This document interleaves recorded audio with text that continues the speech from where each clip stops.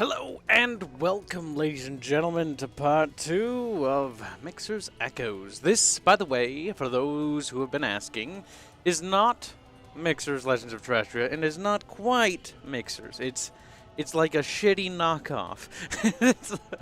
The idea is that we're just sort of showing you the story because there's certain things I do not want you guys to know because there's got to be squeakrits. I was expecting to be early today, and I made myself a pork chicken sandwich, and that apparently took me a lot longer than I expected. It seems that I'm a little bit slow. Hello, and welcome to the stream. Welcome. It's just me. Get out of here, Bubs. Get out of here. He's doing an RP, as far as I'm aware. But yes, welcome to the stream. Alright, so first things first, Kibs does have to do one quick thing because he hasn't done it already. That is alerting the Bickering Palatina, which for those of you who are unaware, the Bickering Palatina is a role that you can apply for in our Discord server, just like the gamer role. There's a Halo community event today as well, later after the stream.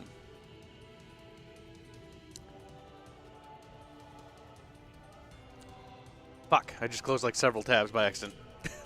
That was unintentional. And let's release a Twitter. You know, one thing I do remember is Twitter used to have an integration system with YouTube, so you could post it and it would automatically post it. But sadly, that no longer exists. Which is a bit disheartening. But, you know, what can you fucking do? So, for those of you who are looking at this background going like, Kibs, this looks awfully familiar. Yes, this is the quote-unquote James McKenna. It's actually not James McKenna. But I just pretend it is. For the sake of the lore video. Technically and legally speaking, this isn't actually the same character at all. Because, you know, I had the foresight to realize that you can't actually have characters from different IP back when I used to do Battletech lore. So this is actually not James McKenna, and for those of you who've actually bought banners of this guy or bought any of his artwork, you'll know that he doesn't look at all like James McKenna. That's because he's actually a character from our IP, but we just sort of pretended for a bit. Don't worry. That's also why he doesn't look at all like James McKenna. So sorry. The big revealers. But this character is really cool, and he's probably one of my favorite characters. Well, he's up there. But we're not here to talk about him. He's just here to be a background for us. Isn't that right? Not going to say your name because I can't. I also forgot how to pronounce it. We might have to fix his name. Alright, so let's take a look. So today we're going to be talking about a couple of things. Now, hold on while I pull up my list of bullshit that we're going to be talking about today. Because I actually wrote it down because we have to. World building is complicated and sophisticated and takes, but it's also extremely simple. There's a really, really important thing that we're already beginning to suffer from in this universe.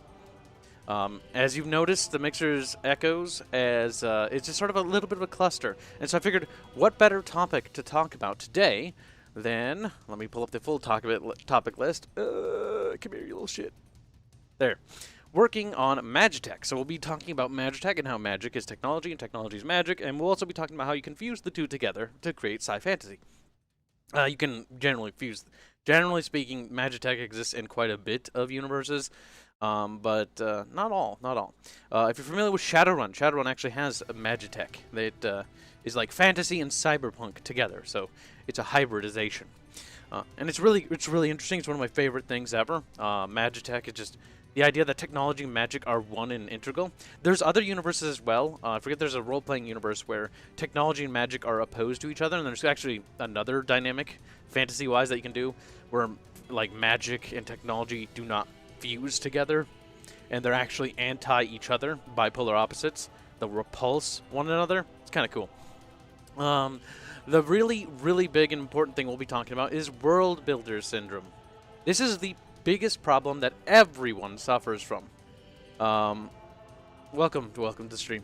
And this is a very important problem to discuss because we get caught up in this problem all the fucking time. World builder syndrome is where you just basically go, I'm just going to give you the short answer, is where you just you get lost in the world building. You get lost in creating diverse cultures, languages, races, races, like different, you know, elves or dwarves or, you know, the Tau or the humans, and you get lost in this sense of, like, you're just building. But what happens when you're doing this is you actually aren't making any progress on the story. So if you have a super hyper-specific goal, it's important to revolve around that goal. Now, you can world build all you want, and the more you world build, as long as you actually adhere to what you world build, will help you build a more convincing and believable story. Hold on. Excuse me. Beg pardon. I shall return. Damn you errands. Bye, chat. Alright, well, good luck with your errands, Lance. And we'll see you shortly. By the way, I've just got the Nier OST playing in the background if you want to know what that's from. I don't really mind copyright claims on the video because I just don't care. They can have the revenue. We don't really generate revenue off of viewership. And I figured, why not give it some background music? Just so it's not just quiet. And I was really digging the Nier soundtrack. By the way, Nier, fantastic game. Excellent storytelling and characters. I have a little bit of a thing when it comes to their magic, because their magic, if you ever know the Nier universe, is super loose. It can do whatever you want. So, today, first things first, let's talk about, we're going to make a new doc here. Let's talk about World Builder Syndrome for a little bit. So, World Builders Syndrome. Let me, or it's, I think I'm thinking of it the right way. I don't ever look things up. Mostly I'm operating off of memory half the time. Kibs' RAM is in full fucking usage. I like how I type in World Builder Syndrome and the first thing that pops up is this stream. World Builder's Disease is what it's called. Okay. So let's get this technically down right, because otherwise we'll have it wrong. Because it already has a name. Not syndrome. But yes. This is where you get invested to an insane degree. So what world building is the first thing I want to talk about is good. Okay? That's the first thing I want to say. World building is good because it is. It's important to understand that it is a very important part of the story creation process and building your world. As Star Wars has world building elements, every story takes episodes to world build, by the way. World building can be... It's a thing you will do as a writer, and there are things you need to do to world build when you present the media as well. So there's two factors... Well, there's more than that. But whatever. There's two factors that's really important that I want to stress to you. What you're going to be doing when you're writing your world is you're going to be world building. You're going to be building up this world, building up the rules, the logic, the science, the cultures, the civilizations, the history, etc., etc. And then what you also need to do is, yes, you've built up all this information, but now it's an info. Like, it's an info depository you can pull from as you tell your story. Do not dump this on your audience. Do not. I'm going to stress that again, okay? Don't dump your world onto an audience. Don't show them this. Don't show them this. Don't. Okay, I think I've stressed that point. So, when you build your world, you'll be the writer / creator will build the world, right? Rules, laws, lore Bible, etc. Do not share this with anyone. Why? Why do you not share this with anyone? Because if they see how the mechanics of the world works before it's done, nobody, like, they're gonna see right through everything. Like, don't do that. Nobody wants to see that. So, audience, right? How do they see your world building? Presentation. Okay? Now, how? Let's talk about TV shows first. We'll actually talk about a couple different medias here. TV shows, books, comics. You know what?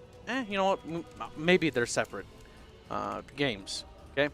So TV shows, episodes revolving around exploration of certain themes of your world. Okay? Certain themes of your world. So let's say, for example, let's give you an example here. Example, an episode dedicated to exploring an elven village. Now, what does this do? This gives the audience insight into the elvish culture. So clothing, and you don't have to do this all, like clothing, food, you know, etiquettes. Oh god, I can't remember how to spell etiquettes. Fucking help me, internet. Edicts? No. My brain's pulling a fart on me, okay? Etiquette. Is it with... Is that it? I can't remember. My brain's not... My brain's having a meltdown here. Okay, the next thing. The next thing, right? This is important because this is how they're gonna perceive it. Okay? So that would be an example of it. You can also show them through character. Have a character named Lyra. She is an elf, and she, you know, talks about her people and or culture in relation to the things that are taking place on screen when they are relevant, okay? Because sometimes some stories will do is they'll be like, Lyra, just like in the middle of a battle, is like, so my people really like Swiss cheese. And you're like, what the fuck? I don't need to know that information. That's absolutely useless. Now, next up is we're going to be moving on to books. So this is just a rough idea. So which part of the story development do we touch on fishing? Ha ha ha, you little bastard. Books. Okay, this can actually be done in the same way. You can dedicate a chapter or a section where a character shows or tells, preferably shows. Because remember, show, don't tell. Now, that's not always the case. It depends on where it's appropriate. When appropriate. Because if you show when it's not appropriate, then it's better to tell it in that case. Because normally the general philosophy is show, don't tell. Okay? I don't want to write that there. Show, don't tell. Exposition when necessary. Not. With exposition only when necessary. Yeah, I'll say that. Exposition only when necessary. Why? Because exposition is kind of boring. Now, Star Wars, at the beginning of the movie, has a massive exposition dump, but that's kind of like the basic filler to be like, okay, here's where we are, here's what's happening, and then it cuts to the ship, you know, the blockade runner fleeing from the Star Destroyer, okay?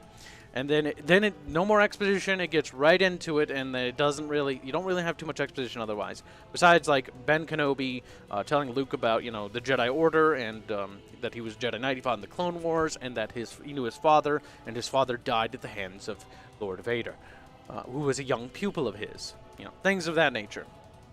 Adequate. Yeah, we got it. We got it. I know. I'm gonna bold these things, okay? Now, we're jumping through a lot of topics. You could probably spend a long time on each one of these subjects, but for the sake of this, we have a lot to get through today. So, comics. Comics, this is going to be an area where I'm a little bit weaker at because I don't really consume a lot of comic media. So this is going to get a little bit more interesting. So comics, much like books, can take segments or even... because of how comics, you know what, manga, because they're kind of, they share similar, like, presentation. Take segments, or even an entire comic dedicated to expanding the culture, religion, or an aspect of your world. Generally, this can be done... Now these can be applicable to multiple ways, okay? So you can do like, it's not particularly, but flashbacks work sometimes. It's a trope, but again, tropes are tools, okay? That's actually one important note I want to say. Because there's a lot of stigmatism behind tropes that are false, and a lot of people will say things about tropes that aren't true, but at the same time they are very correct. Because a lot of these rumors or not necessarily myths, but forget stereotypes. Yes, they have truth to them. So tropes are tools, not crutches. Use them well. Okay. That means if we're gonna use a trope, let's say we use the flashback trope. A character has a flashback to a previous moment in their life at a moment most dire to them. A moment... Yeah, okay, you know what? I'll just describe it. I don't have to write everything down. The flashback trope, as example of a type of version of it, or a version that you could do, is a character is in the middle of a life or death situation. They have a flashback to some prior knowledge that helps give them guidance, or something a character said that gives them the will or the motivation to carry on with their task, or something of that nature. You kind of have that, and I'm going to use Star Wars as a reference here because it's very popular media, and a lot of you have probably seen it. If you remember in Empire Strikes Back, Luke Skywalker kind of has, like, not really a flashback, but no, that's actually not an applicable scene. That's more of like Ben Kenobi reaches out to him as a Force ghost and tells him, hey, you know, you need to go to the Dagobah system. That's more of giving him a place to go. But it also gives him motivation to go to that place. But it's not the trope I was thinking of. That's actually a bad example. Wheezes at that name length. Do not worry, brother. Don't worry. That name length is massive, by the way. We just call him Yugen. Okay? Yugen his name is Yugen. It's easier on you, it's easier on me if we just call him Yugen. So okay. Comics and books and shit, like, that shit's actually... God fucking damn it!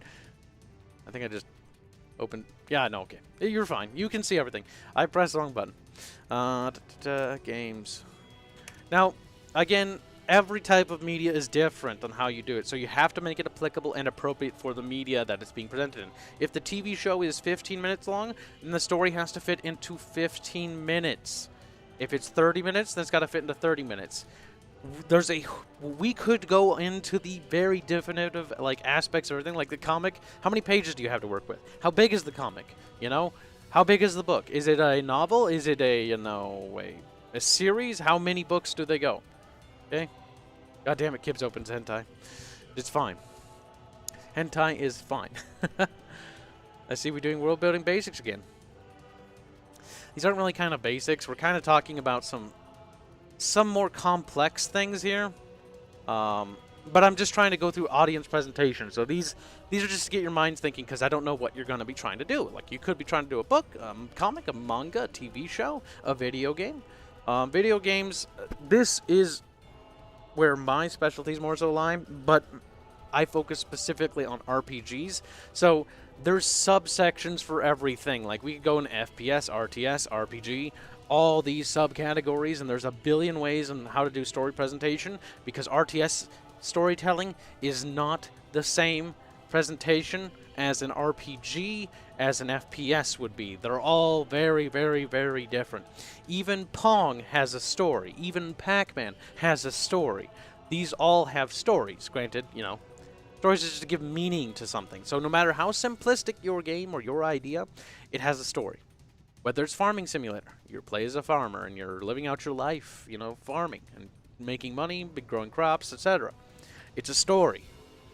Kibs, I have a real question. How do you implane... How do you do to implane something that... I assume you mean explain. Something that everyone in the universe knows, but the audience don't know. Ah, that? Okay, there's actually quite a few ways. Number one, a refresher, okay? You have a character who's about to cast a spell. I'm just going to use these popular names again. Ben is going to cast a spell. Luke is in the universe, but he doesn't know exactly how the spell works. Remember, not everyone knows everything about the universe and world, okay? Let me give you an example. Meyer, do you know everything about the tectonic plates of Earth and how they function? Every specific micro detail? You probably don't. And even if you do, you probably don't know how space and physics work in their fullest extent. So certain characters have varying degrees of knowledge and information.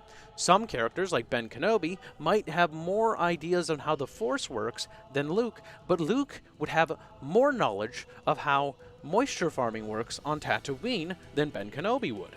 So both are smart, or smarter at a certain subject than the other character is. So an easy way to do that is not every character knows everything, so another character can explain their actions to a other character. That's one way to do it.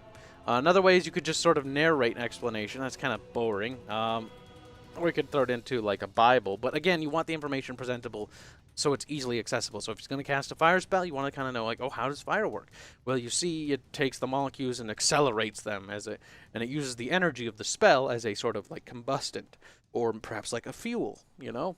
And that's how it converts them. But how do seashells actually work into the toilet? Well, that's an interesting question. Do the anime trope of making the main character absolutely retarded in the universe and needs people to explain everything to them, including how to pronounce their magic system. You could do that. Bob Neiman is going to farm your moisture, Kibs. Oh, god damn it. Okay, so games. You know what? Let's move back to this before we get too carried away, because we're already getting carried away in little micro details. So, write, creator, will build the world, rules, laws, lore Bibles, etc. do not share with anyone. So, when you build your world, you'll build your world around, and you don't have to use this, by the way. Lore Bible is optional.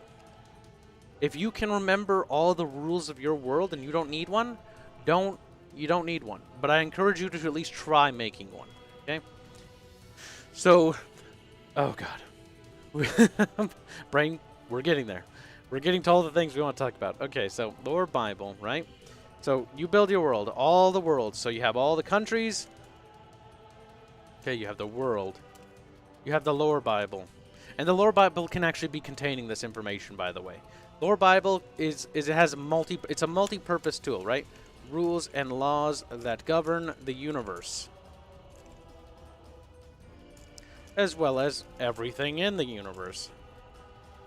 Now, you can separate these things, but generally speaking, keep them in the same thing. Centralization is key. Spreading your media and information across multiple different things is going to make it harder for you to find.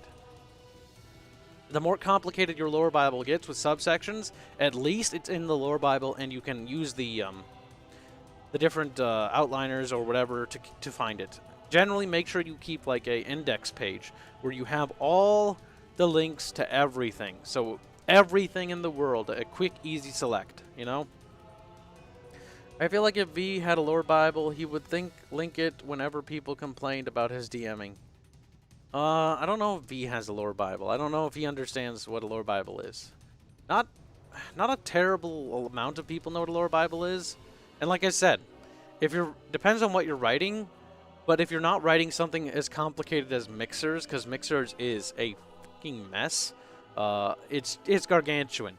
And that's why it has to have a lore Bible. Even the Command & Conquer universe, for the Tiberium universe, has a lore Bible. You can actually go and Google it. I think the Tiberian Sun lore Bible is actually available. It was actually created, and lore Bibles have different intentions. That lore Bible was meant to be handed off to the next team that was going to make the third Tiberium game.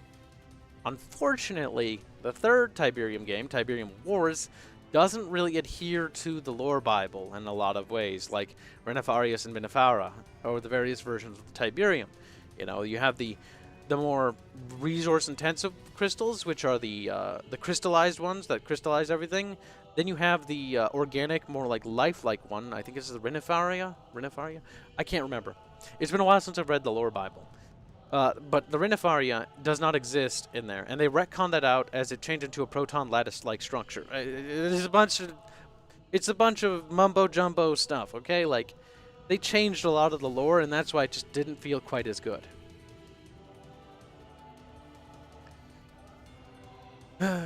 Oh, generally, if you're doing a starter guide, I would also avoid that as well.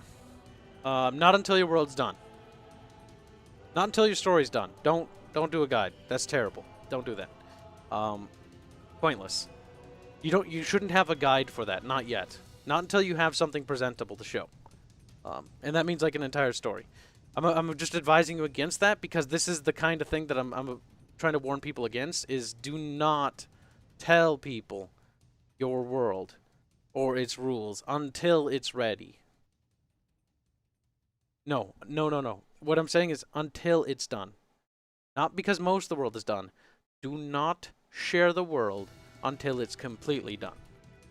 That's why whenever we post stuff about the Mixers game and its story, like the various factions, like the Defeater Accord, the Astrian Empire, the Federal Republic of Galay, the United Kingdom of Cordovia, etc., we always say that these things are subject to change, and because it's still in the early stages.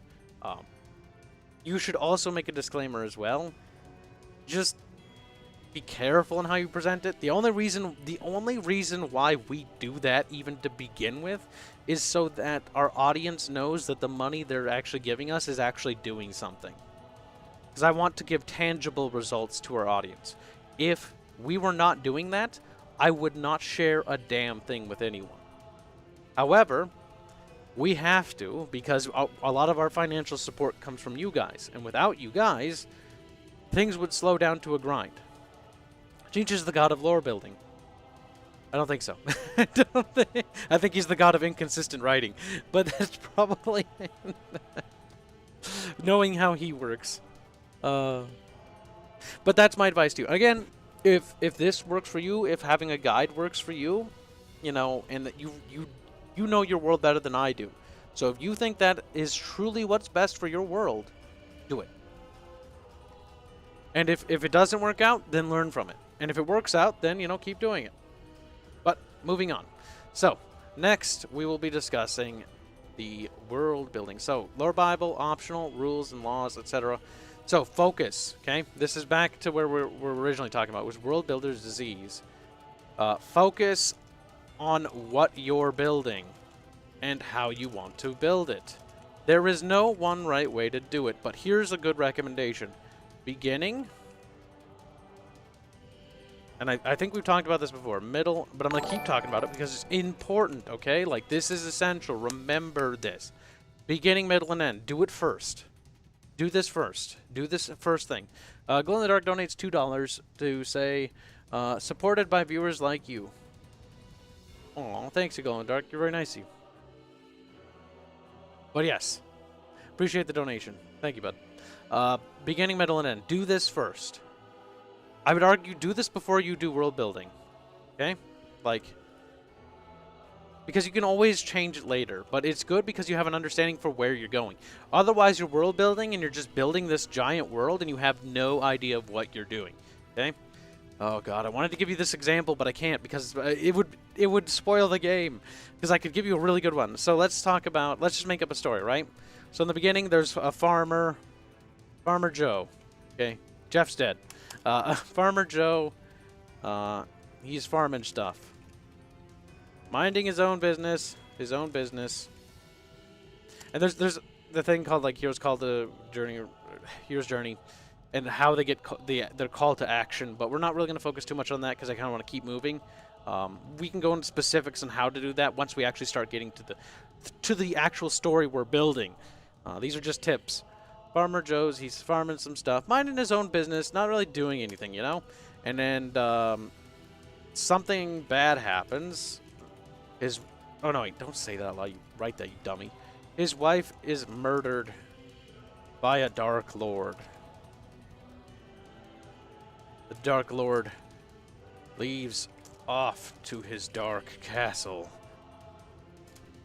Okay? Oh no, they went off to his dark castle. Okay? Joe answers his call, okay? Just because he's mad, he wants revenge. Joe's on a quest for revenge. Okay? Now this is sort of the beginning. He tried. Now there's I kind of don't want to go into too much detail, but we're gonna have to. He tries to attack the Dark Lord, but the castle is too strong. Or his fortress. Did we say castle or fortress? We gotta stay consistent. Yeah, Dark Castle. But the Dark Castle is too strong. Joe. And then, you know, Joe goes and... Let's get to the middle. Joe goes on a quest, a sub-quest or whatever, to find allies He gains the aid of a warrior, a priest, and a noble with an army. Now, these could be expanded on, so he could do, like, entire story arcs for each of these characters. The story can be as big or short as you want it to. Joe then, you know, lays siege to the castle. This is, like, the height, the peak of the arc. You know, there's a big battle. Then Joe... This is the end. Joe fights the Dark Lord alone. However, right before Joe is about to die, his friends come in and turn the tide, and Joe slays the Dark Lord. Okay? And you can expand on the ending. You can actually go on, like, this is just a simple sort of, like, kind of like really basic ass three act structure. But what you could do is you can add multiple acts. For example, like there can be sub arcs and stuff. Like you can be like, Joe meets a new love. Like there's a new romance, you know, or Joe helps the noble regain his title to the emperor. He goes on a quest to, you know, to reveal a plot against his noble friend and expose the perpetrators. There's restoring the noble, you know. See how the story just expands and grows? Like, Farmer Joe gets all the bitches. Yeah, you know, this story can just keep growing, okay? So just start simple. Start with, like, 3 acts, you know, just like a beginning, a middle, and end, and you can expand on it. And then you can be like, you know what? I don't like this. I kind of want, like, instead, I want the Joe to actually be the person who's the bad guy here. Joe in an alternate dimension, you know? Joe is the baddie, okay? The Dark Lord slew his wife because his wife was the imprisoned soul of the Dark Lord. The Dark Lord, you know, or something like that. Like, you can do all sorts of stuff. You can change the dynamic. You can move characters around. Whatever. Joe discovers the Dark Lord was his wife all along. Oh my god. Yes, you can do a plot twist too. You can do anything. It's your world. Do what you want, okay? But try to remain consistent. That's all I'm saying. That's what the use of the lore Bible is. Do whatever you want, and then basically after you have this story idea, you can start expanding on things, okay? So, like, let's talk about the world now that you're getting to actually world building. So what do we know about the story? What has this done to help us with world builder syndrome or disease? That's a question we need to ask right now. How has this helped us? How has any of this shit helped us? Well, it's helped us in a lot of ways. The first thing is, we now know what the story's about. Rather than building this massive lore about a world with all these countries and shit, and cultures and religions that mean nothing, and in terms of, for the story, they mean something in terms of the world, of course. Now we can build. Now we can focus more. So, where is Joe from? Where is Joe from? Okay. He's from the Kingdom of Larion. If anyone saw the AI dungeon thing, you know, the king. He's from the Kingdom of Larium. So now we can build the culture, religion, magic, technology. And now from this we can decide that, you know, the Kingdom of Larion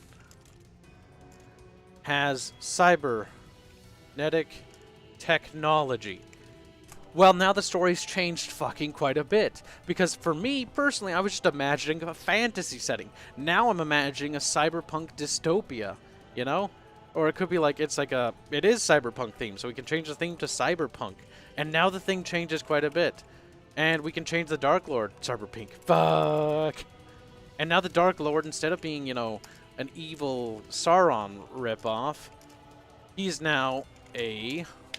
like a techno-mage or something, like a techno-mage, or technomancer, or something. And now the entire thing starts to change. Look at that. We have a very different story, and now it's not so generic. it's very much becoming its own thing, but we took a very basic story-like idea that's been done in the past, and we've changed it. And we can add an adventure where, like, they go all over the continents, like they explore Africa, to find a relic of Magi-Tech that can pierce his super-duper techno shield, which prevents him from being mind-hacked.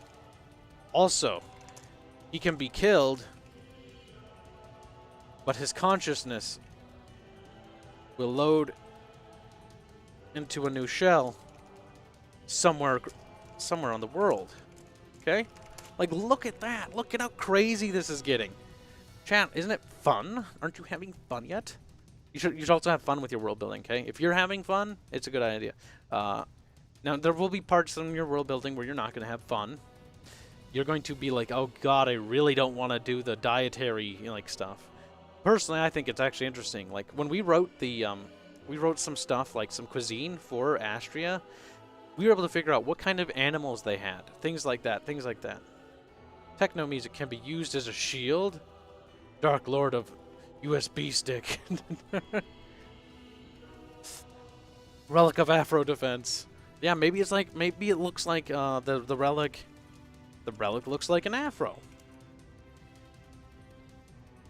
Made of, I don't know, antennas. Joe fuses with the relic, you know? It becomes part of him. So Astria has a cookbook. We could, in theory, make a cookbook. Because one of the things... Why did I want to do the food? Now, I'm not really working on the food for Astria, but let's talk about it. It actually had something to do with kind of what we're doing now, which is kind of funny. Why did we do the Astrian cookbook? Well, because when we were making the game, we actually learned something. I was originally going to do it myself anyways, but we learned that you can buy food, and food is a mechanic in the game that your character can eat to do stuff. So, what kind of food would you buy? What would it look like, art asset-wise? And then from there, you kind of figure out what it is. So it's like, okay, does Ria, what does the royalty eat compared to the common peasants? Like, what's more easily accessible? Maybe lobsters are a delicacy over there.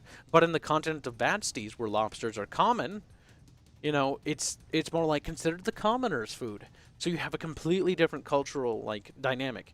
So in one culture, lobsters is considered like the, delicacy for the nobles, and they're rare and they're hard to get. And then in another country, the lobsters are commonplace and they're pretty easily accessible. Or they could be like very different types of lobsters too. The Astrian lobster could be like the royal lobster. It's got a massive tail and it's got very delicious meat. And the one in Vatsty, the continent of Vatsty, could be a giant lobster crab thing. And because when you kill one, you have enough food to feed an entire tribe, you don't really care. If there's a cookbook, it has to have pancakes. Do they even have pancakes? That's a good question. I would imagine no. Hamburgers. Feels quail. Hamburgers are actually relatively complicated bits of food. Because not only does it have grain and meat, which is pretty basic, but it can have anything from like lettuce, tomatoes, onions, some sort of tomato-like sauce, some mayonnaise. Now, all of a sudden, to get these ingredients, you require, like, several other things from different areas. And tomatoes may not grow in northern Astria. They may only grow in southern Astria. So in the northern half of Astria, the Empire, they may not have access to the same food that the southerners have. The clothing's different in the northern half of Astria. The architecture's different because they have access to different building resources. And everything. Oh, my God. It's funny is all these things are actually true, the things I've told you. So now you already knew that, though. You already knew that, you little bastards. Like the regions are different. The environment is different from region to region. But why does it matter? Why again, back to our topic, world builder disease, getting sidetracked here. Should I design out the region for Karinos or Halastro? No. Why? Because the first thing we're focusing on in our game is we're focusing on level 1. Where does level 1 or zone 1 take place? It takes place in southern Astria. So that's why we're only working on the art assets and required assets for southern Astria. Then, when southern Astria is completed, we will then do the next zone or region, whether it's Halastro, Krynos, Bavaria, etc. The Grizzly donates $10, says, "Hey Kibs, I'm starting an open world Dungeons and Dragons game. It's about 2 sides. My players choose to side with the rebels. How do I make the Empire interesting? I kind of have this idea about 1 and 2, like 1.5, or half. How can you make the Empire interesting? There's a lot of ways you can do it. Let's talk about your Empire for a second. So your players sided with the rebels, correct? I assume they did. Don't worry, I'm reading chat, so be sure to type. And thank you for the super chat. Do appreciate it. Really helps us out. 1 of 2. But the thing is, what you could do to make the Empire interesting, because Star Wars' Empire is kind of like, originally Star Wars' Empire was just the bad guys. They were just the bad guys. They were basically Nazis. And they were based off of Nazis in terms of design. Like, straight up. The Stormtrooper design is based off of Nazis. The Grizzly donates $5. He says, "Oh, this is part 2. Okay, about them being like the houses of, like the houses of God, or Game of Thrones. Sorry, I was like God. Game of Thrones house feuds to be in charge of the Empire. So you can have sub factions and stuff like that. So you can do a lot with this, Grizzly. Thank you for the super chat again, my friend. So what you can do is you can have. Here's something I really like. Everyone is the good guy. Now, what happens if everyone's the good guy? This is how you want to do it. Everyone is a good guy. In their own eyes. Everyone's justified. This Battletech has done this, by the way. Battletech is a neo-feudalistic mecha game, or mecha universe, set in, the far distant future, 1,000 years from now, where various house lords vie for control of this thing called the Star League, sort of like the Holy Roman Empire. And they control large sections of space. You can do the same thing, where every house lord in Battletech thinks that they're justified in restoring order to the League and becoming the first Star League, even so much to that their own lore books are written. Battletech has done something cool here. Battletech wrote their lore books in the perspective of the universe. So each lore book is written from the perspective of that house.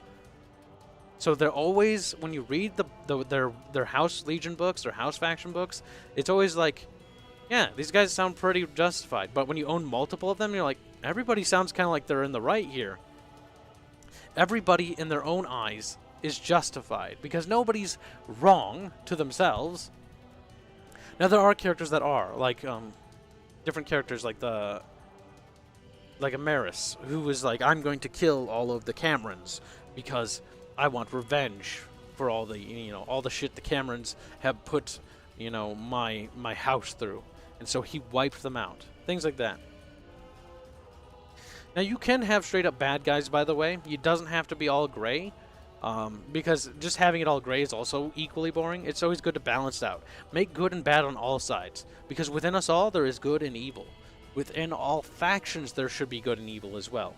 That's kind of what I wish Star Wars had did with the Rebellion, was show the bad within the Rebellion, because some aspects of the Rebellion would have to be bad.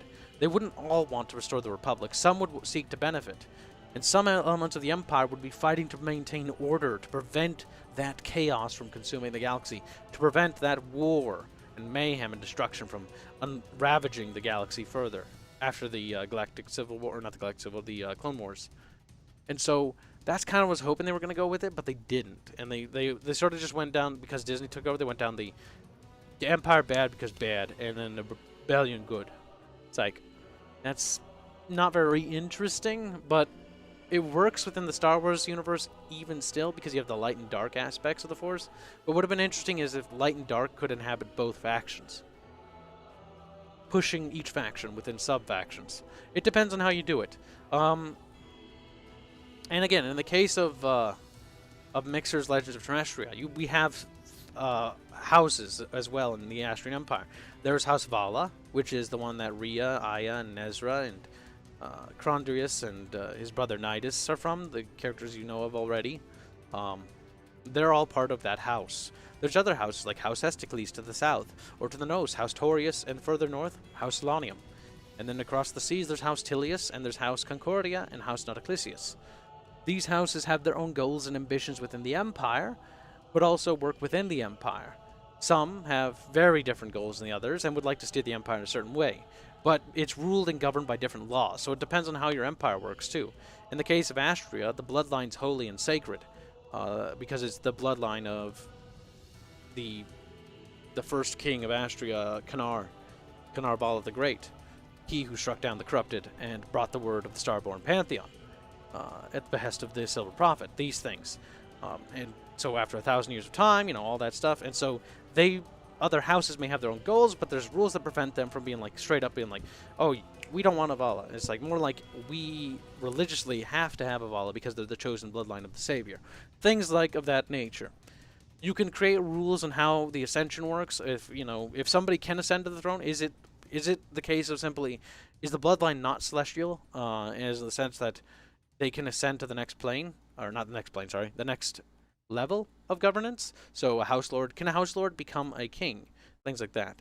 Or would a house want to manipulate one of the heirs to basically be a puppet or a thrall of that house? You know what I mean? So the dynamic changes. Too much diversity, kill all the other houses.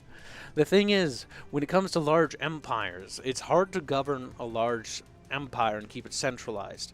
And so the more the Astrian Empire grew and spread the word of, the Starborn Pantheon, the greater things became different. Because the Astrian Empire has 4 different massive subcultures. There's southern, northern, there's the Fallen Kingdoms, but they're under the Nephir Cord. Then there's, there's actually splinter faiths too, fuck.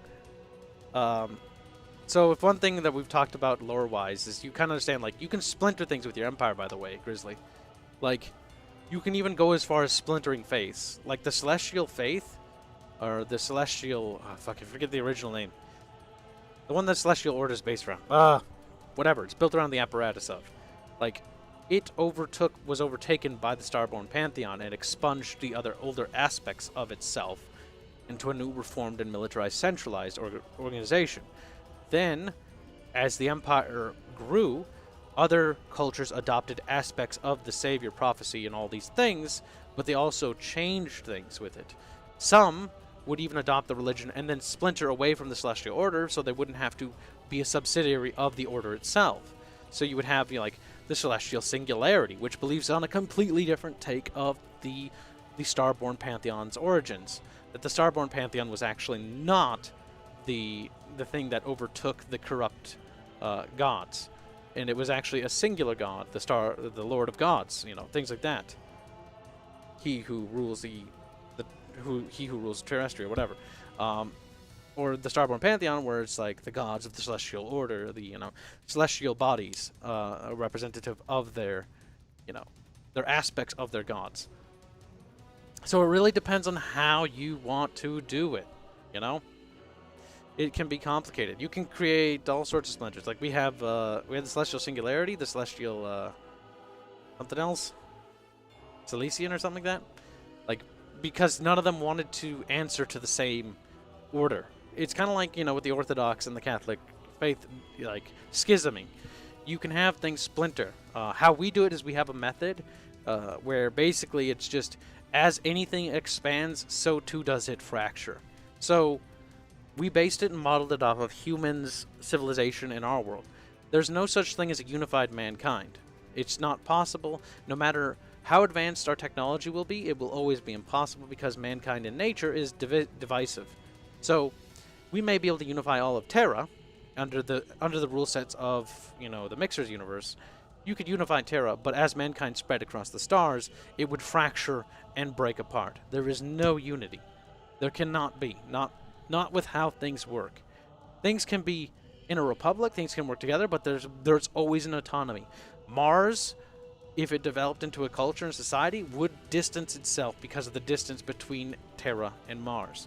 And then even if that distance was shortened by increased technology, well then the next solar system further away, to the point where you have galaxies away. Cultures fracture, split. They always do. Our culture, United States of America, was very much like Europe, but now we've evolved into a very different hybridization of those cultures and the native cultures that were also here, becoming our own distinct identity. You took a lot of ancient Rome and Greece. We took a lot of inspiration from Rome originally. Then we actually didn't like a lot of the Roman aspects, and we removed it and swapped it with Greece. Take inspiration from actual cultures. Why do you do this? Because we have no other point of reference to go off of. We only have human culture to go off of. Be inspired right from life. Life is basically the root source of everything. When we came up with 3rd edition mixers, we took nothing from other written universes and we focused directly on life itself. Why? Because we went to the source. That's because, you know, at that point I was doing art classes, and you know, I was learning about drawing inspiration from things. It's like, you know, you can draw from another person or draw by using references from other artists, or you can draw directly from real life, which is the inspiration of all things. What kind of empire would you have made in Stellaris? What kind of empire would I have made in you made in Stellaris? I kind of like making feudal empires, but I don't really like Stellaris. Like, neo-feudalism in space is kind of funny, but that's about it. Yep. And remember, every culture affects each other. So, like the Kingdom of Larion, what we wrote up here. What are the neighboring kingdoms? Who does it trade with? Who does it war with? How does that affect it? Do they fight orcs and trolls? Or do they fight giants? Are their weapons more specifically trained for anti-giant based things? They use a lot of gunpowder, cannons, and ranged weapons and siegecraft to basically fight back against larger bestial creatures. Or do they fight against little goblins and they use, you know, like clubs and things to bap them with? You know, what do they need to use? The only thing more convoluted than a written story is life itself. Very true. Because no matter how much the Mixer's universe grows and expands, it will only be an imitation of life. Or, well, not imitation, more like an inspiration of. In that nature. Here, let me give you some examples about what we're talking about. We're pretty much done with talking about that subject. We're not really focusing too heavy because I just want to talk about a lot of things. There are channels that do a lot more of this stuff in detail and focus down specific things. Because we could do an entire session, by the way, talking about one of the things we've talked about so far. Literally one. And to do it proper justice, we would have to. This series will be long, so we probably will revisit these things. Hold on, I'm going to get you some references here.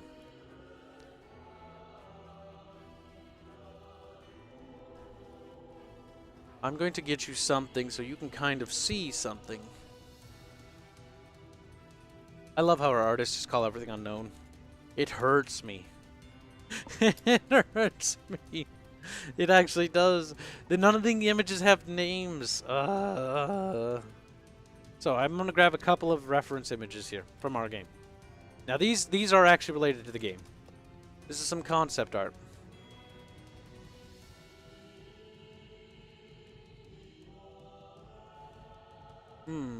It seems like no matter what empire I make, I always make the royalist party appear demanding for monarchy and a class system with interest in replicating the British Empire law.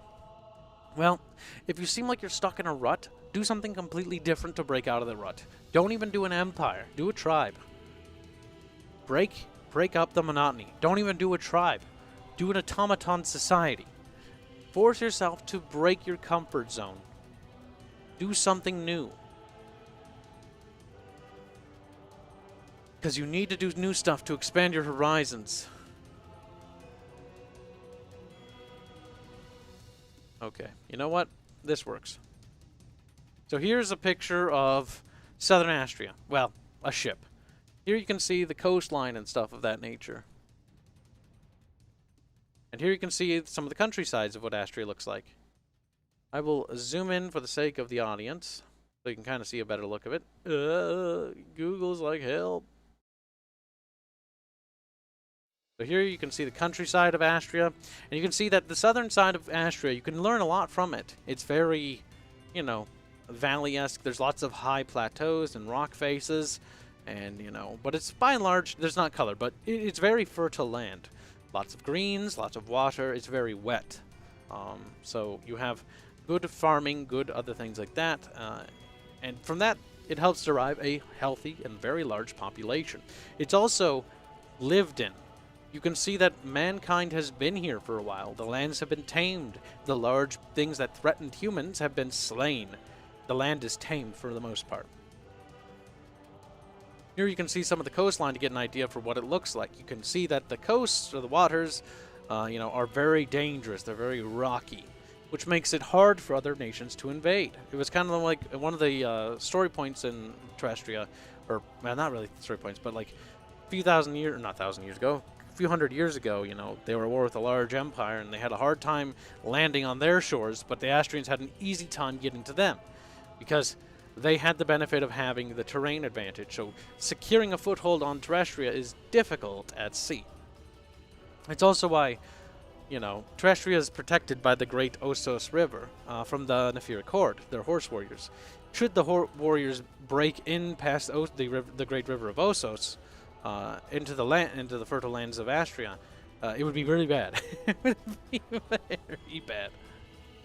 That's why the Astrians have secured all the shallows and crossing areas of the Great River of Osos,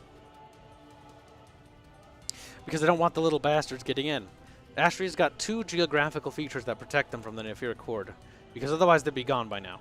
Because the Astrian army can straight up defeat the Nephiric Horde in a one-on-one fight. As an example, their house legions are superior technologically. However, the Horde has maneuverability and will just outmaneuver the ever-living shit. It's why they lost so much territory to begin with. They were outmaneuvered completely, and they lost most of their empire. They just couldn't confront them in a head-to-head fight, and it was hard to get them to fight in a pitched battle. But these things are things that help make up your story. And so what did the Astrians do to learn from this, you know? They couldn't possibly be incompetent that they just simply couldn't adapt to 100 years of barbarian invasions, could they? Or like 200 years of non-stop barbarian invasions? Or did they just simply refuse to adapt? And then there's more to it than that. But like, there's different things. Like, was there a civil war? What were the technological problems the Astrians faced? What were their military leaders at the time? What was the general military doctrine? And why did it take so long for them to halt the Nephiric Horde? Things of that nature.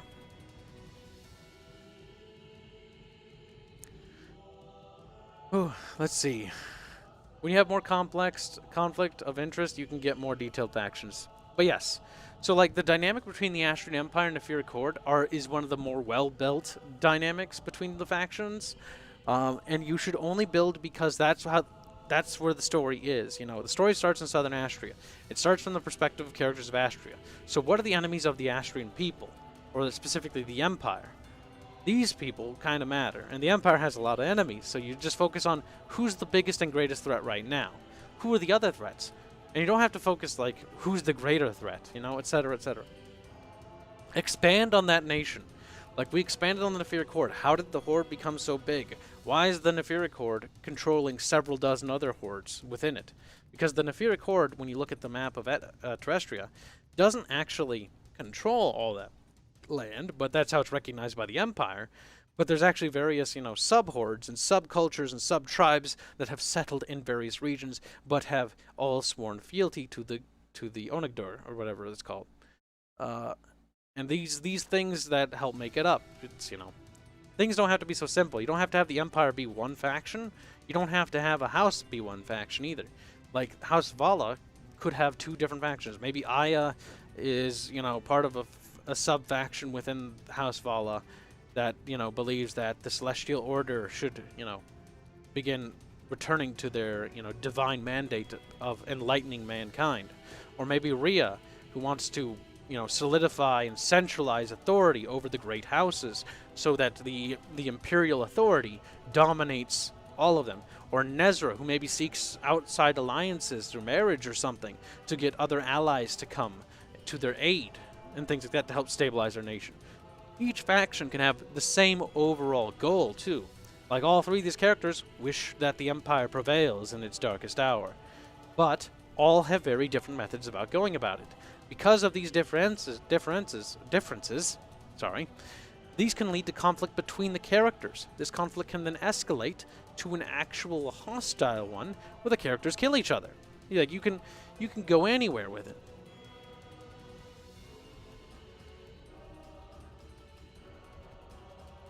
Ooh, nice. We got an artist open for commissions. I am with Rhea. You want Rhea to centralize, don't you? That was an example, by the way.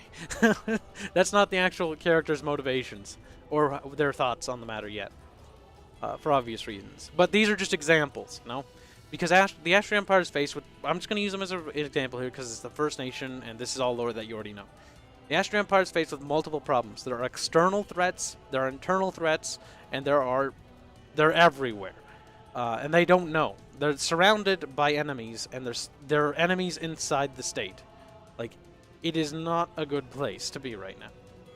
The Empire sits on a knife's edge between total collapse or potentially reforming and turning things around, because Crondrius is success, who is their father. But the thing is, like, how you go about dealing with it. So, like, from this knowledge, we can have the game take place where it's focusing on centralizing authority, quelling the traitors within the ranks of the Astrian Empire, and solidifying the allegiance of each house by basically killing anybody or imprisoning anybody who's pushing the house in a direction away from the Empire or for secessionism. Because the Empire's already had secession. They've lost... The territory that wasn't conquered by the Nefir Court that they don't hold seceded. And there was nothing they could do about it. They had no military arms to press anything. The colonies of Avagaria, gone. They've been gone for a long time. But the relations they maintained were cordial, because, again, Astria doesn't want to lose all her friends. She's already in a dark place. But that's the thing. And you can have different things, too, like a greater enemy. This could all be going on while the world is all the while ending. Things of that nature, You could have a great Dark Lord. You could have a great God of Evil. You could have anything you want. So you can add layer upon layer upon layer upon layer of conflicts and problems. Avagaria freedom! Well, the Federal Republic of Galay declared independence from the Astrian Empire. Avagaria's like, get the fuck out of here. Federal Republic of Galay. Oh, that's a clusterfuck of dukedoms. Astria is a lonely nation. Galay is just is a place I wouldn't want to be. It's like, imagine if, like, America formed, but it was like the Holy Roman Empire. And it wasn't very holy, and it wasn't very Roman, and it definitely wasn't very much an empire. Just a loosely collected pile of crap. And then you have the Confederacy of Master, who's like, help, there's big giant people eating us. And then you have, the Magi-Tech, the Blood Empire, who's all like, help, if we get out of the river, we die. We die. And then you got the Principalities of Nekatut, who are all like, just sad. There is no happy place in Terrestria. No, we shouldn't think about that right now. Is your species human? And if not, how do their different traits affect society and tools? Do they use utensils to eat foods? If so, is it like the ones we use? Yeah, no, things like that matter. So if you have different species, let's say in the jungles of Vatsti, where the Magi-Tech and the Vatsti tribes dwell, the river tribes, let's pretend the reason why they dwell, this isn't canon, by the way. Well, this is somewhat canon, but not what I'm about to go into. The reason why they travel in large river cities is because, there's this giant crab people. And the crab people eat humans, but you know, the crab people don't have fingers and appendages, so but they're sentient. So how do they do things? Like, can they make armor? And how would they make armor with their crab-like appendages? Think about things like that. We're not going to go into how they would do it because I don't fucking know, and I don't really want to spend time on crab people. Mixer's game. I'm collecting my waifus while everyone is dying. Worth it. Until you realize the waifus start dying. Like, no! No. Oh, I'm going to do such horrible things to you. It's going to be great. Now, Sad Man Legion. Sad Man. Wamp, wamp, wamp. Weird. Bubble attack. I don't see no Porky Bubs. Sad Man Crab Legion. Sad Man. They're just like sad crabs. But for whatever the reason, you know? We have a thing where, you know, species, what's the formula? Species develop, species secure, I forget the formula. Whatever. Species do something. So, the reason why on Earth, let's use Earth as an example, why there is no other alpha-like species is because the general rule of doctrine is that one alpha species will always dominate their environment and will remove the others. Generally at a very early primal stage. So before they can like do federations or things like that. So that's why, generally speaking, we came up with the idea that, you know, are there elves and dwarves? Well, there's different types of humans, but there's not really elves and dwarves and orcs. Because it's too far in that would have happened in like the Bronze Age. Either one of them would have won out in the Bronze Age or before then even. Arguably before then. Because that conflict cannot be perpetual forever. At one point, once something is going to break, something is going to give.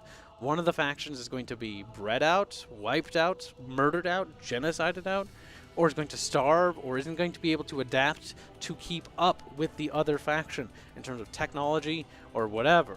They will be outcompeted. Species develop differently. Species dominate different areas. The thing is, that's true. Which is why there's different groups of humans everywhere. Humans dominated everywhere because we spread everywhere. And we spread everywhere before the Bronze Age. Humans were in America long before then. Like, we've been here for a while. Like, even the Native Americans were. And they dominated the area. Like, they would spread everywhere. They got to Hawaii. Like, things will spread. Like, alpha species of that dominance will spread quickly. And they will spread far, because they will dominate everywhere. Crabalism. Crab people. In before we get our animated crubs in. I want a crub. Oh, we'll sell crub plushies. That'd be terrible. Opposable win. Thumbs for the win. For the humans. Yes. Now, we have digressed onto lots of fucking shit, haven't we? So the next question is, World Builder Syndrome. Or disease. We've talked about it. Talked about it quite a bit.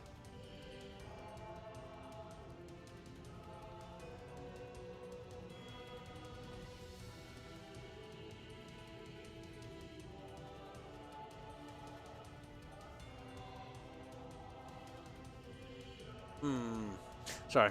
I'm just collecting my thoughts. Collecting my thoughts for what we're moving on to next. But on the World Builder's Disease thing. Again, focus around a subject like we did with Joe. Then you can expand and build off of it. But only do it when necessary. You don't have to do this, by the way. There's other methods. You can also just world build and then just build the story in the world. This is actually how Terrestria was formed. Terrestria originates from a section of lore in Mixer's second edition called 116 or 117. I can never remember the number. I swear to God every time. It's one out of the other, okay? And 116 refers to redacted, about redacted, about redacted. Can't tell you. It was literally, I think, a sentence, or like even, I don't even know if it was a sentence. I just remember it was nothing. And that's where we decided to build that from. It's built in the same universe. Granted, the universe has changed and been edited slightly and has grown over time. But things like that. Joe, name Mighty Joe, young he giant ape. See, I'm wondering if we did like, if I had the time, I would do recorded things, and we could do like point, topic, point. You know, we could move to points so much faster. But at the same time, I think I like doing stream more because I can discuss things more. We can debate it as well. Actually, no, I hate debates. We don't do debates here. We do discussions. Discussions are far healthier than a debate. Debates exist for the sole purpose of just proving someone else is wrong, rather than discussing it with them. Because the thing is, when we're discussing things, is we're both learning. I am learning from you, and you are learning from me. We are learning together. Without each other, we'd still learn. We'd just learn a lot slower. Mixer's CIA file. Redacted. Read, debate, read. It's kind of amazing to think about the prehistoric humans that colonized almost the entire globe before proper locomotion was developed. Yes, that's the point. When we created Terrestria, we were like, okay, let's understand how the Earth works. How did the Earth work? We only have one reference. We don't really know. We have theories on how everything works. We have theories on how Earth works, but our best understanding comes from Terra. Terra is the basis for all knowledge on sentient life and life as a whole. So we need to understand Terra to understand what Terrestria is based off of, or what Terrestria is in its own essence. How did humans come to dominate? Why didn't the oh my god, why didn't the Luminarians of Astozi dominate? They were better. They were stronger, they were smarter, they were faster, and they were better in tuned with the mixers than any other race. Why didn't they win? Why didn't they outbreed or dominate the landscape? And why did, you know, the Boudanois, like, how did that come from the abnormalities? Genetically speaking, how did these mistakes happen? What went wrong? How come everything is collapsing in on itself? Why is everything going to shit, you know? And these are questions you got to ask yourself. And you know the answers to them. So, Kibs, what's the best type of worlds in your opinion? Flat worlds, spherical worlds, infinite planes, donut worlds? Spherical worlds. Why? Because it's the only type of world I know that exists, and it's the only type of world I can base off of. When it came to Terrestria, we based the tectonic plates off the understanding of what we have knowledge on tectonic plates on Terra. We based the continents, the water mass, all of it was inspired by information off of Terra. Even Terrestria's circumference was, even though Terrestria is, I think, like a few hundred or 1,000 miles bigger in diameter than Terra, it's still the close approximation. It's not the exact size, though. Terrestria is bigger. She's fat. She's thick. She's thick, Chan.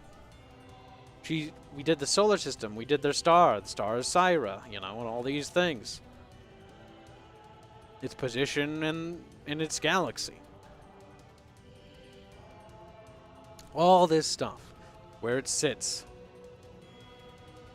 Even the water currents. The tectonic plates helped with the water currents to a degree, but the equator was a big help with that, because the water currents are very heavily influenced by the temperature. You know, its position from the sun, the air currents, etc. Where rain falls. How come Korinos is a fucking desert? Terraria.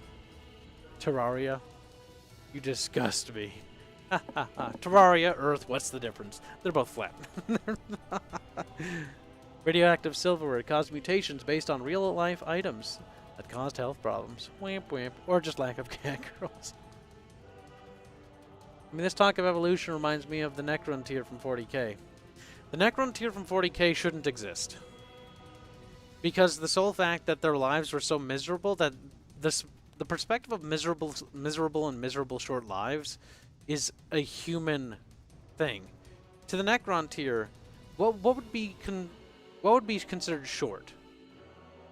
Because culturally speaking, they would be, like, living only a few years and dying that way would be considered the norm. So to them, it wouldn't be bad. It would be normal. The Necron tier kind of defy that logic, and they're kind of like, we understand what human emotions are like.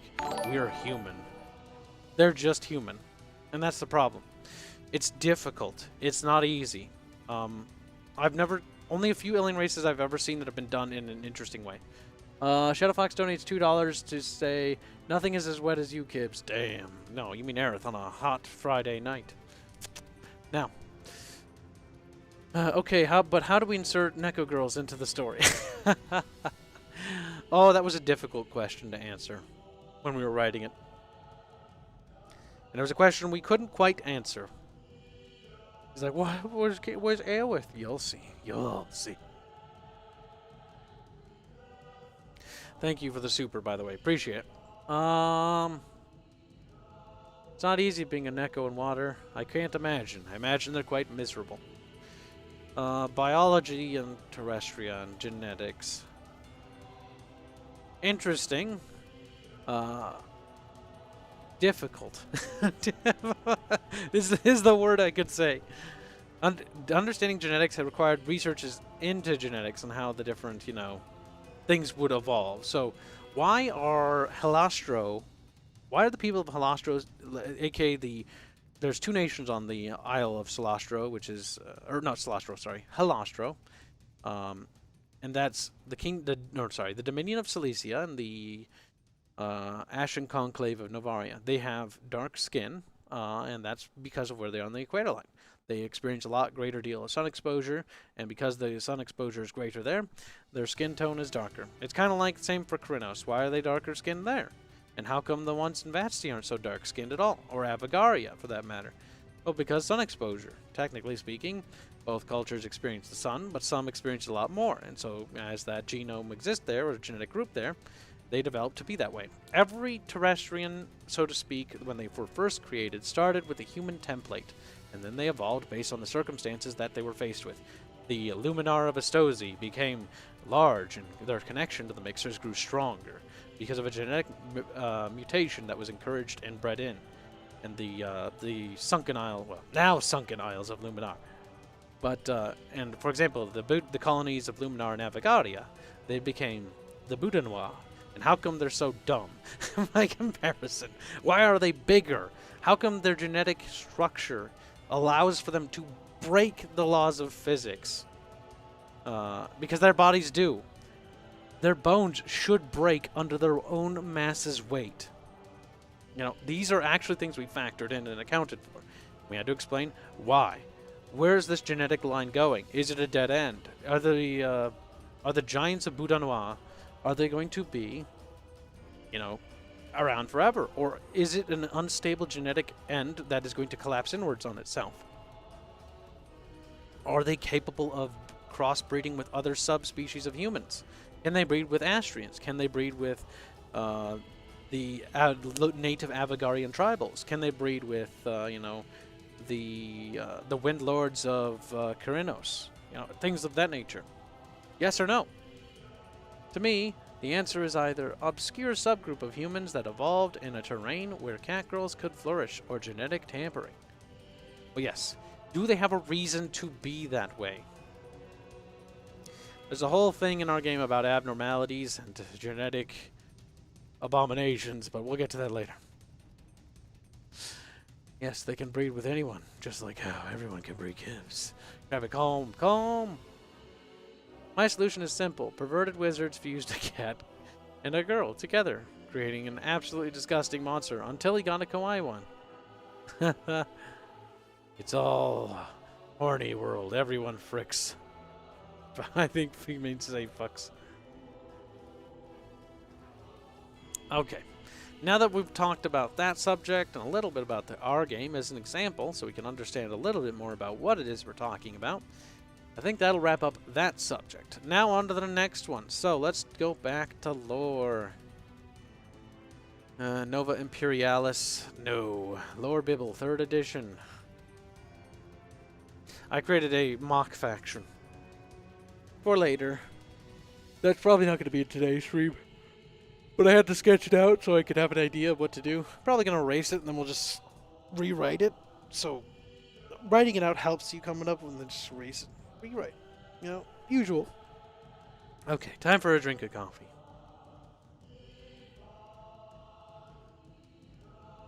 Ah, very nice, very cool. Just like genetic manipulation by crazy wizards, basic trope. At least my world does have to go through all this since it's an infinite plane that's already totally different than spherical worlds. It depends. Sacrifice had giant floating planes of existence that the gods ruled over, when the gods just defeated their father or something like that in the Great War. Sacrifice lore is actually really good. Or, no. Well, it's interesting. It's not... no, it's good. It's just there's not enough of it. An interesting world. Or series of planes. That the gods fought over. Mock faction, the Adeptus Arbaiti. I mean, your thing. I don't even know what you're talking about. Oh, you're working on your game? Ignore my previous idea. I figured you were just building a mock world and story as an example. We are building a mock world and story as an example. I just referenced some of the lore we actually revealed a while ago.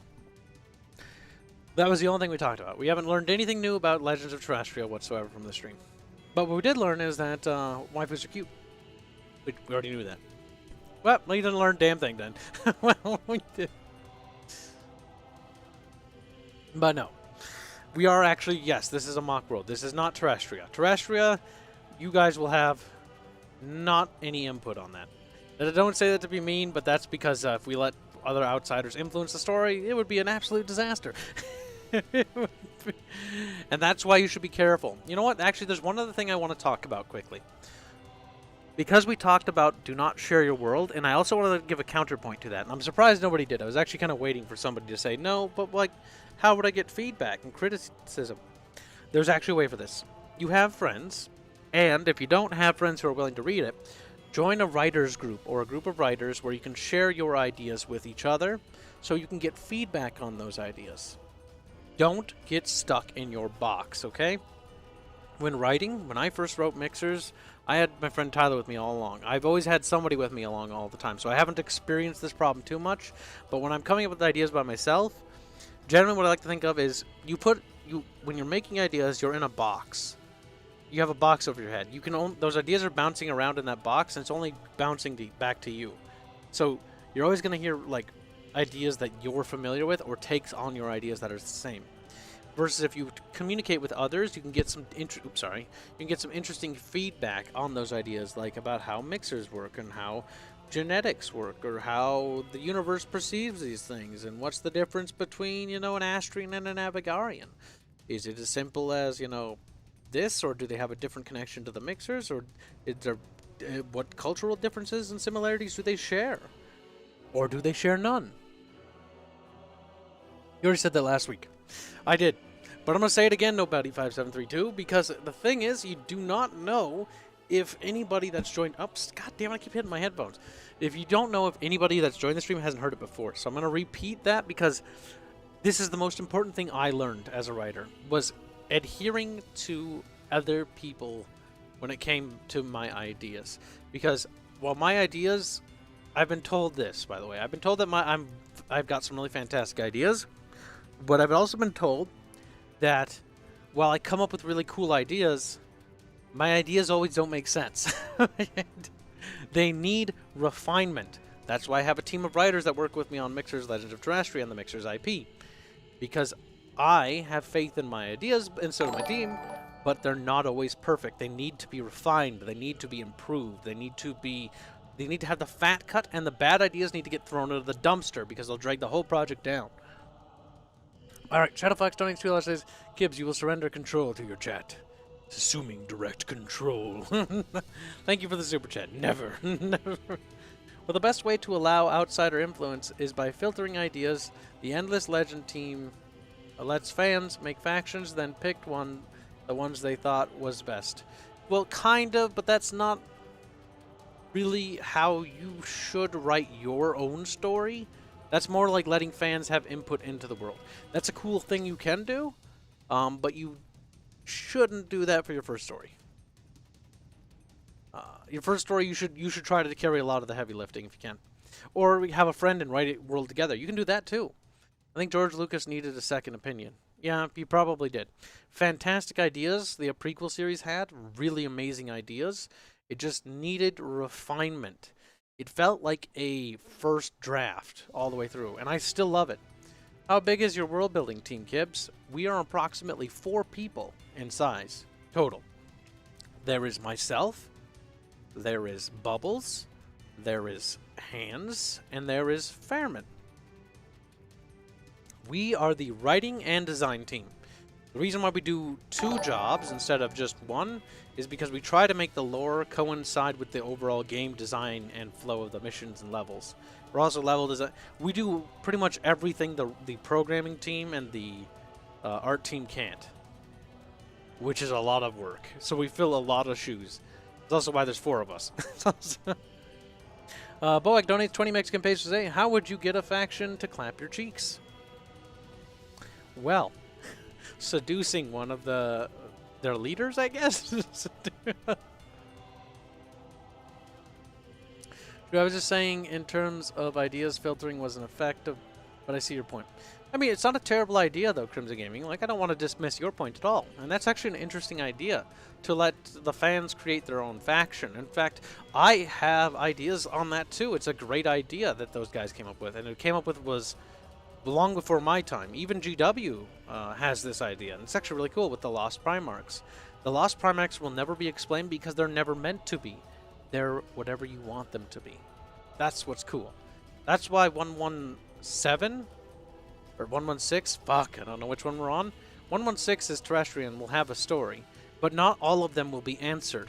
I plan to leave them. I plan to leave at least 3 blanks for you guys to have, for role playing and tabletop pen and paper or whatever you wanted.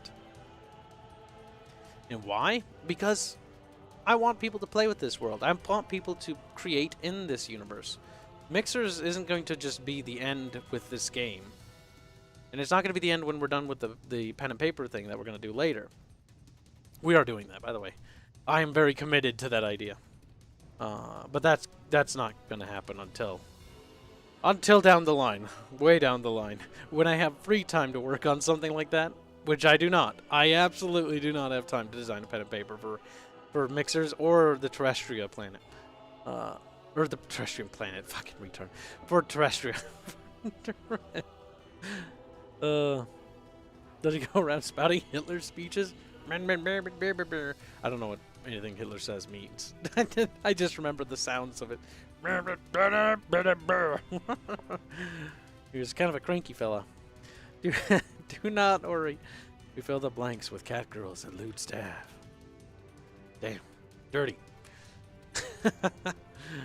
That's not bad at all.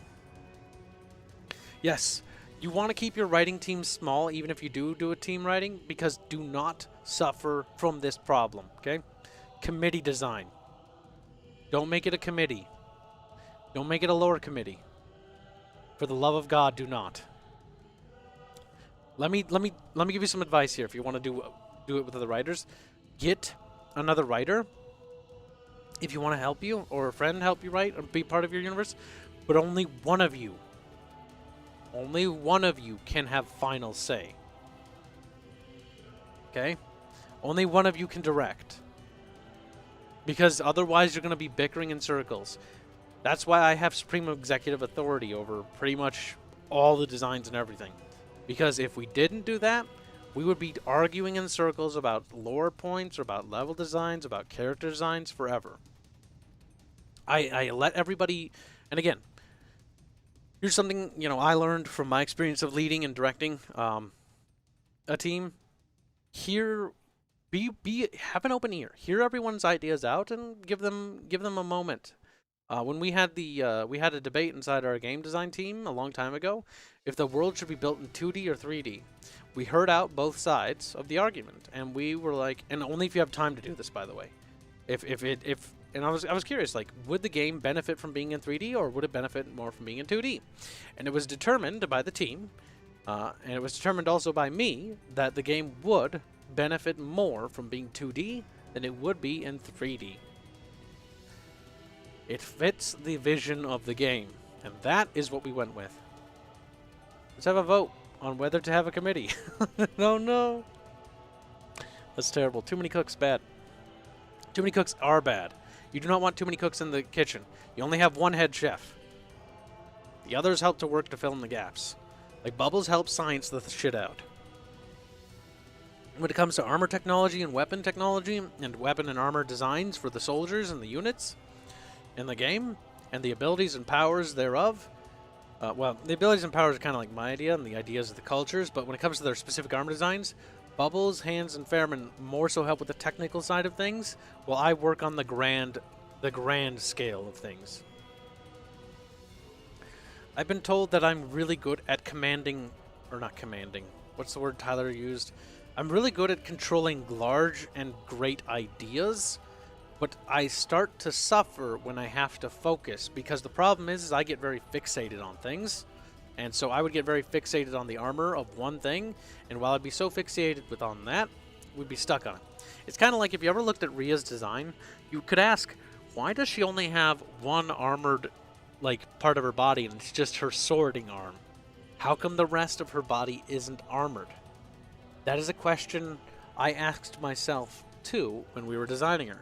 Like, why is this the case? How come she doesn't have armor? How come none of the princesses wear any armor? What is up with that? What is the logic behind that? And you can honestly do it for, if you want, you can do it for the simple fact that you just want to, you know, have good women to look at. That's fine. That's a perfectly legitimate reason. But there's actually a, well, I can't really get into that. But there's a reason for why we did the designs we did. And it actually is tied to the narrative. Dictate this. Damn personality. It's like, All right, so we have this document here. Can I split this document? Will it keep two open? No, we won't. Poop. Okay, well, there's one thing I want to do then. I've decided, chat. I've decided as your supreme leader that we're going to rewrite the magic. And we're going to specifically write the magic now. But we're going to take everything we learned and rewrite it. Now, why do we rewrite it? Because we can start again. Sometimes you need to rewrite things, but don't get stuck rewriting. That's why we're going to take what we learned from this, and we're going to write about it. So, everything that has anything to do with magic is coming with us. Spells, magic, and mixies. Oh, mixies. And I'm copying this over because we're going to make edits. I don't want to alter this document. What we will do, I would also recommend this. Create an archival bin. Don't throw anything away. Archive it. Because you might need to reference it later, okay? It doesn't hurt to archive it. Just save it. Throwing in the garbage, you can do that when the project's done if you want, or you can just keep it for posterity's sake. Whatever, it's up to you. But when you're in the process of creation, do not delete this document, okay? At worst, put it in a bin once you've rewritten what you needed to rewrite out of it. That way, you know, but that way you know that this is the older lore, but don't throw it away. Just don't get in the habit of throwing stuff away. I know some writers will say this, and I disagree on it. They'll say that if the idea is not good enough, and you can't remember, it's not worth using.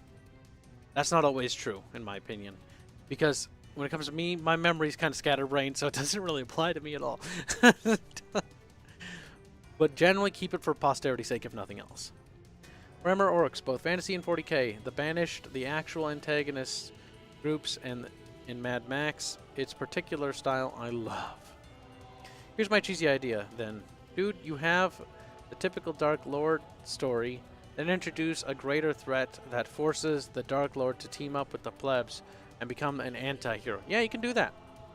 The thing is, you can have forces of light and dark come together to fight a common enemy.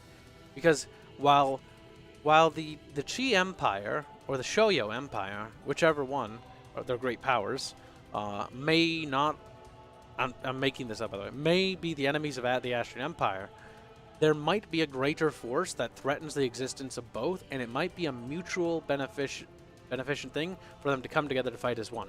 Let me use a historical reference. They're not going to get into the politics of this, but we're just going to talk about history for a sec. In World War II, the Allies aligned with the Comintern against a common enemy, the Axis. The Comintern, the USSR, wasn't really part of the Allies. They're in their own alliance. But they worked together with the Allies to fight the Axis powers because they were the enemy of both. Even though the Allies were enemies of the Comintern. Important to note. And the Comintern did not like the Allies. Okay?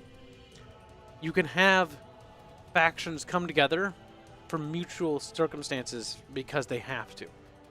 Alliances have formed out of that throughout history. Throughout feudal times, throughout antiquity, and more and beyond. Even the barbarian tribes, when they're migrating into the Roman Empire, sided with the Romans to fight back against the Hunnic horde on several occasions.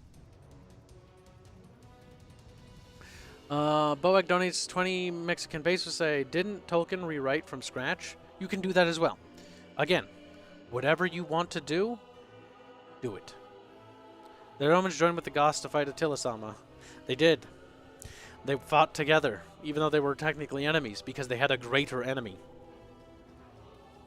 The Goths would rather fight the Romans than they would the Huns. And so that's why they aligned. So yes. You know what we'll do? We'll take a note from a page from Tolkien. Actually, that's a great point, Boag. Good job. Mini head pats and clappies. Boag, you're always doing good today. Thank you for super. There's a ton of ways to do everything. And that's actually a technique I haven't really gotten to the habit of trying too much. But actually, no, I have done it a few times. I just haven't done it recently in a long time. But let's do it again, because it's kind of fun. So let's rewrite the magic system. And then what we'll do is we'll compare it with this magic system that we have here. And we'll see which one is better and which one fits better. That way we don't keep... That way we lose the possibility of taking the same problems this system has. Granted, we'll have the possibility of creating new problems, but you understand what I'm saying. Like when Athens and Sparta stopped trying to gut each other to fight, I want to say, the Persians. Yeah, they also, I think, fought some other Greeks as well at some point. I mean, the Greeks put aside their petty grievances to fight an external force, even though they didn't like each other, because there was an enemy that was a greater threat to all of them. Factions throughout history will work together with their enemies, even internally. There were different sub-factions within Athens that put aside their differences with the other, the sub-factions within the Senate, to work together to fight a common enemy, which was the Persians. And some did manipulate that and use that to their advantage afterwards. But yes, the Astrians are fucking awesome. Why do I love them? Because they're based off of some of my favorite cultures in history. They're more specifically based off the Greeks, but they do have Roman influences. Can't wait. I can't wait till we have their soldiers done for the warfare combat. Assuming we can actually get that working. That's far off, by the way. Oh, the battle's going to be sick. At least I imagine them to be. Watch. In before it's a pile of fucking steam and shit and be like, no, help. So, magic system. Okay, there's a formula for this. I'm trying to remember. Let's just...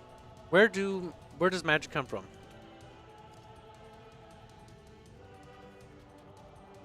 Where does the energy that powers magic come from? Don't capitalize random words, you idiot. No. Will there be hoplites? Not gonna say yes, I'm not gonna say no. Actually, you should kind of have seen that. You saw the Luminar art. The Luminar, the giants of Luminar. They're actually not that big. Not compared to the Bunanwa. Like, they're big. They're like 9 feet tall. Or, maybe? And the giants of Bunanwa are like fucking 15 or 16. Like, they're fucking huge. Yin and Yang. Says Raven 98. Yin and Yang actually works... that's actually what Star Wars' magic system is based off of, if I recall correctly. It's based off of Eastern ideals and stuff. when George Lucas designed it, it was like Space Samurai or Space Wizard Samurai is the idea. Very interesting. That's why the Jedi and the Sith are so cool, and why they're always at a dynamic at each other's throat. There's a balance, you know, to the Force. I kind of wish George Lucas got to explore his idea about the fates and how that works into the overall universe.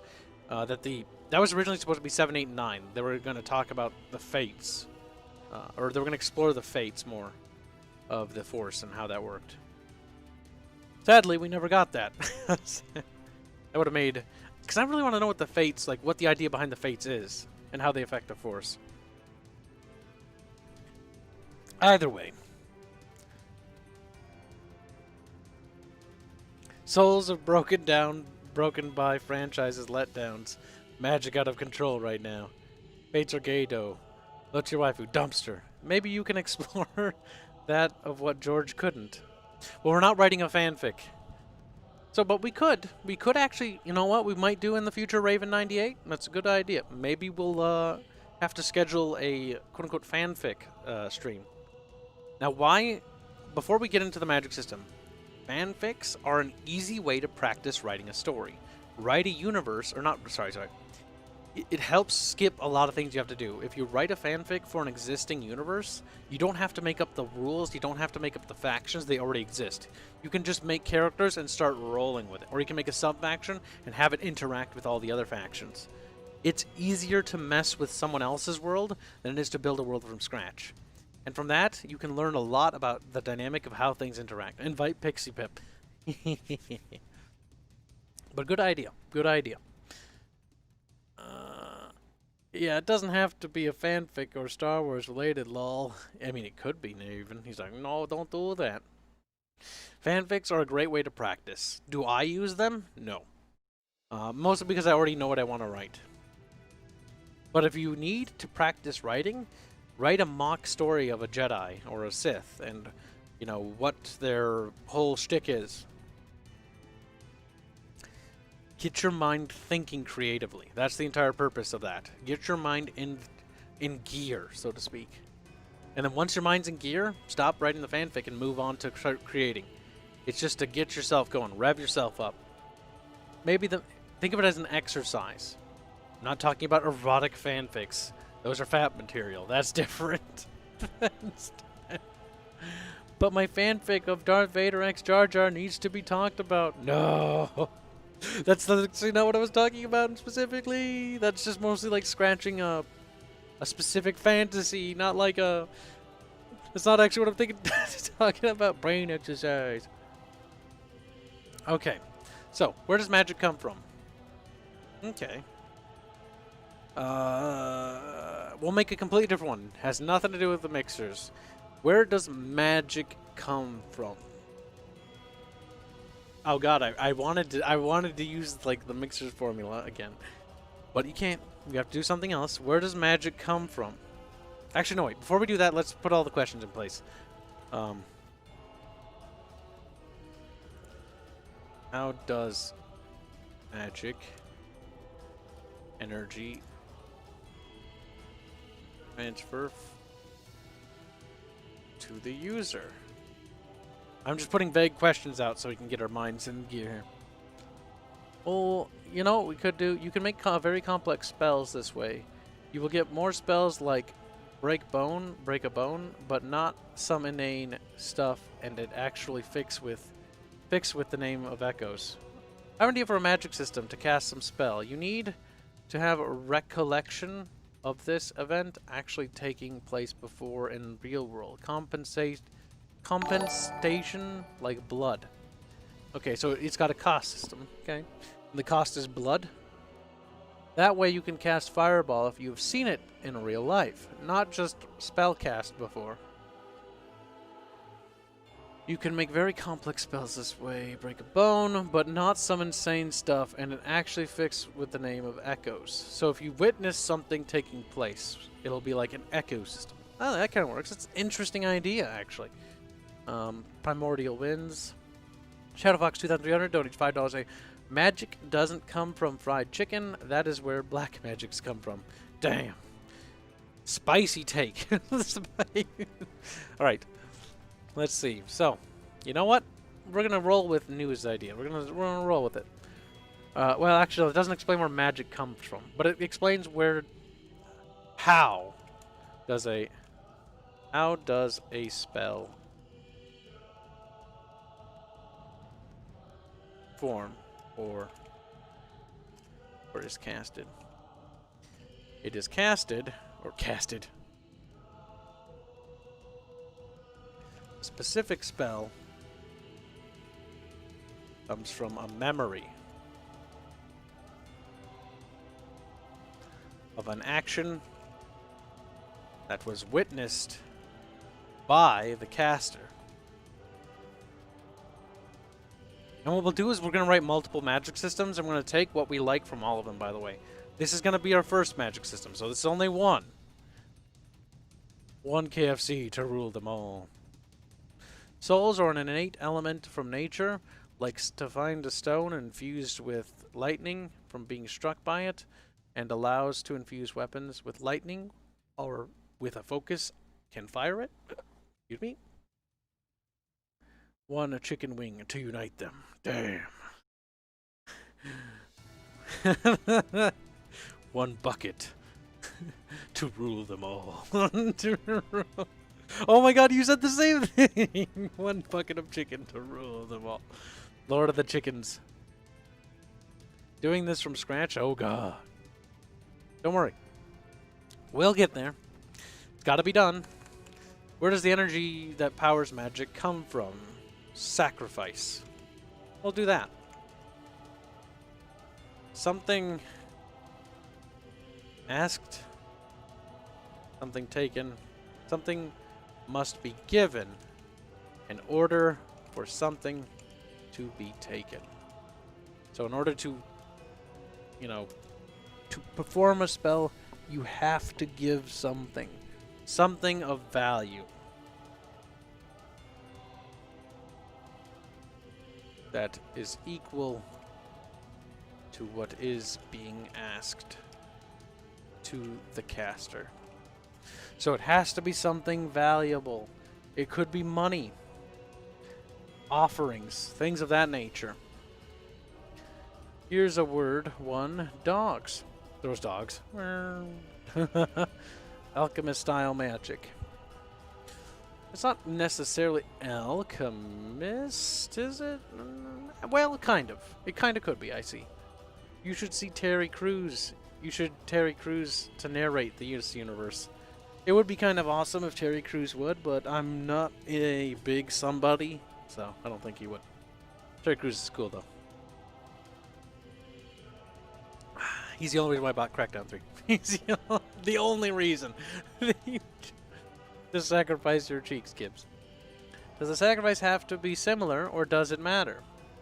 She was forced to use the god's name because she is atheist. That's not a sacrifice, though. It has to be something, like, truly sacrificial. So, how does energy transfer to the user? The act of releasing sacrificial object or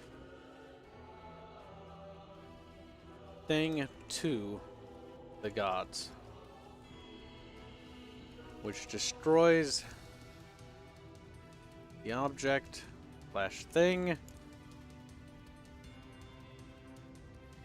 and grants the power called upon, or no, grants the power which the caster calls upon.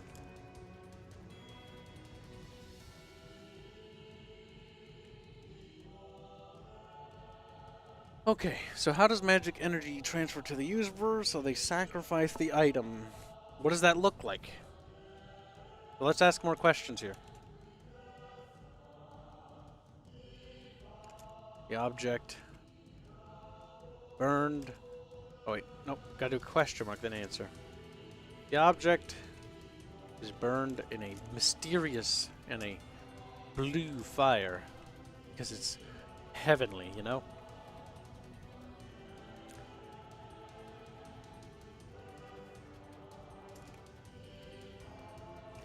its essence, converting into pure energy. With a specific spell, the caster wishes to cast. Well, actually, in theory, it could. We haven't defined. There could be other ways of doing it. There was a really good fantasy book series where mages could cast spells, but every time they cast a spell, it took time out of their life. And so there was a siege of this city, and the wizards were rotating around the clock to basically hold up this spell that would prevent the city gates from being breached or something like that. And they've been doing it for like only a year, or like 2 years or so siege, and like the casters were originally like fairly young men, but they were all old men now. Like they were going to start dying. So you can also do it. There can be multiple sub-magic systems within a same universe, by the way. You don't have to have one. Okay? But they do need to adhere to the universal rules. So we should probably define the universal rules.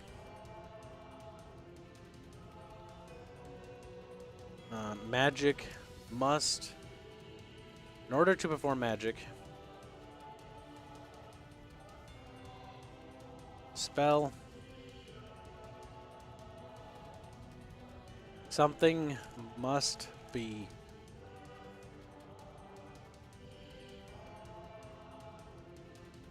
converted into energy.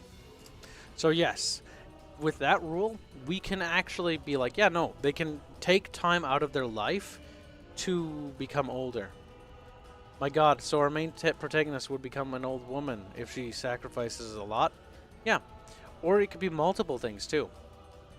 But the thing is, our universal rule dictates that it must have a cost. All magics must have a cost. So if we develop more magic systems, they must all have a cost of some sort. So we could make another magic system where it actually just uses that. Or we could make it so that certain spells require certain rituals. Or we could make it that certain gods have certain spells, and in order to perform spells for that god, to get access to, or magic for that god, you must perform the rite for each god. There is a million ways we can do this.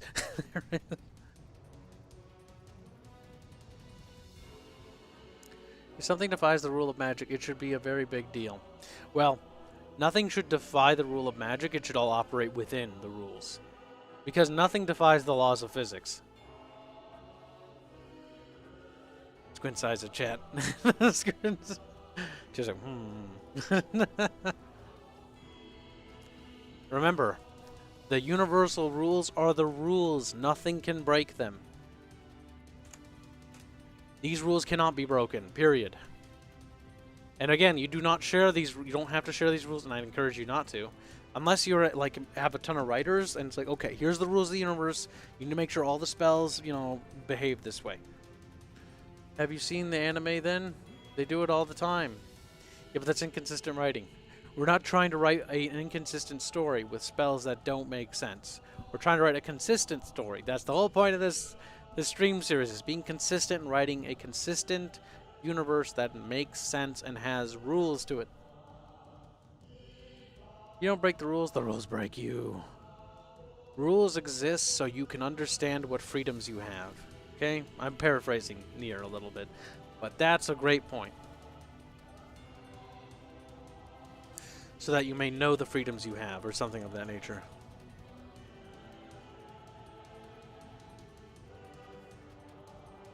You know what? I'm going to paraphrase the fuck out of that.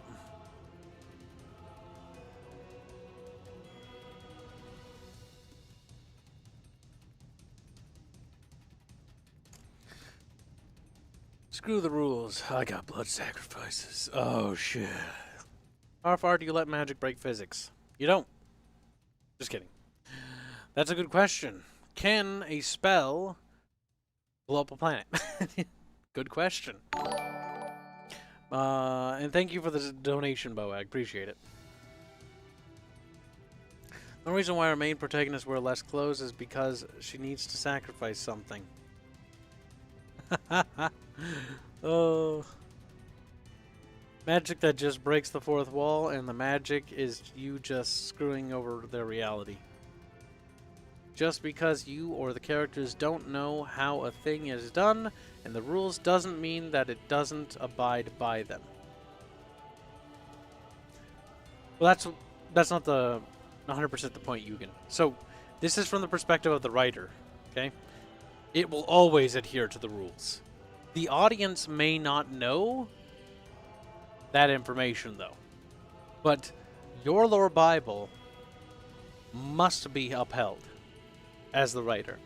Meaning as everything should adhere to the rules that you have had. If interdimensional magic works and something could break the laws of physics and the Bible says that that's okay, then yes, you can do it. If magic defies all, laws of science, then you can do it. Abide by your lore Bible. Is immortality magic? Can it be? What are the rules of magic? Can you use magic to reverse age? Does that not work that way? How do you reverse age? And mixers, being able to do anything requires knowledge of that thing, and it also requires a bunch of other prerequisites.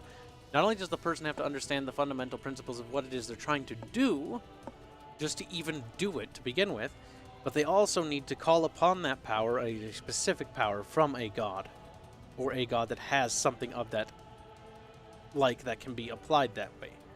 They can't just make things happen for the sake of happening. Healing happens because I forget which goddess it is, has the ability to grant that power that can do that thing. But that kind of healing can't cure, microbial diseases, because it doesn't work that way. It doesn't, it can't be bent to do that. You can't use the healing magic to heal a rock because the spell was always intended specifically for a person.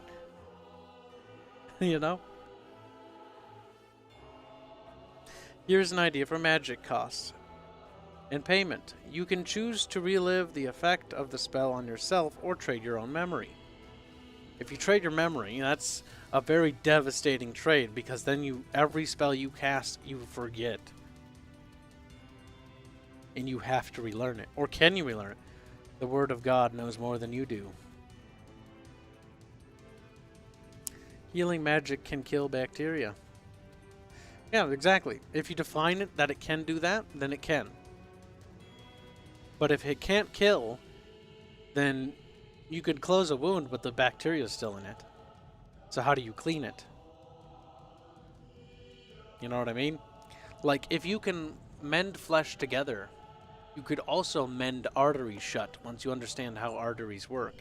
Or you might accidentally mend an artery shut. That's kind of like how it works in mixers. Aya can heal people, but if she doesn't understand what it is the wound is, she can't do anything about it. If your arm fell off, because the medical knowledge on Terrestria doesn't understand how nerve endings work, they can't really make it go back on. They can mend it to your flesh again, but none of the things are connected, and it's just a lump of dead flesh that's now rotting on you.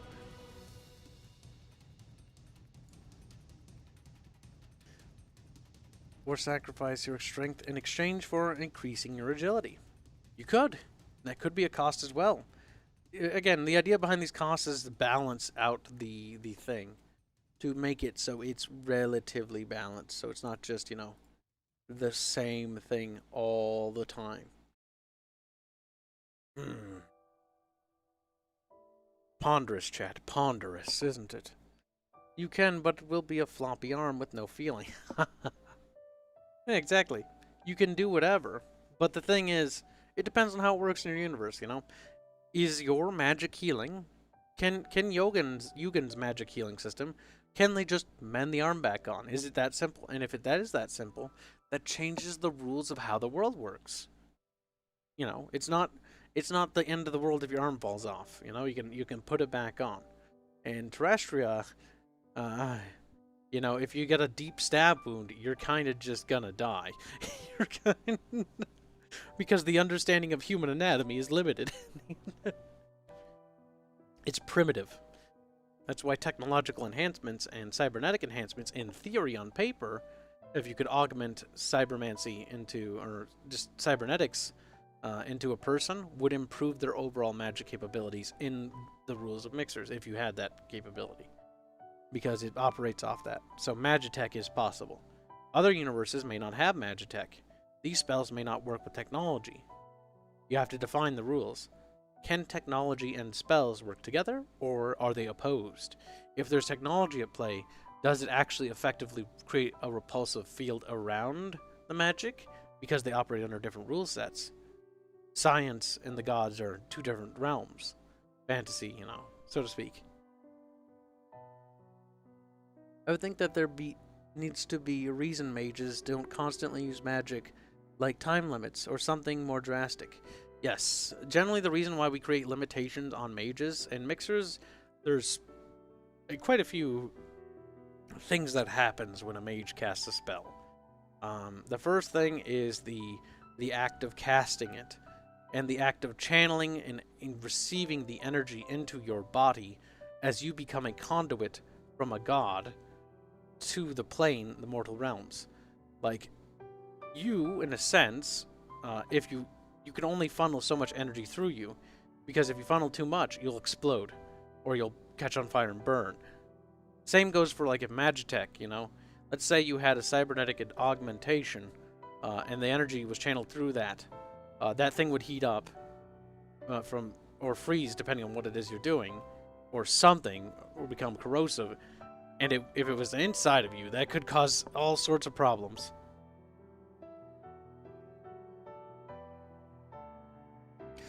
Boeck donates 20 Mexican pesos, say. How would spellcasting be discovered lore-wise? Spellcasting? Discovering spells. Are you talking, I don't know what you're... You don't have to donate to explain this. Like, what are we talking about? Lore-wise in regards to what? Oh, so thank you for the super chat. But I don't really know what it is in specific you're referring to lore-wise. Or which, or what. Lose an arm? Just slot in a bioengineered parasite limb. A parasite limb. Interesting. Kind of reminds me of the Darkest Dungeon mechanics. How would a society learn spellcasting when they are ignorant of it? How would a spell society learn if they were ignorant of it? Well, the thing is, if you're talking about mixers, like casters and stuff in mixers, like, they have an innate sense of the ability to call upon things. They would inevitably learn from experimentation, because they would just be able to call upon it. And it's a skill that has to be trained and learned, which is why let me tell you, when they first started discovering this, there was a lot of fucking deaths. And that's the reason why they were also genocided. Because not understanding what it is, or what it is they could do, had dire ramifications, culturally, societally, and otherwise. Some of which the scars are still ever present on other cultures. Like, it's pretty bad. The god seed opened their senses. The god seed opened their senses. That sounds lewd. Some dude with OCD suddenly pulls a fireball out of nowhere, and now everybody is copying his tricks. Thing is, in mixers is like celestials, or not celestials. Sorry, that's a specific thing. Different cultures learn to communicate with their pantheons over time, or develop pantheons. Those that do not form differently. Depends. But they can't communicate directly, so it's hard. You know? You can't understand what it wants, or if it really wants anything, other than it's there and you know it's there. It's difficult. Difficult to even describe, actually. Especially from memory. Who was the first to learn spellcasting? In mixers? Oh, God. That's before recorded history.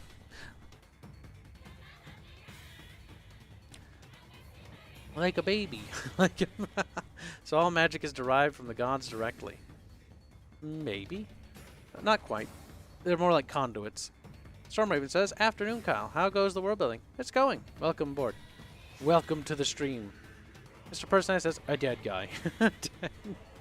Is there any alternative to magic coming from the gods? Yes. There is no one way for everything, because it's defined in the rules. But we can't get into that. Not right now. Actually, several billion rules on how that works. When we actually get to it. But we got to get working on this system, because our magic system is collecting dust now, chap. Look at it. It's all dusty. There we go. All better. Cleaned it off. Kibs, could magic system work if magic can affect or be affected by emotion? I'm not sure if you're asking this about mixers or if you're just asking this as a generic question. Because in this system that we're working on here, which isn't mixers related, reminder, I don't know, maybe. There's no eldritch monsters, are there? Eldritch monsters. Generic. Depends. Depends on if you want that. Because everything you allow your magic system to do allows certain things to be possible, and will change the dynamic of the world you're building. Like if necromancy is forbidden, then there will be no ability to raise the dead. If there's no time travel, then there's no ability to time travel. If there are no gods, then there's no ability to... Like, people may believe in the gods, but they may not actually exist. Kind of like the warp in 40k. Says New River. Not in regards to what I'm saying. Sorry, I'm just reading chat. How does a spell form or is casted? The specific spell comes from a memory of an action that was witnessed by the caster. Or perhaps just having the idea of how it works. I don't know. Because that means they would have to witness fire. But then once they witnessed it, they could do it. See, that's too vague. Because what... And that's actually relatively limited in what you could do. You could make rain, fire, lightning, and wind. And maybe some other stuff. Maybe. Like, you won't have access to a whole heck of a lot there. You're gonna be, kinda sad. So magic is a witness. Magic caster's a witness. They have to be in this thing. 5 wives and 1 husband rules then. What the fuck? So, can you sacrifice people for gold and wealth, or does it need to be similar? Items. These are things that are... We're getting into, I think, a dead end here where we're asking questions rather than answering things. So let's focus on creating answers, because we don't have any answers to any of these questions. So first, let's take a look at what we have so far. Universal rules. Let's touch upon this. In order to perform magic, something must be paid.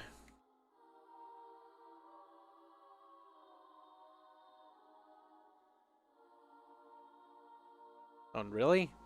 Magic must be paid. See, it just doesn't read well. I don't like how that parses. I'm putting something there. I don't care what you think grammarly. Whatever. In order to perform magic, something must be paid or converted into energy. All magics must have a cost. Rules exist so that you may know the freedoms you have. Magic system. Where does the energy that powers magic come from? Sacrifice. Something must be given in order to... No, that's not a good answer, actually. It's not where does... Or is it? Yeah, no, that's technically where. How does magic energy transfer to the user? The act of releasing a special object or the thing to the gods, which destroys the object / thing, and grants the power which the caster calls upon. What does that look like? The object is burned in a blue fire. Is its essence converting into pure energy for the specific spell the caster wishes to cast? However, it may also take the form of aging or decaying, depending on what it is. Time eroding away. Gee, I like the dystopia world I'm working on, says Stormraven, as there is no magic, only science. Well, that's not true. Well, no, that might be true. I don't actually know the world you're working on. But generally speaking, all worlds have magic. Star Trek has magic. Science is magic. Magic is science, is the old saying. That's generally how it goes. Like, every universe uses magic. Starship Troopers has magic. They all do. They just call it something else. We're just calling it truthfully what it is, which is just magic. It comes from memory. Your strong emotional memory. See, it's hard to quantify what that is because people are individuals and individuals have different varying degrees of memory and emotions. So basing it off an individual would mean that each system would have to be uniquely crafted and defined for each individual, which would be interesting to do, but I don't really want to do that but because I want to move on with the next subject. Otherwise, we'll be here all day. How does the spell form or is cast or casted? Spell comes from a memory or an action that was witnessed by the caster. Magic is about as well defined as the term sandwich. Well, I mean, magic is warp travel in Star Trek. Like, magic is literally phasers. It's all these things that are quote-unquote theoretical but not possible. They're based on something, and some magic systems are more defined than others. But none of these things actually exist. Well, we don't know if they exist. Just like we don't know if magic exists. There's no way to prove or disprove it. But that's a fucking cancerous rabbit hole that we're not going to go down. Magical attunement for certain things. So casters, we need to scar kids. Maybe. Depends on the culture, but that's more of a cultural thing. Magical attunement to certain elements or concepts like life and death. That's more of a concept up for a culture. Like, we're trying to... I don't even know what we're making. Well, I know what we're making, but I mean, in terms of for who this is. We haven't defined that. Where does the energy that powers magic come from? Sacrifice, something must be given, blah blah, how to spell... How does one become a caster? Or a person capable of using magic? This is a next important question. Limiting our amount of mages. Why do we do this? Because I absolutely hate mages. I loathe the little shits. There are too many of them and they need to be wiped out. No, I'm kidding. But we don't want too many of them. Because if everyone has magic, no one has magic. I could put anything thick, 2 thick slices of bread and have a sandwich, Kibs. Yeah, but a sacrificial-based magic system has been done in Full Metal and the game Outward. Well, here's the thing, Bob Neiman, with everything. Everything has been done at one point or another. But how you do it and how it's used is always unique to what it is that whatever universe it's in. Everything's been done. But how you do it will be unique once you define how it works within the context of your world. Magic comes from having sex. The more debauched the sex act, the more powerful the things, the magic that can be cast. Okay. What's the song playing in the background? Oh, I just got the Nier fucking playlist going. Here, you want a link?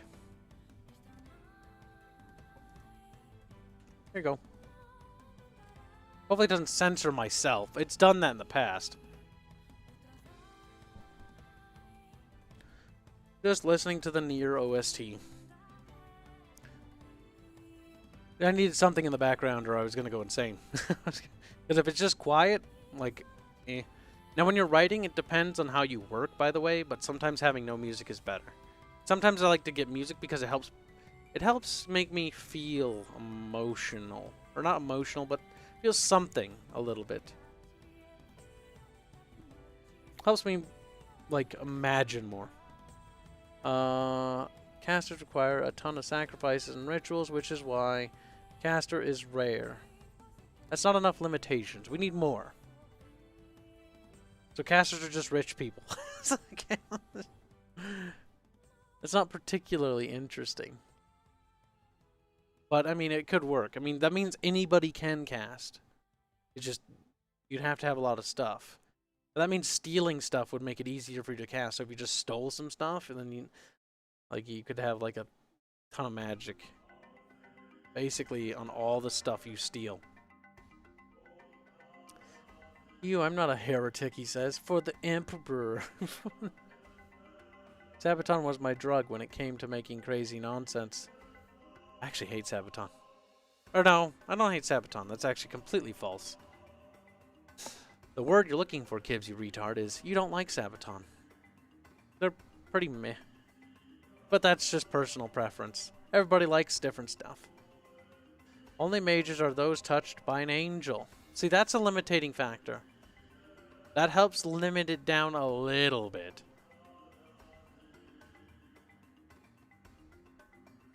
Only 6 casters can exist in the universe at any given time.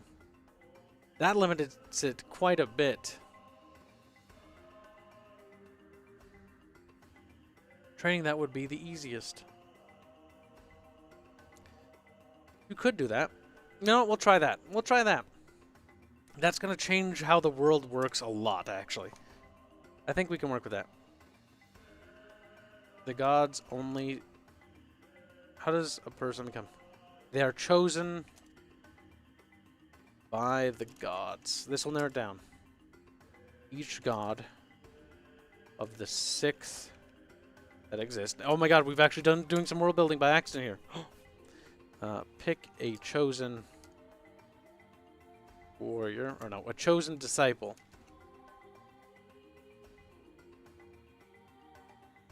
This person becomes the caster for that god and their people. Now, because there's so few of them, we can increase their power to an absurd degree. We can increase.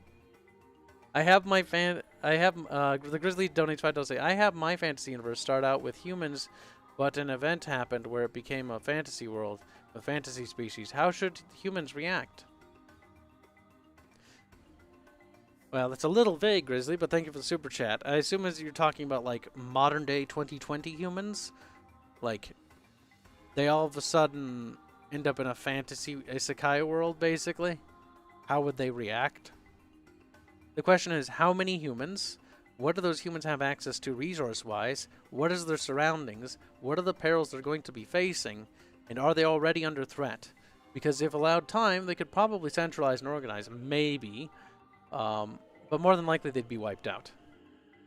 Because without access to advanced tools and equipment, it would take too long for them to do anything of actual use. That's the problem if you were to do like a hypothetical, like, oh, what happens if I traveled back to ancient Rome? Would I conquer it? No. I'd probably starve to death. Because cultural and religious and linguistic differences are too great. I would not survive. More than likely, my chances of survival are very slim. As are all of yours. So, depending on what we teleport back with, or what we have access to, will determine our likelihood of survival. It was kind of like an apocalypse. So, do humans have access to tools, and how centralized and organized are the humans in your world? If they're... And again, what do they have access to? What can they use, and what are they fighting against? Are they under constant threat? Do they have time to recuperate? Do they have time to breed? Can they replace the numbers they lose? Or are they slowly going extinct? These are the... I can't quite help you out here, because this is a lot of information that you have that I don't have. And you don't have to give it all to me, but just try to think about these questions, you know, like, what kind of problems are they facing? Do power plants still work? Can they make power plants? Is all the electricity gone? Infrastructure, is there a culture, is there societies, or is it like tiny little bands of humans that are left? Like, what is the degree that the world is in that we're talking about? Because it can vary. There can be entire cities, entire countries that are left standing, or it can be small bands of survivors being picked off one by one.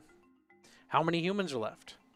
You know, these things, what are they up against? What are the resources? All these things matter.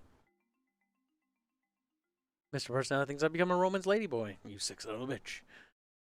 Like, are we talking Dragon Ball level overpowered, says Bob the Builder?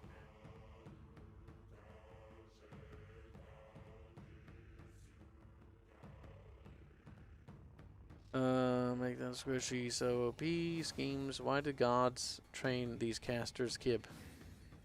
Why did the gods train these casters, Kibs? I actually haven't specified if they received training or not. They were hot. What? The fuck? The casters replace the gods. Oh god, now we're heading down to Divinity. Cringe. No, we're not gonna do that. I hate Divinity. Divinity's dumb. Alright, so. Oh, I just can't stand it. I don't know what about that game and its world. It's just so boring. And the fact that everyone has magic. It's like, oh, casters are being oppressed. And it's like, everyone you encounter uses spells. And it's like, what? What? Are you serious, game? Game's like, yes. Very serious. It was modern day, but the current campaign takes place thousands of years later, now that civilization's rebuilt. But the idea is that it's not just humans that were affected. Well, who's the dominant alpha species? It's been thousands of years. Somebody's on top. The odds of a stalemate are very slim, and if there is a stalemate, what's the reason behind it? Let me give you some examples of how you can force a stalemate in your story that makes a little bit more sense. Battletech has this faction called the Comstar. Comstar controls all the basically all the communication networks and has a lot of information and technology. They specifically use agents and spies to sabotage any attempt for one faction to win, so that the sphere is in a state of perpetual conflict. There would help make sure that, you know, nobody gets too powerful. The thing is, thousands of years, a civilization will have already come to dominance. More than likely, an entire species or two has been wiped out by now. Dendors had their universes wiped out too. Humans probably are the dominant because we live shorter lives but can outbreed the elves and the dwarves and different races. Okay, well that helps. Now we know that the humans are the more dominant species on your world. Okay, that gives us a little bit more information. Now, it's been thousands of years, so the cultural differences between humans and elves and dwarves has probably changed since the beginning. As it's been thousands of years, more than likely, no one's going to talk about the apocalypse or the fact that it ever happened. It's been so long, nobody cares. Remember, people only care about, like, the last generation or so, or last 100 years. Even then, barely at all. Barely at all. But yes, so do people even remember this? Do people even remember that there was a difference? There'd be there'd be some ruins left, not very much. Most of it would have eroded by now, or would definitely be eroding away. Anything that wasn't permanent structures. So your world would have forgotten most of the knowledge. And even if they remembered some of it, it would not be common knowledge, because our schools and our school systems don't teach, and again, your world can be different, by the way. I'm just using examples from our world. So do whatever works for you. But our school systems don't tell us shit about history. Like, I remember in my school, they were like, Rome existed, and it was like, here's how they rose, here's how they fall, and moving on, Dark Ages happened. It was bad. Medieval times happened. It was still dumb. Renaissance happened. That was good, I guess. Then the people found America. Then America shot the red people. Then the Americans shot the gray and blue people. And then the Americans shot the Japanese and Germans. And then, like, that is as vague as it gets. Like, how common is this knowledge? Do people even remember it? In the case of Nier, let me use Nier as an example because we have the soundtrack playing in the background.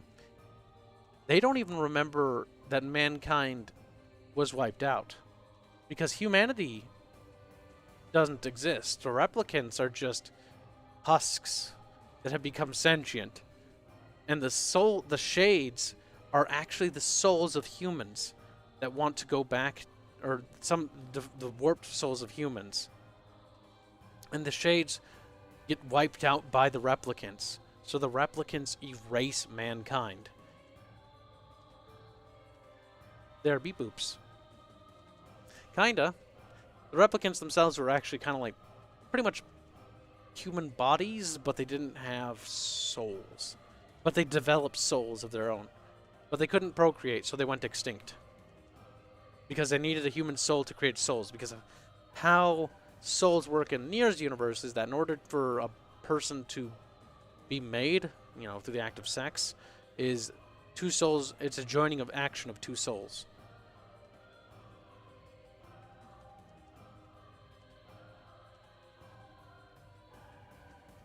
But these are things just to think about, Grizzly. Or your world, you know?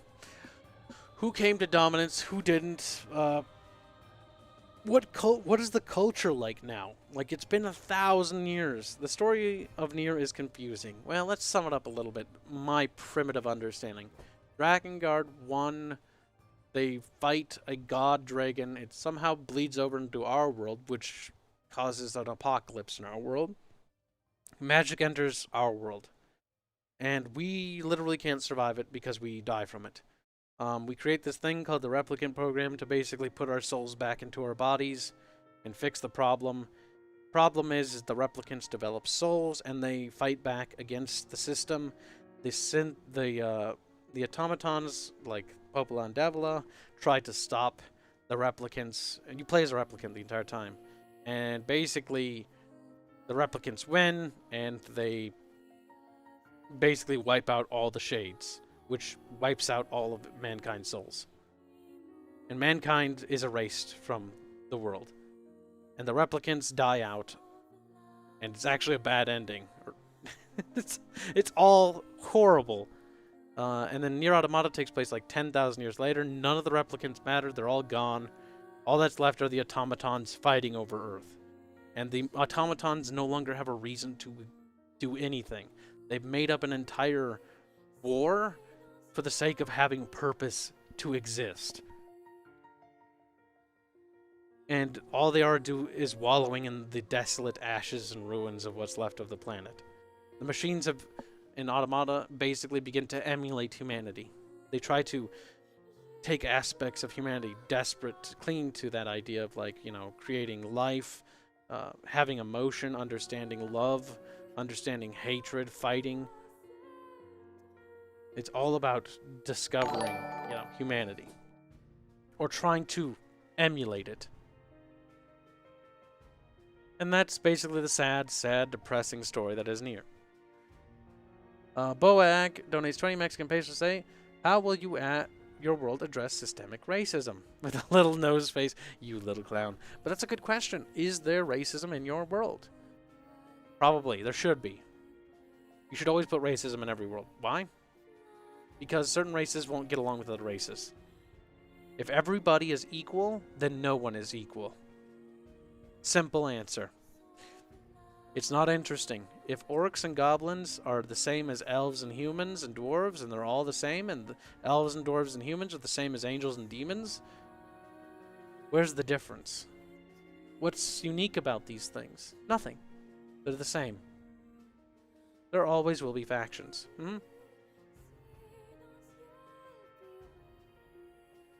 There should always be cultural differences. Like, you can have characters dislike each other for something as petty as skin color, or their race, whether they're an orc or a dwarf. You can have them dislike each other based on whatever you need them to, really. They can dislike each other based on their religious standings. Or simply, they just don't like the way that guy's beard looks. You know, it can be anything. People will hate each other for the sake of hating each other, because it's natural. Sadly, but it's a part of, you know, sentience, from what we understand. Thank you for the super chat. And good point. Glow in the Dark donates to us, say, like my explanation of the Nier NPC personified. Nier is NPC meme, no extra souls. Womp womp. Beep boop. Pretty much. Grizzly says, thanks for helping, thank you for the super chat, by the way. I appreciate that. Good meme. Good shmeme. The Grizzly says, okay, thanks for helping me with this, though. I think some of the ruins in tech would be preserved. Places like NORAD and monuments like Mount Rushmore. If not, I guess humanity forgets about the old. Well, it's up to you. And that could be an entire story arc. Discovering it. And what does it mean? Or does it matter anymore? Or do people... Again, it could be anything, Grizzly. I was just giving you like my point of reference based on what we know of how our people react. Maybe the world clings to the past, and that's part of the problem. That there are factions like the elves and dwarves cling to their old legacy and want to rebuild it. But then there's a faction of humans, elves, and dwarves that are unified that recognize that the world has changed. The old world is no longer there. It's gone. And they want to, you know, rebuild, but build a new world. A new world order. Maybe. And erase the cultures of the others. And maybe they all, you know, have their own goals and different factions. That's up to you, dude. It's your world. You've got to build it and you've got to, you know, set it up. As long as there are more than one group, one will hate others. As humans, we hate each other for minor reasons. Yes, humans hate each other not even based on skin color, but simply because they have different ideas. Simply because they're different. You have different hair color. You dress differently. It doesn't matter.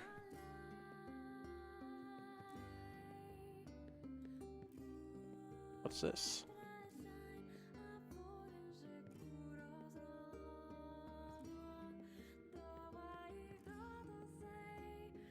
Let's see. Sorry, I got a message.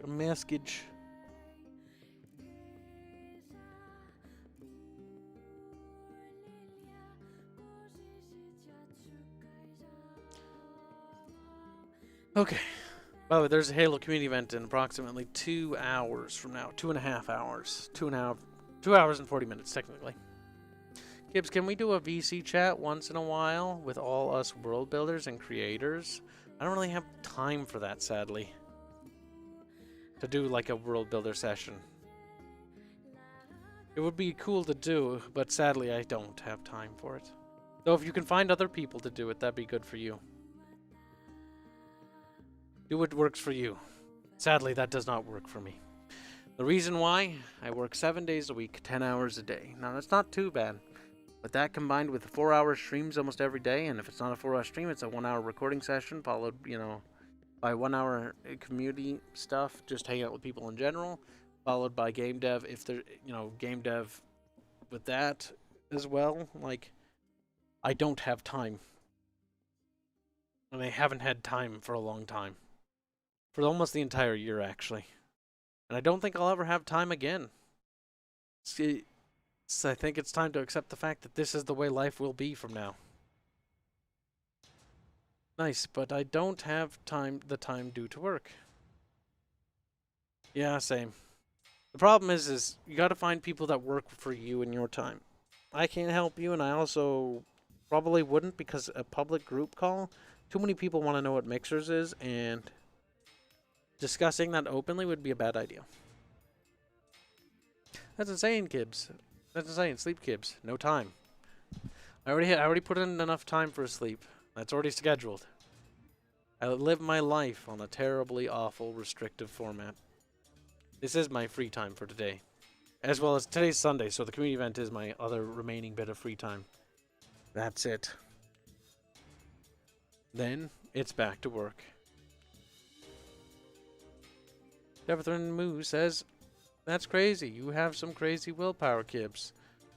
You have to. The whole reason why this is made and this is as far as it is, you have to make sacrifices. This is something I can tell you from my own experiences working on my own project. And your projects, you know, you'll have to do the same thing. You'll have to make sacrifices just like mine. Like, you may think this is insane, but this isn't actually that bad. There are people that do far worse than I do. But yes, my hair is turning gray. At a very young age. But that's fine. It happens, dude. It happens. We all have to work. Free time is magical on its own. Free time doesn't exist anymore. It is a concept that I haven't known for a very long time. Mixers echoes. Lord Bible. Have to be driving force for your projects to keep moving it along. Yes. If I don't stop working and I don't stop pushing for this to get done, nothing will be done and this project will die. In order to do the impossible that is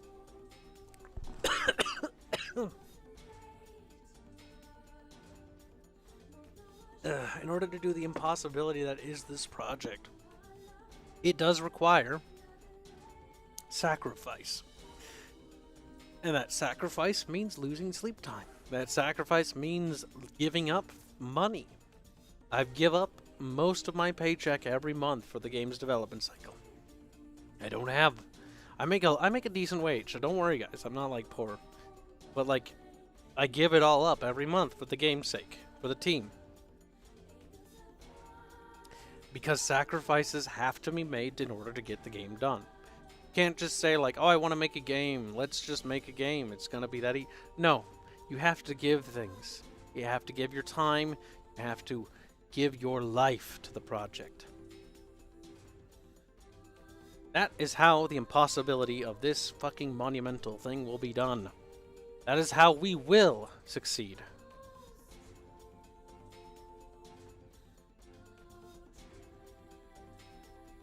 Of course you make a decent wage, you fetty parasite. Taxation is theft. I don't work for the federal government. I'm not a federal employee. I'm self-employed. Kibs is my hero. I'm not your hero, dude. Don't worry. Don't put me on a pedestal I'm not worthy of, because hero is definitely that such pedestal. Here's the reason why, actually. I need to get into this. Don't put people like me or anyone on a pedestal. And I appreciate it as a compliment, dude, so don't worry. Like, I'm not saying this to be mean to you, but don't do that. Because that's not realistic. I'm not perfect, I'm not good, I'm not anything. I'm nothing special. You can do what I do if you put a little bit of heart into it. I guarantee it. So don't worry about I like how you have that little sad self reminder so it looks like you're sad all the time. I'm sorry. I imagine you being perpetually sad when you respond. Like, oh. But yeah, don't put people on pedestals. And this goes for content creators or anybody. Because the thing is, more than likely, you're going to build people up to be something they're definitely not. Especially when it comes to YouTubers and stuff, or anybody, public figures. Like, people are like, oh, there's a really good person. It's like, no, you don't know if I'm a good person. You don't make that mistake, because for all you know, I could be the worst scamming, skeething, lying piece of shit you've ever met. Who's manipulative. You know? Always going with doubt. Never meet your heroes, they'll let you down. Never have heroes. Be inspired by people. I'm inspired by people, like great works from Yoko Taro. Because Bubble showed me him, and he's oh god, fishing stream music. But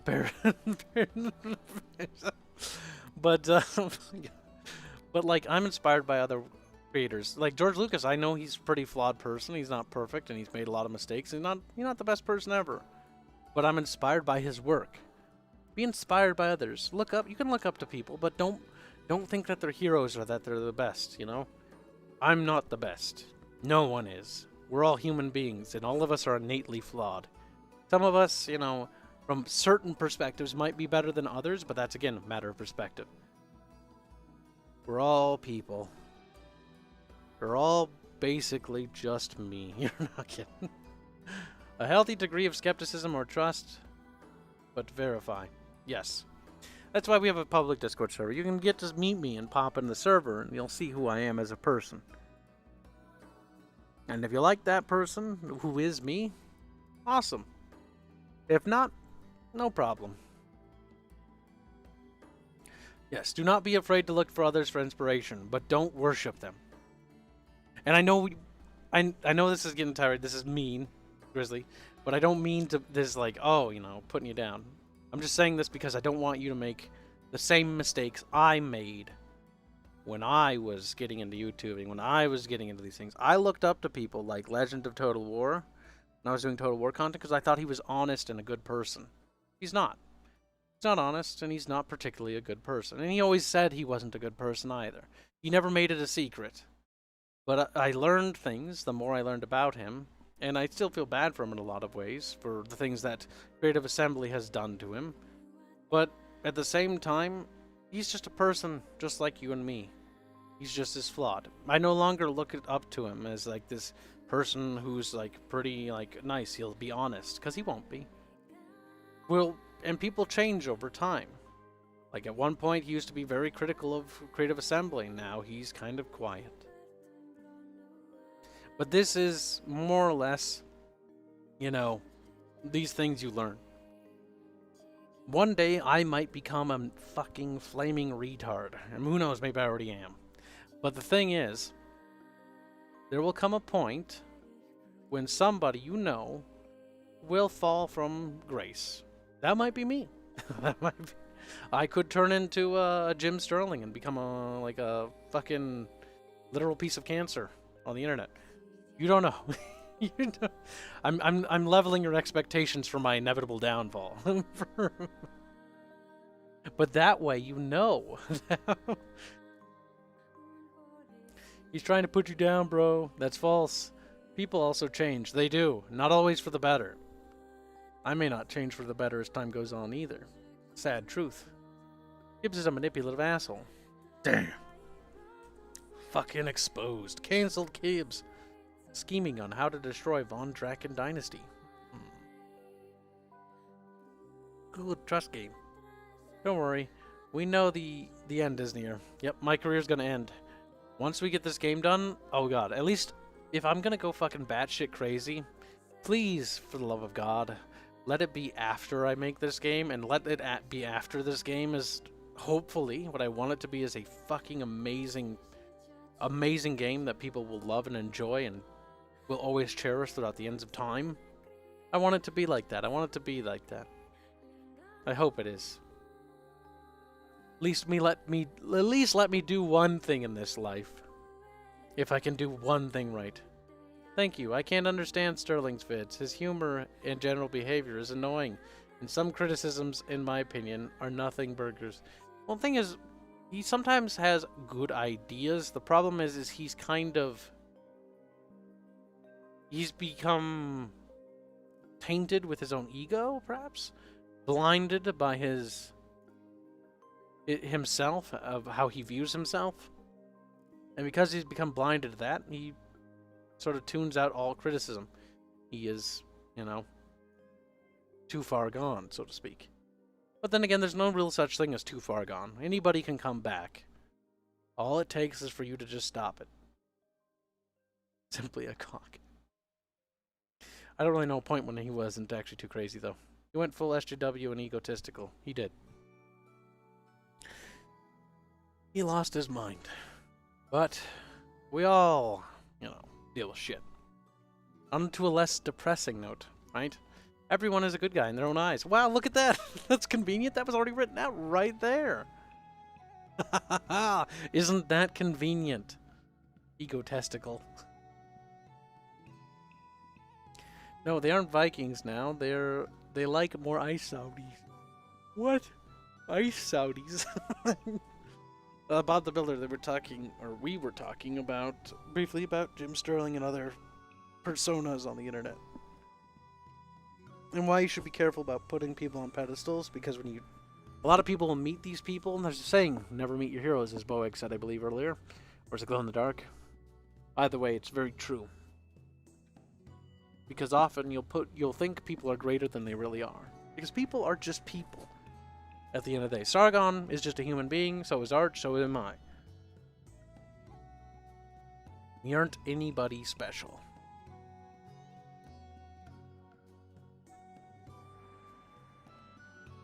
Well, actually, that's false. Everyone's special in their own way, but at the same time, you know what I mean. Alright, Norwegians sell oil. Now, time to carry on with our less derpy, boring conversation, and back to what we were actually doing. So, magic system. Where does the energy that powers magic come from? Sacrifice. Something must be given. God damn it, you tagged me, you little shit. I never wanted to meet you anyways. Gola, you're in our server, you little slut. Like, oh, what about Bubs? Bubs is a little bastard. Enough self-flagellation. Back on topics. Yes. Flagellation. Rips ass. Universal rules: in order to perform magic, something must be paid or converted into energy. All magics must have a cost. Rules exist so that you may know the freedoms you have. So we're not gonna... Let me remind you, because we got very sidetracked earlier. Don't worry about specific spells and what they are. Be vague. We can worry about specifics later. Part of the problem with world building disease is focusing on hyper-specific details when you should be drafting out everything kind of vague and loose, and then adding building detail once you're done with that. So, moving on. What does that look like? Burned. Okay, we define how it looked. How does the spell... Put a question mark there. How does a spell form or is cast? That, we kind of define that. How does one become a caster? A person capable of using magic. They're chosen by each god. The person becomes caster. They are then trained by the previous mystics, by the holy orders of each god. But we have to have Hadouken.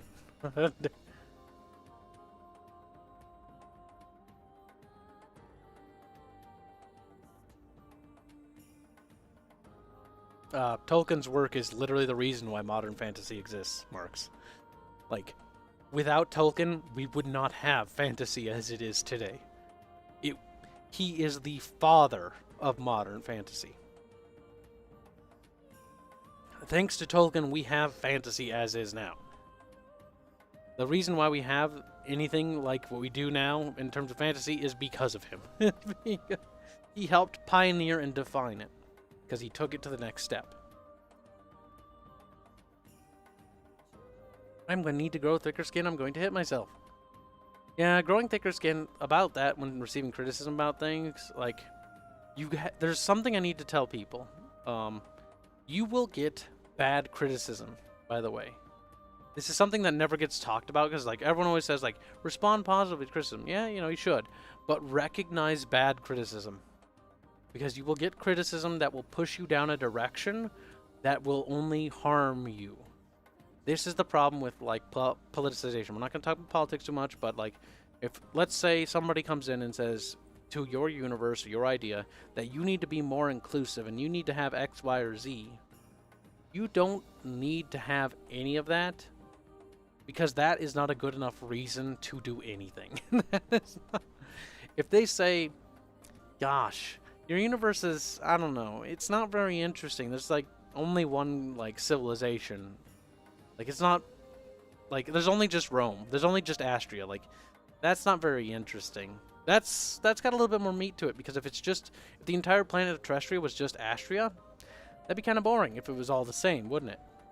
See, that has a lot better context than you need more diversity. Because diversity means what, exactly? Diversity of what? What do I need? That's vague. Different skin colors isn't good enough, because skin colors don't define cultures or religions, now do they? You can have several different people have dark skin and still believe in the same gods, and that's boring. Or you can have one group of dark-skinned people, but they have 7 different subcultures. That's more interesting because they're very dynamic. Oh, you're bad and you should feel bad. Without Tolkien, we would still be using Greek Iliad as a foundation for fantasy. And thank God for Tolkien.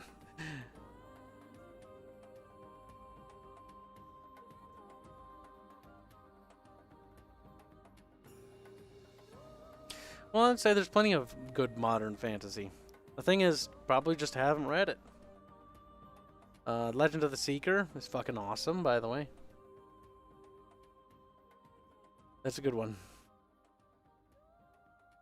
But unfortunately, more of a... Let's see, we read that. MU, case in point. Cultural enrichment needed. I'm going to kill myself now. No, you're not. Ooh, you're bad and you should feel... God damn it. You two are just tasing each other. So magic is powered by Tolkien. Powered. It's powered by him rolling over in his grave every time they make a bad game with his IP. Like, you know? Shadow of Mordor, he did a 360. Like,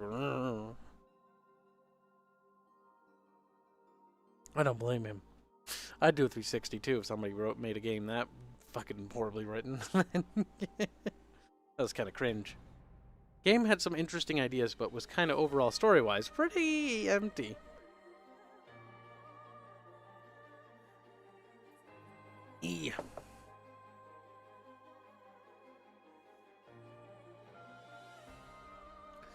Okay, next up. How does one become a caster or a person capable of using magic?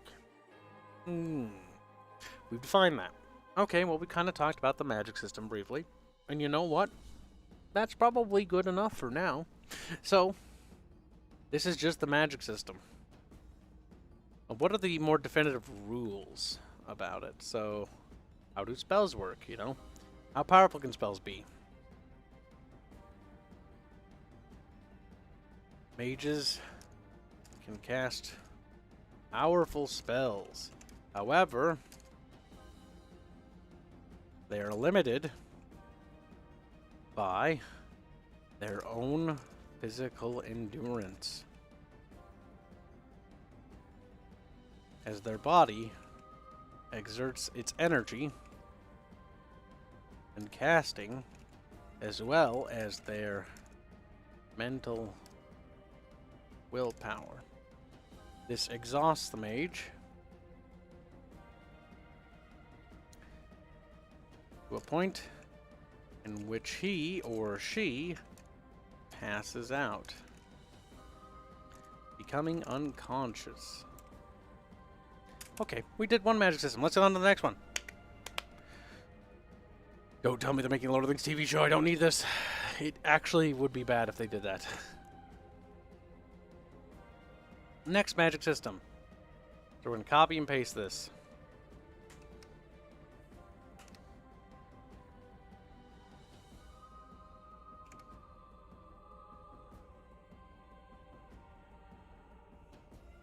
Oh fuck, I don't even know where it pasted. No, I pressed the wrong button, chat. I'm sad. Where does energy come from? Where does energy come from? Okay, there. Put this here. Where does energy come from?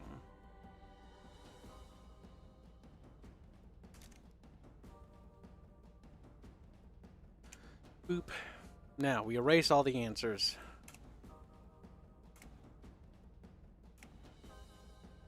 Boop. Boop.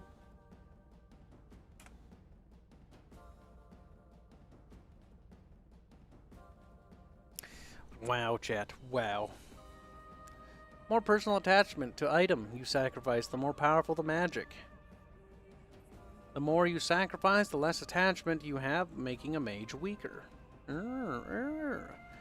Look at you and your science chat. They're like, but a power of God, I compel you. Let's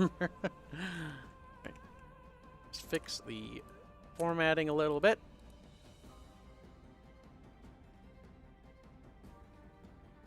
The magic. Okay, this one we're going to base it off of the last one we did. And then we're going to do a third one as well. I'm going to steal the mixers thing again.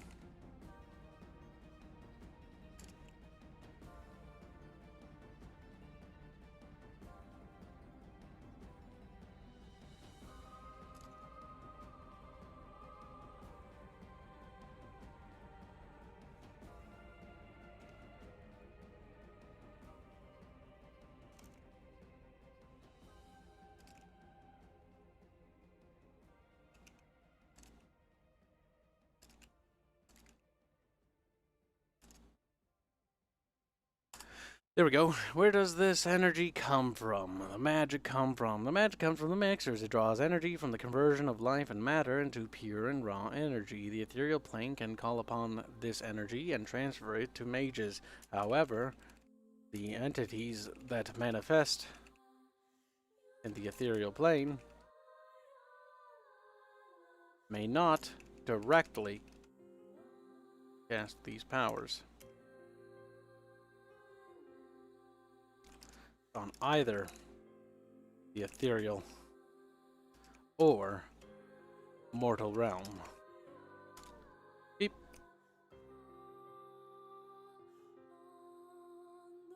I was very attached to your car and burned it. What the fuck? What the...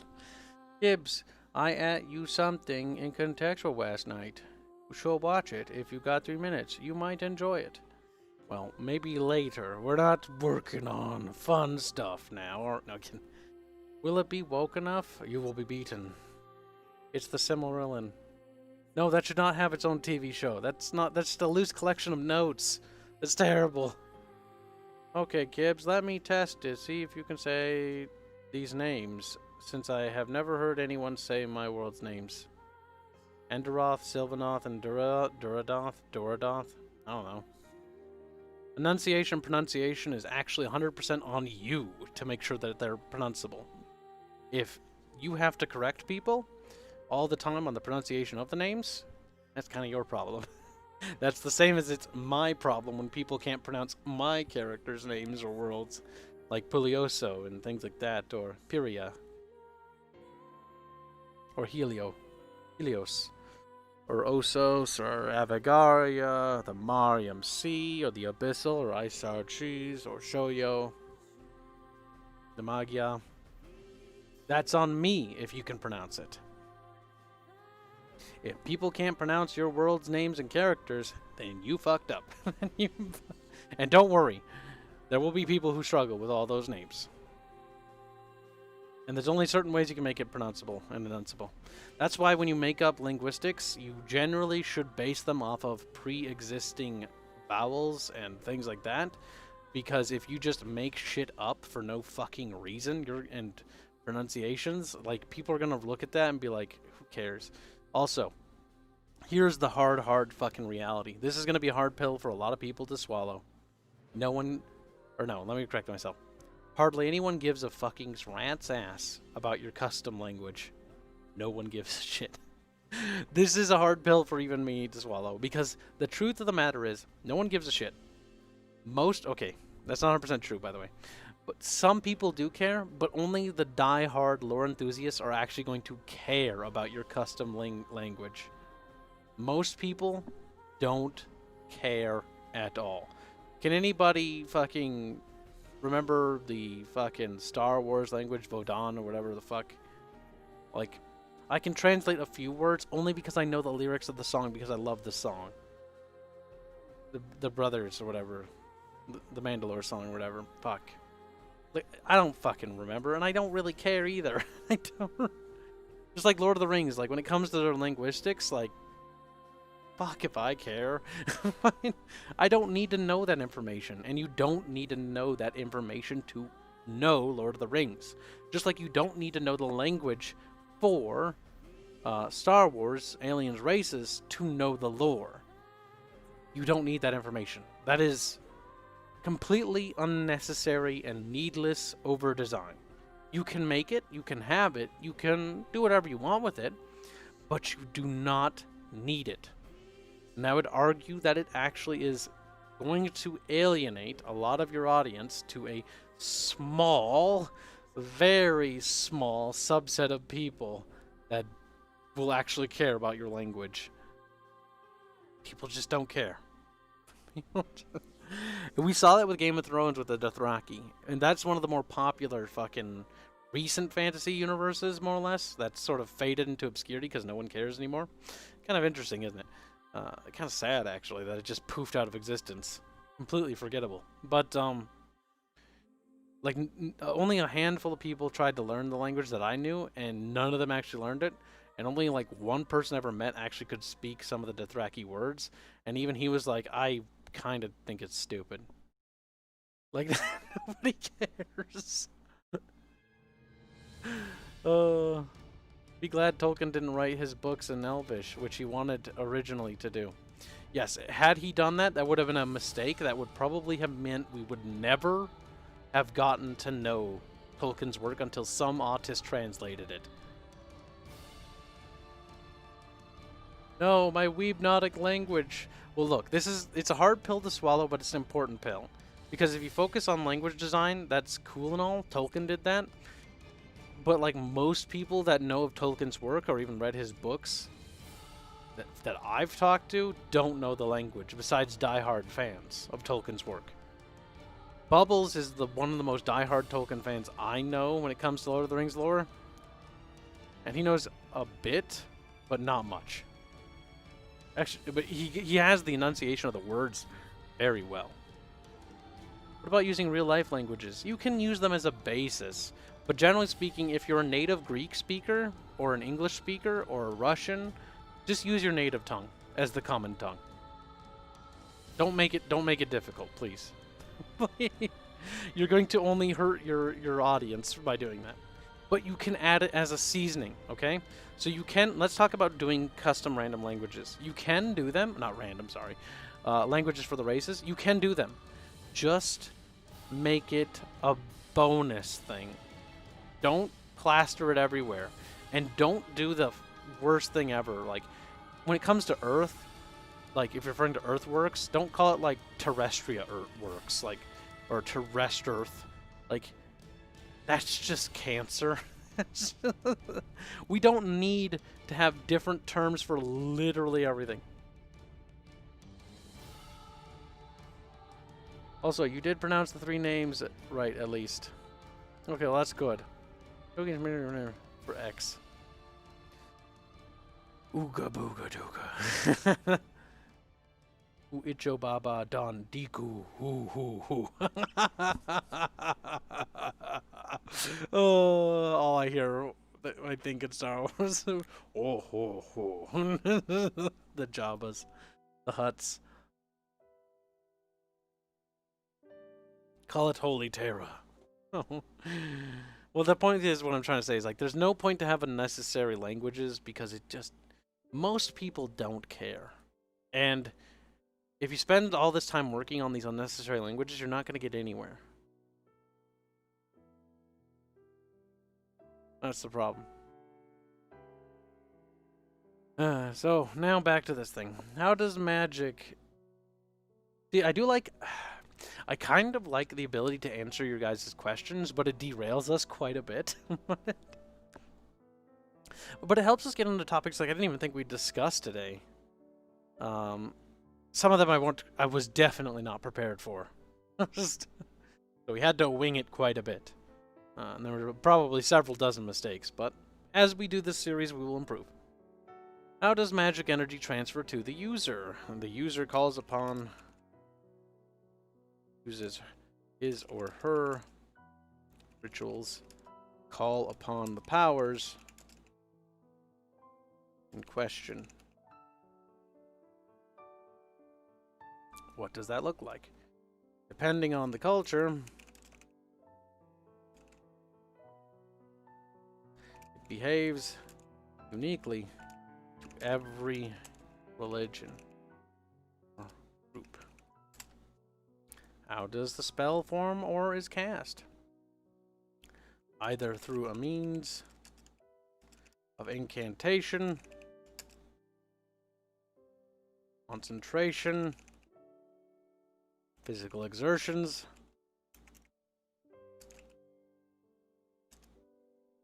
or rituals.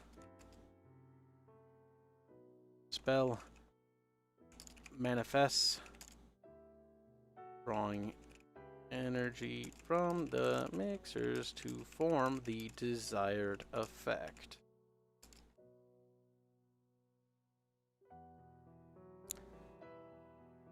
How does one become a caster? Genetic disposition.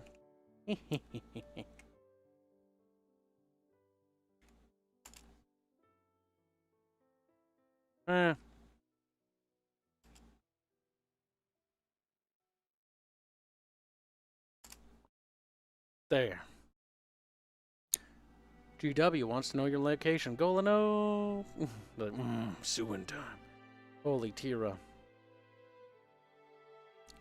In our world, magic energy is transferred by Visa or MasterCard. PayPal sometimes. It's true. That's where the magic happens, chat. That is how all magic happens. Bug. Gola's gonna get sued to death by GW. Good.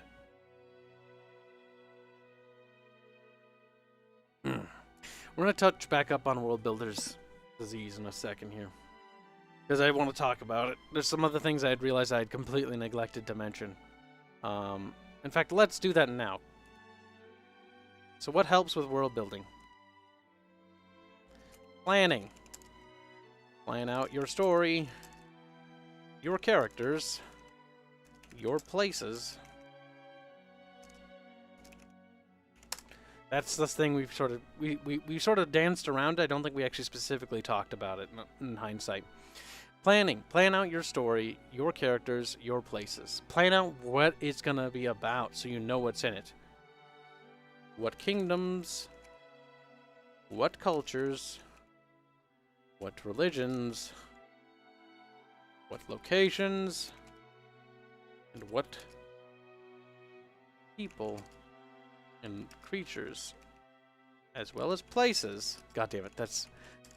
But it's covering all things, basically. This is not how you sentence. But don't worry about it. The world, the story, will have inside of it. Write lore, but be vague or generalize. Areas not directly in the story. What I mean by that is, like, let's say you make a galaxy and there's some galactic factions. You can add some little bits of lore about them, but, like, don't really focus on that. Just try to, you know, touch up on everything first. Touch up on all the areas in a rough outline before adding any detail work. So before you commit, do a rough outline of all the things you want in your story. All the things, all the places, the magics, etc. Don't even define how they work, just a rough outline. Then start building it, build the lore Bible of how it works, etc. Build the lore Bible while doing this.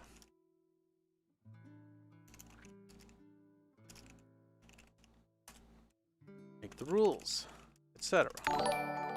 Silence Do Good 1776 donates $5 to say, have you ever read the Dresden Files? It has a fairly robust magic system and excellent world building. I have not actually read the Dresden Files.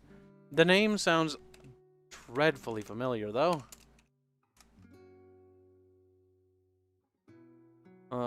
Let's see. Dresden Files is a series of contemporary fantasy mystery novels written by Jim Butcher. The first novel, Stormfront, started in 2000, okay. First-person narrative from the perspective of the main character, who's an investigator, Wizard Harry Dresden, as he recounts investigations into supernatural disturbances in modern-day Chicago. Butcher's original proposed title for the first was Sima. Okay. That sounds kind of interesting. Interesting. But no, I think I've only heard of the name and some people mention it. Not much more besides that.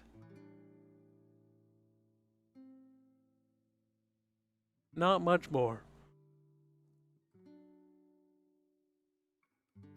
Thank you for the super chat, though. We do appreciate it. Needs a race of Fudas so that Arch can get triggered. Okay. Noir Magic World. Okay, let's see. So, back to our magic. So, we're kind of getting there. We have, however, the entities that manifest in the ethereal plane may not directly cast magic spells on either the ethereal or mortal realm. Okay, we're defining a little bit better there. Now, next magic system. So, magic system number 3, chat. Number 3. This one chat gets to come up with again. We did 1 for me, 2 for you. You little bastards. And they're like, no.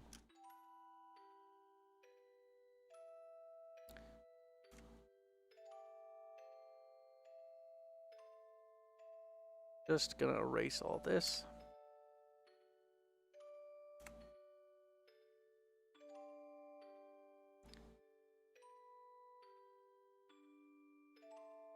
Okay. There. So we have 2 systems down, chat. So, where does the energy that powers... Ooh, excuse me. Where's the energy that powers magic come from now, chat? And then once we do all 3 of these systems, we're then going to pick which one we like and which we like from which ones, and then we'll sort of like make our final system, and then we'll commit to that.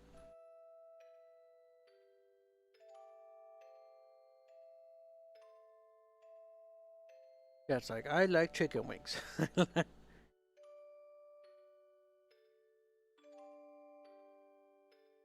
What are the limits what magic can do? Don't worry, limitations and other things, we'll get to that. Like, we still have yet to even elaborate on, like, examples of magic at play. Again, stay loose. Detail work we can do, and we can add how powerful magic can be, like as powerful as it can do. Can it destroy a planet, a galaxy, a universe, or is it limited? Like it can, at most, like muck with an entire country. You know, limiting its powers, and then you have to describe how it can do that. You know, how hard is it to do something of that? Is it possible even?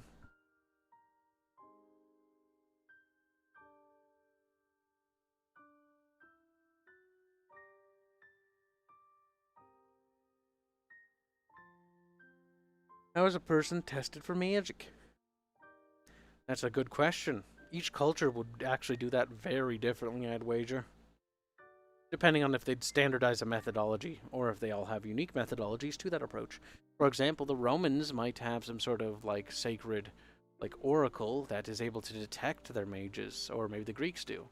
And their oracle can then be like, ah, this is a child who is chosen by the gods to have these powers. And, you know, the Averni tribe in the Gallic lands, maybe it's just like all the children, you know, take a trial as when they're young to see what kind of role they will play in the tribe.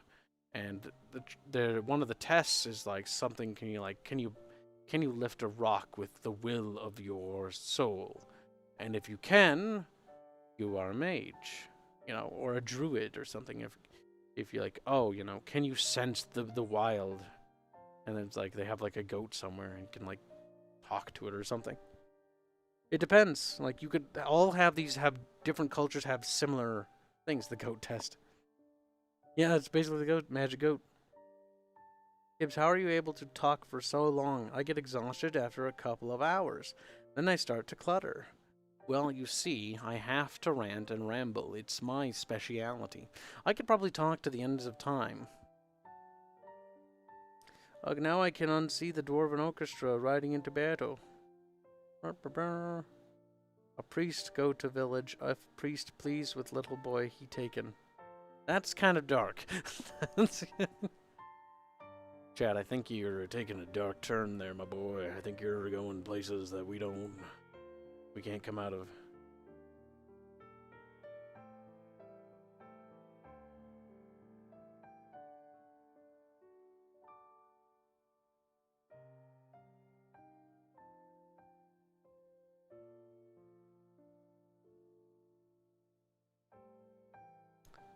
He started to clutter from the start.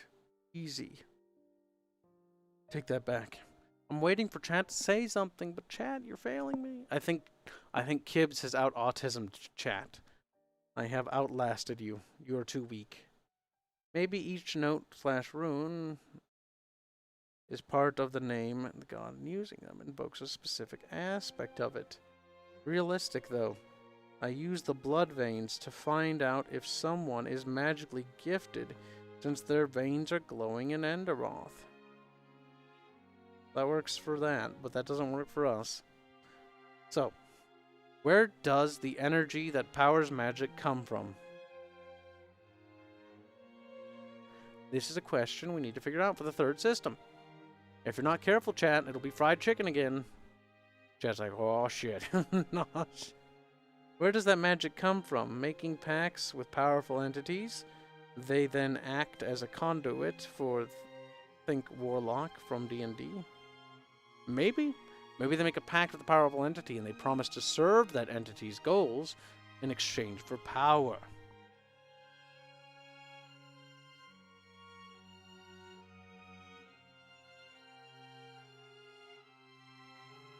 credit to graduate. Wow. The energy is created by changing dead or non-living things into energy.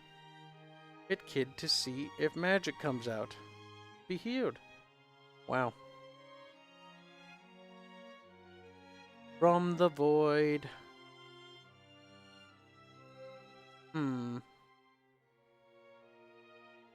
Well, we can always make warlocks, but I think we'll try...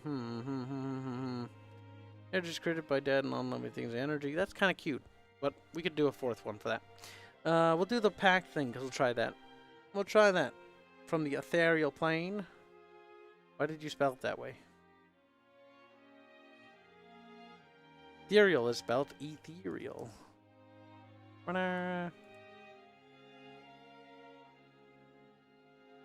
Elemental. So, packs with ethereal entities.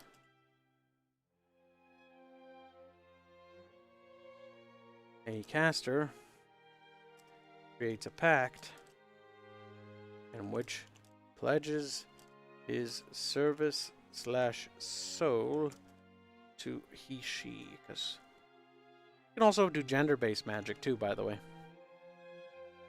That is a thing.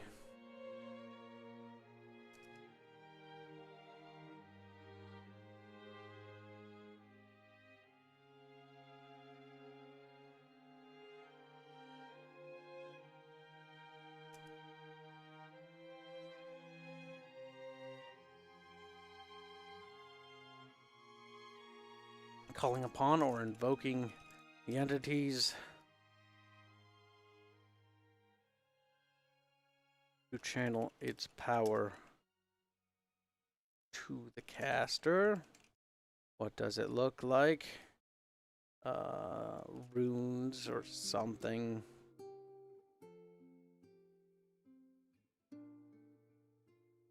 Runic seals forming in the air, glowing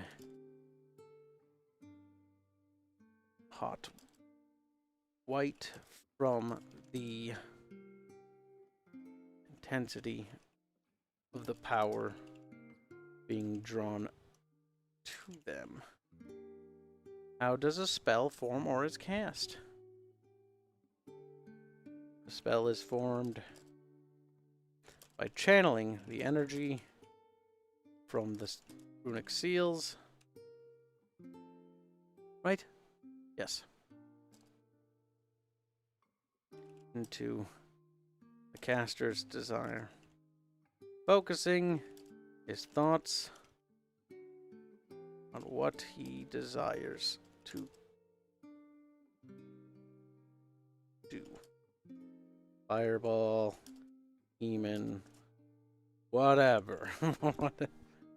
We'll be vague with that. The magic of my vagina. Sisters of Silence that can cancel out magic spells. The gods only grant powers to virgin females because every night the ritual to restore their magical powers to have sex in the dream realm. Damn, Boeg is a horny boy, Jesus. I cast magic missile into the darkness. Yes. Elemental magic like firebenders, waterbenders, and genderbenders. Oh no. Feeling or willpower over magic like forging it like a blacksmith figuratively. What about liquid magic? Liquid magic. Watery. Ability to give birth to new people. That's a pretty good power. I just want to become a caster. The caster must have a name of an ethereal entity to create a pact with it and be blessed or cursed with its power. Magic drugs. There, look at that. We did it, chat. We made 3 magic systems. It only took us a century and a half, but we did it. We got a little sidetracked. Pack. Just fixing up some of the grammar with Grammarly. Makes my life a little easier.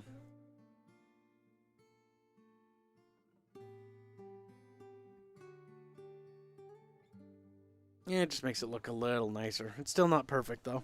Grammarly does, like, basic-ass fucking fixes. Yeah, we did it. Reddit. Answer. A lot sidetracked. And a lot is an understatement. How about stoner magic? Never. Now, Jonathan, we will focus on the next thing. So, instead of creating 3 separate, or focusing on making these all into one system, we're now going to design 3 cultures that have these systems instead. So, we're going to change this to... I don't really like the layout of that. Actually, yeah, no. We'll make them separate. We'll name each system after each culture, so...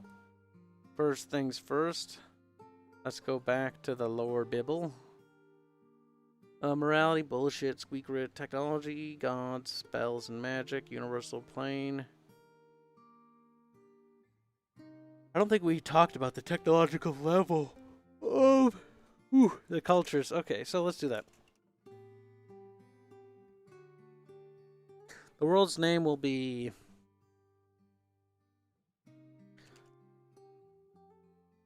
We'll just call it Calestro, because it's an easy name to remember. I totally didn't just take the name Halastro and move some letters around and add C to it.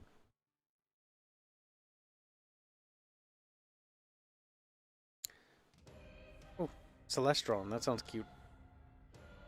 No, I don't want to do it. I don't want to do it. Detroit.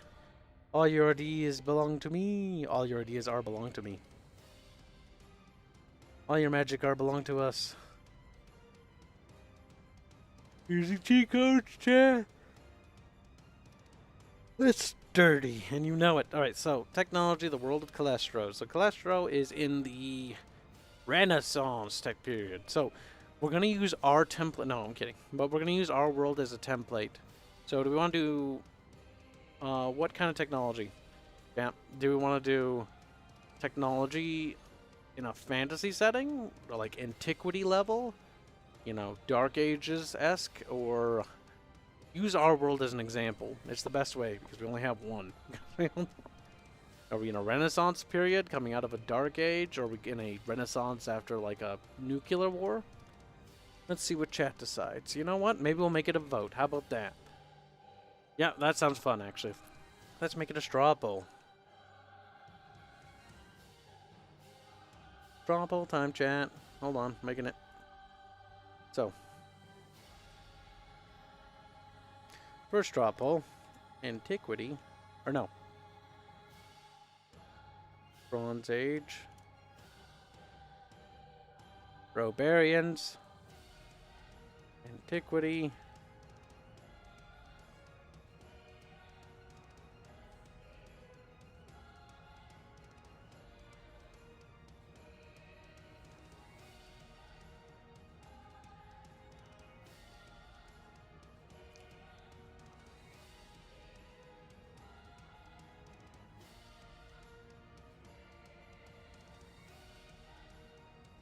Resurgence. Colonial era. Gunpowder. We're just gonna skip quite a bit. Industrialized era. And then we'll do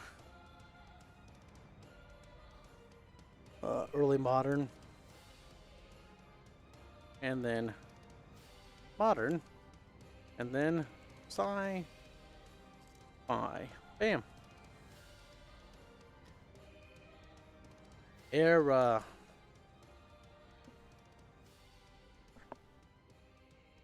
Sci-fi is future tech, by the way. But there's a lot of things to go through. So, I'm gonna create this little poll for you, chat. You little bastards are they're like, no, Kibs, KFC era, Primal Caveman era. You know, we don't want to go that far back, but we could if we wanted to. Bronze Age Barbarians is as close as it gets. So go vote now, chat, or you shall be beaten again and again until you submit.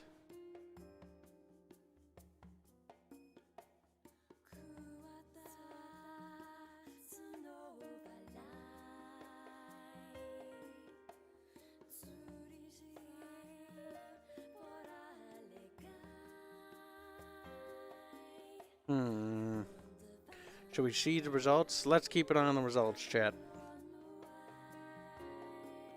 Oh, damn. The Barbarians are in the lead. Like, Barbarians. Oh. Look, chat. Vote. Vote with your little souls. Like, my soul. Needs more precursors. Why do you torment me like this? Name the world cholesterol. Never. Well, almost everything has gotten a vote. Defining the technological era is going to change the ever-living shit out of everything, literally. Barbarians sound like good guys to hang out with. Planet of diabetes. That's true, chat. A little bit of diabetes never hurt anyone. Except for, you know, people with diabetes. Hurts them.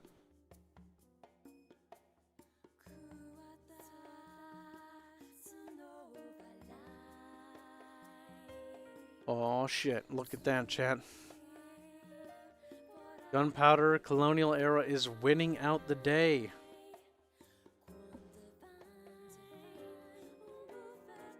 Come on, chat, vote. Vote, there's like 50 of you. I only see 19 votes. I expect more, chat. More. Ba, ba, ba, ba, ba, ba, ba. This will shape the world greatly.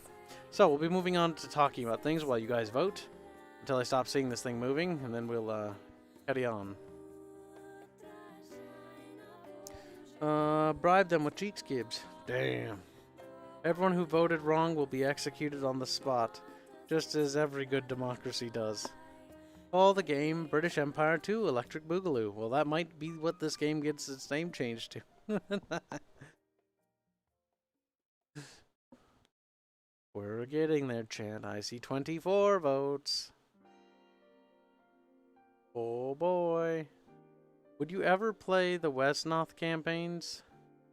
I barely know what that is. I know it's a video game, but like, maybe? Not sure.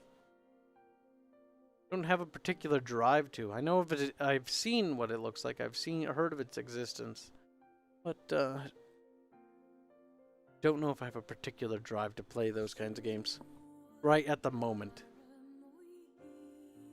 With that ratio of voters, non-voters, you have big turnout. Bigger turnout than U.S. election. Damn. Would you ever play Death Stranding? We already did. It was terrible. Heretic. It's free. Yeah, a lot of things are free. AIDS can be a... Well, no, it requires, you know, sexual intercourse, which is physical exertion, and you do have to do that. But you could get it relatively cheap for some physical exertion and a little bit of seduction.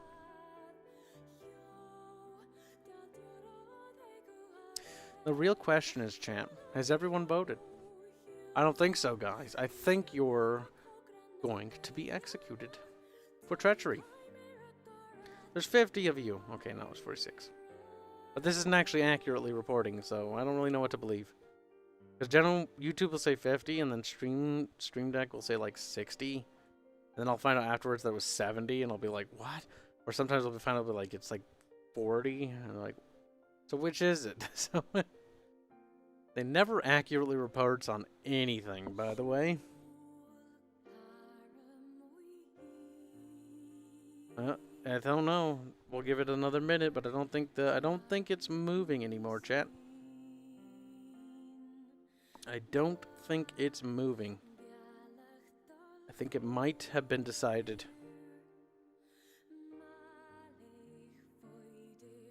I did my part for the Federation. Good, good. Oh, we got another vote. Oh boy.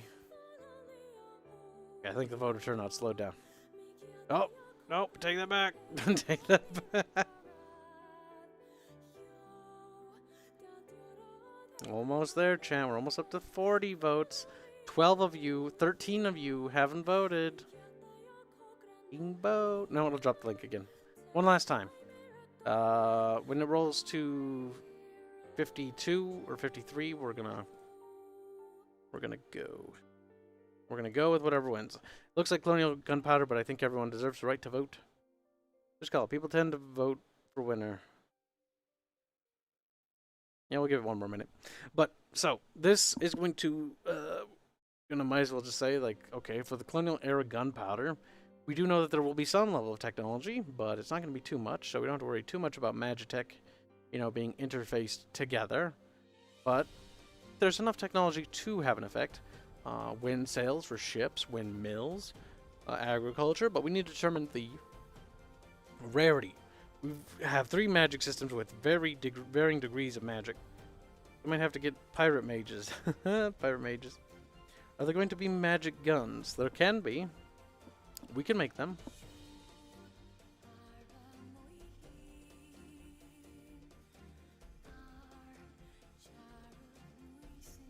Russian bot, says Boag. He's like, nobody voted for what I wanted. Boag, man. It was a close tie between the Bronze Age Brobarians and the Colonial... I'm kidding, it wasn't close at all. Brobarians were defeated by gunpowder. They were blasted into submission. They were like, they weren't bro enough. Their bro chest could only absorb so many bullets before they went down.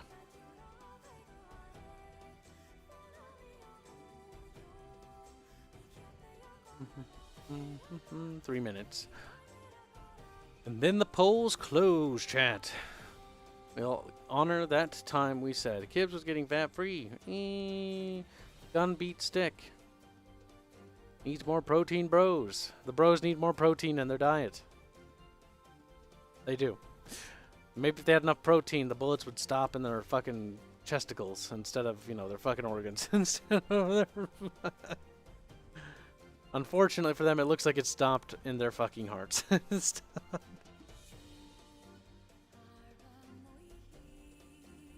That's okay, chat. I mailed in my vote. I didn't want the coof. Too bad, Gola. Mail-in votes don't count. She's like, no. Good, good. Let the hate flow through you, chat. Hi, Kibs. How are you, says Connor. Connor, you come in and out so frequently. But hello, Connor. Hopefully you're good. I'm doing well. Your vote was found later in the bin, but after it didn't matter anymore. It would have played yours and 100 others, yeah. Okay. Vote's about to be called in less than a minute.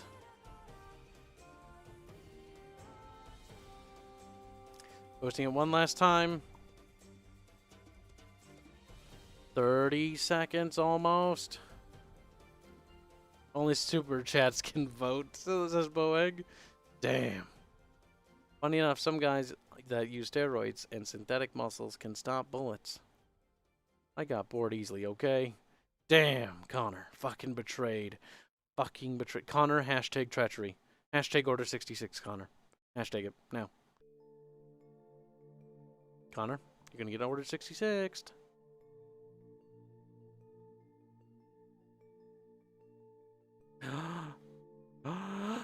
Well, I'm not surprised. I'm not surprised. But that's the colonial era. Gunpowder is the win. So, the technology era for our universe is now set. Oh, you voted. You voted for the colonial era gunpowder. That's okay. So, we now know the technological level of our world. We don't need that anymore. Of the world Celestro. It is colonial era gunpowder. We'll set it around the time frame ballpark of the 1600s. Or late 1600s. Or, yeah.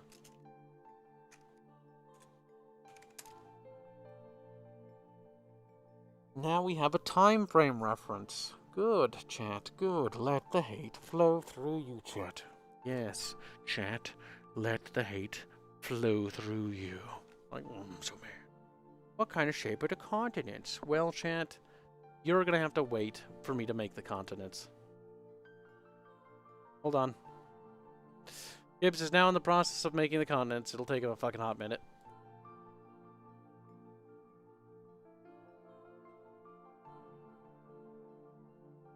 It's just gonna be a hot minute. Hot minute. Toasty minute.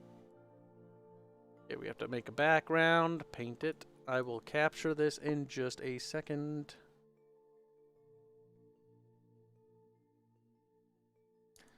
You know what? Hold on. Let me switch it over to this. A, B, C, D, E, F, G. That spells Clip Studio for you and me. Okay, that's that. There it is. Nope. That was not the right file.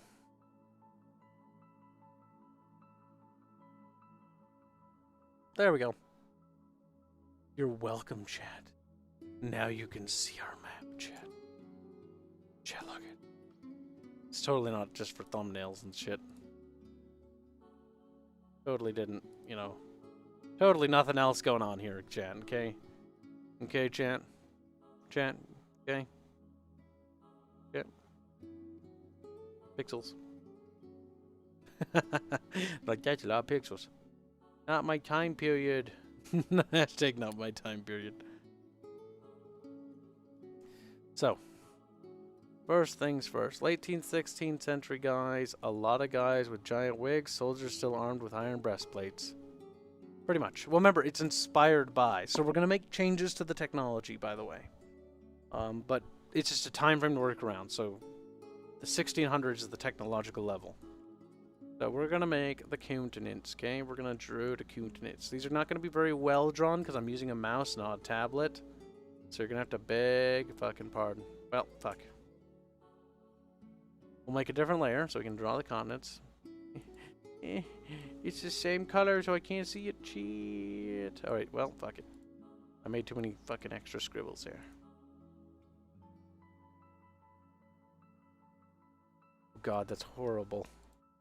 Oh god, drawing with a mouse. It's gonna be super jagged, okay?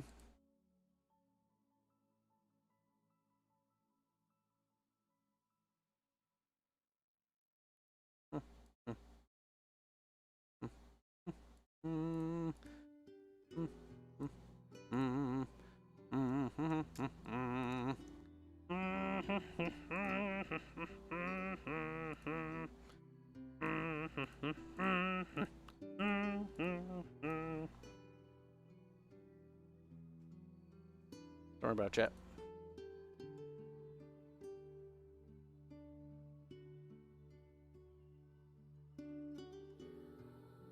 If it looks like Europe, that's because I'm just sort of trying to sketch it out so it's a similar shape, but not necessarily the same. Boop boop boop boop boop boop boop boop boop boop boop boop.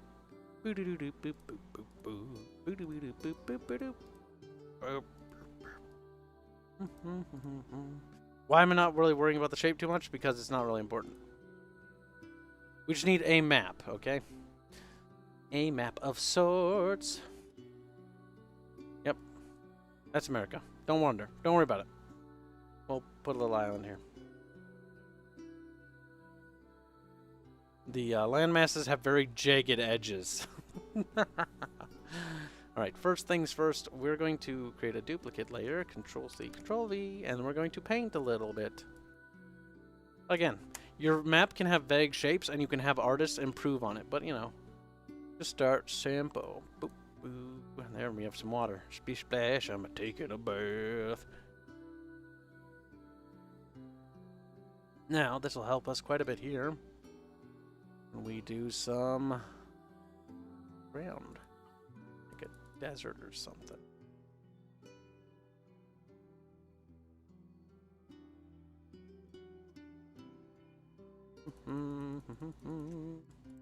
These are the deserts, by the way.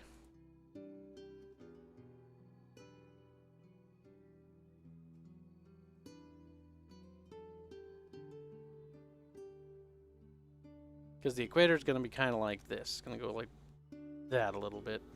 It's not going to be perfect. And it doesn't need to be perfect.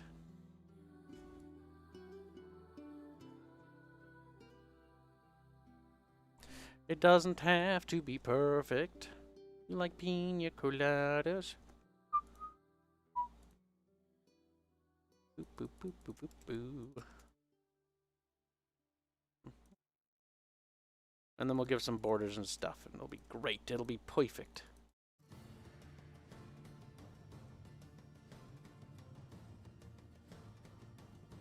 The green is where people can live, okay? Or where there's grass and shit, or something. It's green.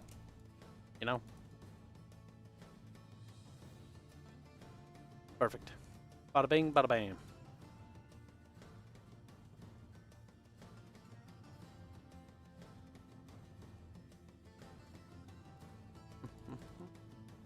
And remember, make your biomes however you want.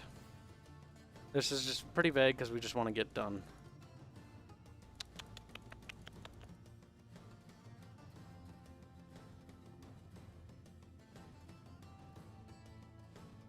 Ugh.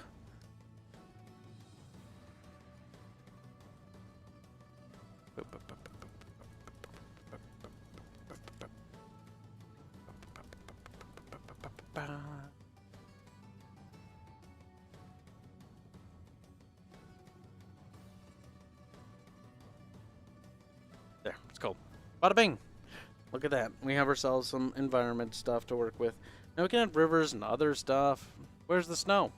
Don't friggin' worry about it. I don't understand what snow is about. We gotta make some mountains. Some geography. Here's some mountain range. This will just help. We're gonna make some natural barriers. I'll say that there's some. I'll say that it's like pretty mountainy here. Put some over here, and we'll decide what kind of countries we want to put on the map. We'll make a geographical map as well. This is the first sketch. We can always go back over and take this sketch and then build it up.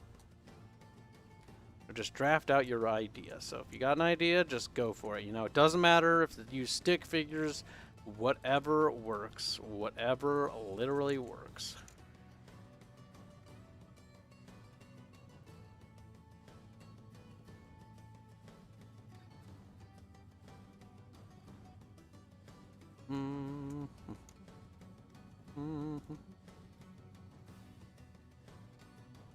There we go. Now, China shouldn't exist. Wow, chat. Holy shit, chat. Calm down, chat.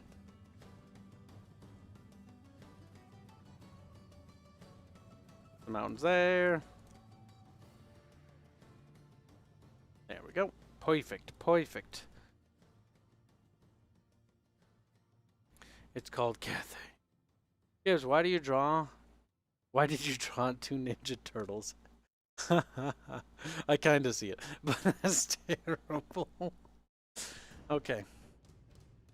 Or is that supposed to be mountains? Yeah, they're just going to be mountains. We'll texture them a little bit, if that helps you understand what it is we're going for, because I understand that it's just a quick sketch. Didn't work out at all like I was hoping it would.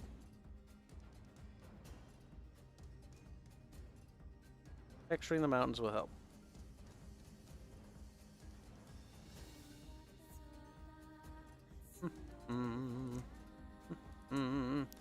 Just some quick little sketch technique.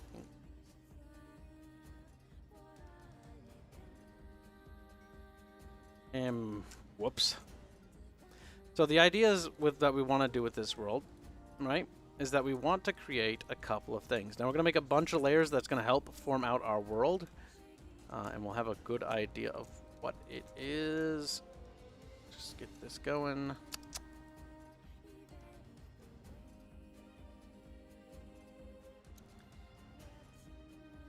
We'll probably call it good on the mountain textures. If I want, and if this works out and we want to actually build up this world a little bit more, I will get my drawing tablet out and we'll actually draw it properly with some actual brushes rather than my mouse. I also have to download my custom brushes, so that'll take a fucking while, and I don't want to do that on stream. Right now we're just using the basic ass bitch brushes that are in this program.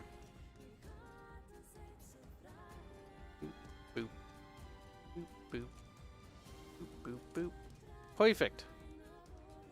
All the mountains have some texture to them. Not very much. That helps pop a little better rather than just being triangles. Oh no, the teepees with a crayon. That's fine, that's fine. Okay. So we could do some rivers, and why not? I don't see a... Not to. Let's make it a different shade of blue so it sort of pops differently. We'll put some lakes.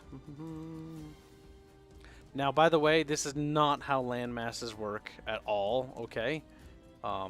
There's some things you should factor in beforehand, and we'll talk about that in a sec, on how water works and stuff.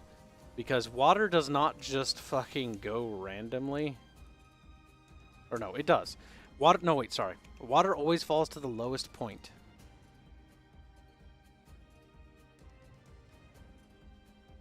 It'll zigzag, but it'll always go to the lowest point. So let's say, you know, some of the water is, you know, if it's lowest, it'll do whatever. And then other rivers might feed into it. So it's like that, you know? And what you can do with rivers and mountains, here's the thing why they're kind of great. They help with borders. So when we start making the countries, these little rivers will actually help define us the borders. The borders, the borders.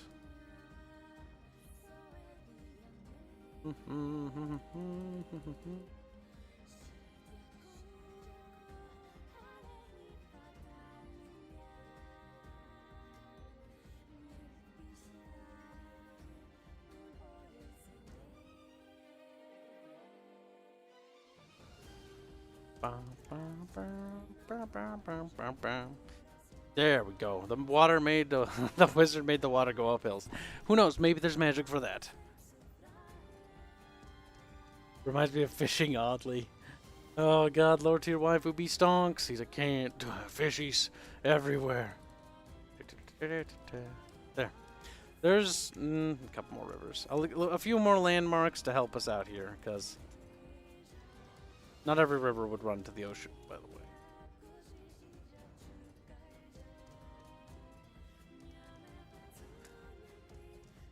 Ah! Whatever, that's enough.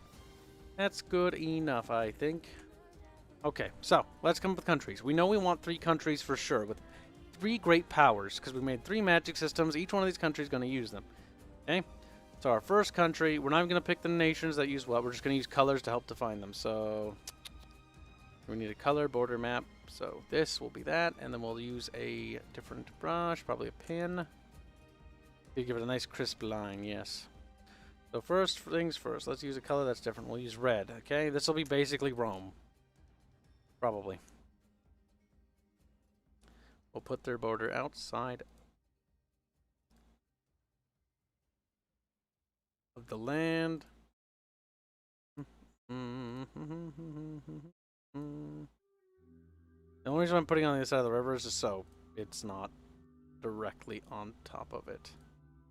And not all borders would use, you know, the rivers and the mountains, but some would, because they're natural barriers. So there's basically Rome, okay? Now let's make basically Viking land.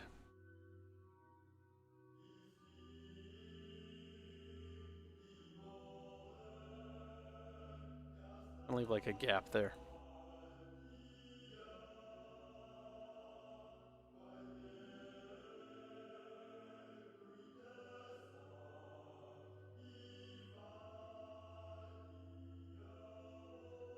Boop, boop.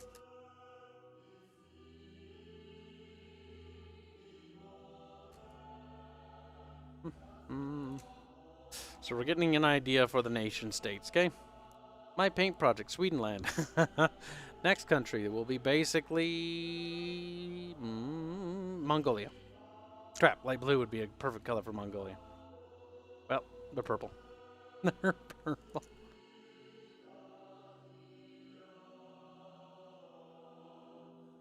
We'll make a bunch of little countries, and then we'll start drafting them out more. Mongolia is going to be big, because they got horsies. Horsey dorsies.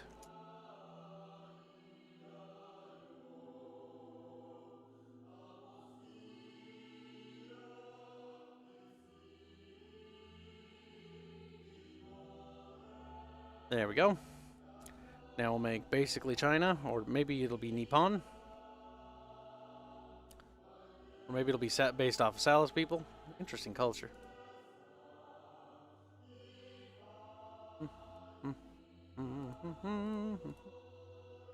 Oop, there we go. Another country. Now we only have 3 magic systems, but I'm gonna do them all. Why not? And then we'll make basically like some sort of sultanate or caliphate. They can have green,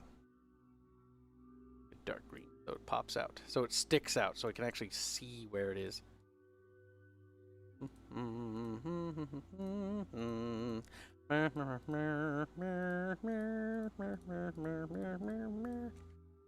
And then this will be basically Zululand. Oh, Zulu people, that'd be cool. There's some cool shit. Yeah, Zulus. No, wait, let's do 2. Okay, so the northern one will be based off a different African culture. This one will be Zululand. Zululand, Zululand, Zululand. The Zulus will be there, yes. And then we'll have the Ethiopians over here. Dark blue. There.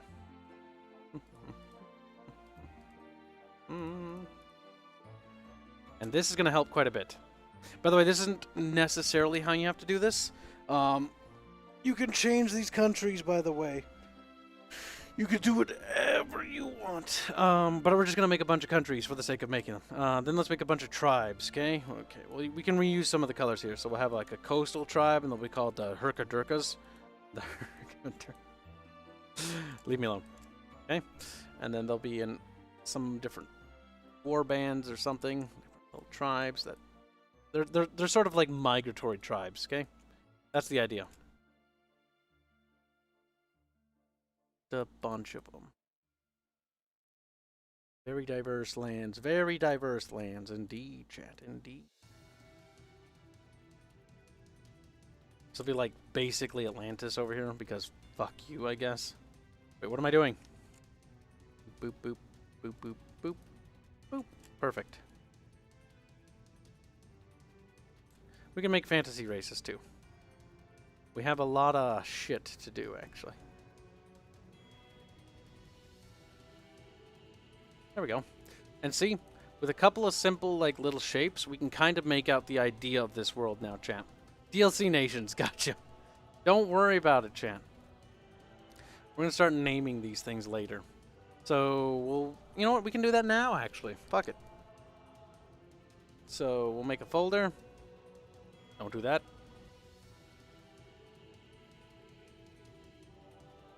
Names. Now, here's a really cool trick, by the way. I'm going to show you in just a sec. So let's make this, as we'll call it.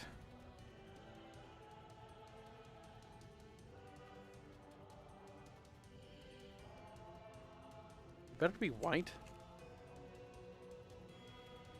We was Remans. Okay? These are the Remans. They live here. Now, really cool idea. So I'll put the name in here so we can filter the names on and off. We can filter the geopolitical borders, so we can turn them on and off. Okay, we was Remans. Here's a really sick thing that I like to do. So, because we have it set in the colonial era, exploration mode. Now this is going to help us understand quite a bit. I'm sorry if this takes quite a while, because it is going to. But we're going to do something here. So we're going to paint the map in darkness. Make it partially transparent, and we're going to erase. Easy peasy. This is the knowledge that they have, okay? Well, let's make it a little bit more natural, like a soft brush. They would obviously know where their borders are. Or at least you'd hope, right? This is the world from their point of view, what they know. So they know of the water areas because they've traveled here. There's like some trade routes maybe. And maybe they've had some ships sail over here. Okay? They know, and because they've had contact with the Mongolians, they know, like, okay, they know it's like it goes over here. They have an understanding of that, but they don't really know a lot about the world. And from this, we now know You can also call it the fog of war. So, why is this important? People in this nation will now know of the Ethiopian people, the Sultanate, the Caliphate. They will know of the Mongolians. They will know of the Vikings. They have no idea about the cultures over here. So any characters you make from this nation will have this kind of geopolitical knowledge or knowledge about these factions. You can make different varying degrees of knowledge, but this is extremely useful, guys. This is kind of what we used for Astria to figure out what they knew about and what they don't know about. This is a very quick version. So they know, Romans know of Vikings. They trade with Vikings. Well, we can do different relations. So we could like, just for a bonus sake thing. We'll do like a red for mark for they're at war with. So they're like, okay, you know, they're stabbing with a rusty knife, I guess. I don't understand why no draw. Oh, maybe I get it now. There we go. So, this nation, they're fighting them. You know, maybe they're also at war with the Mongolian dudes. Okay, they're battling them, and maybe they've got like an exploration fleet. Like maybe they got like Roman or Julius Columbus. Like he's off on an adventure to go find that. Okay, so there's some stuff going on here. There's two big wars, but you know, there's also exploration attempts going on, and they have let's say we'll use gold for this for like money. So they're making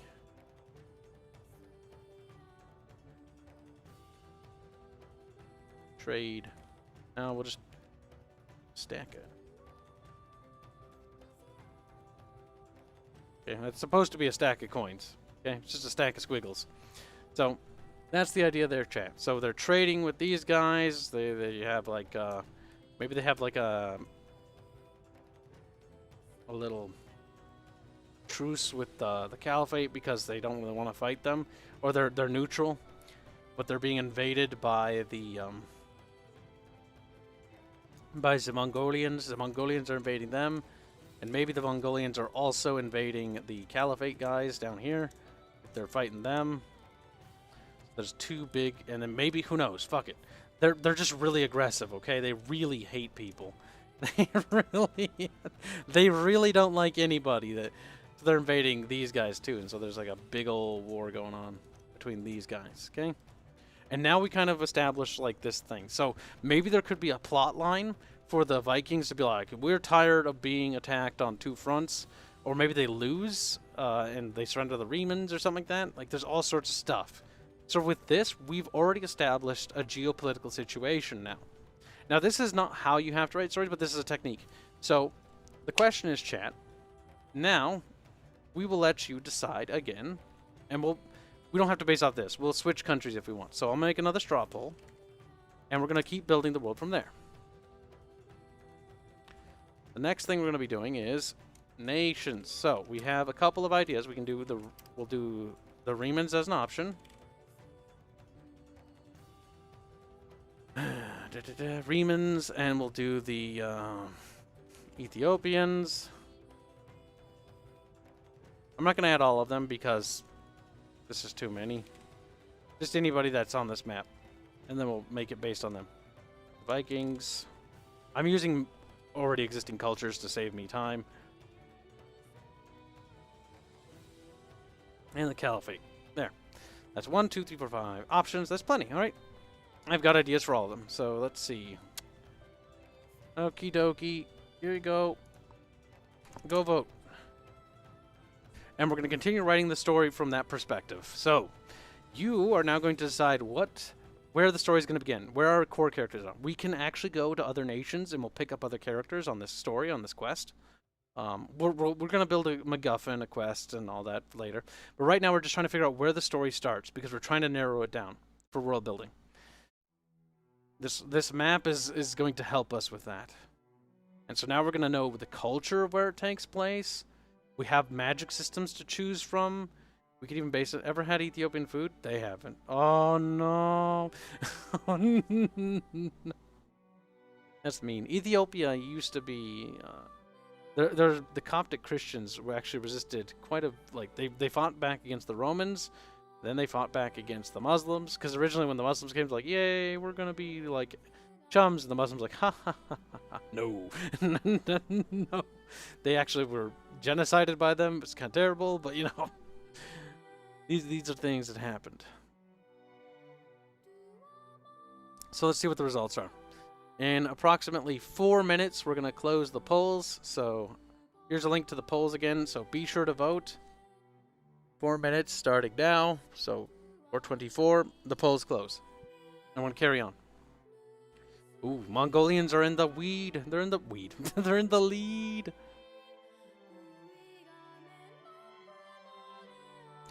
Following, and everyone else is sort of tied. Oh, the Caliphate's catching up.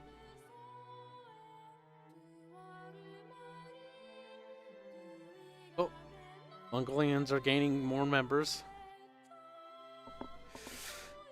Ethiopia even lost to Italy. Italy! I mean, Ethiopia is like a tiny little country that was like, help us, League of Nations. And League of Nations like, no. No. And they're like, you son of a bitch. I like that one picture where the guy's like drowning and his hand sticking out of the water and it says Ethiopia.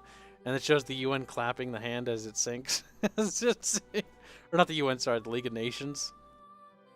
It's like, nope, they did. And then they...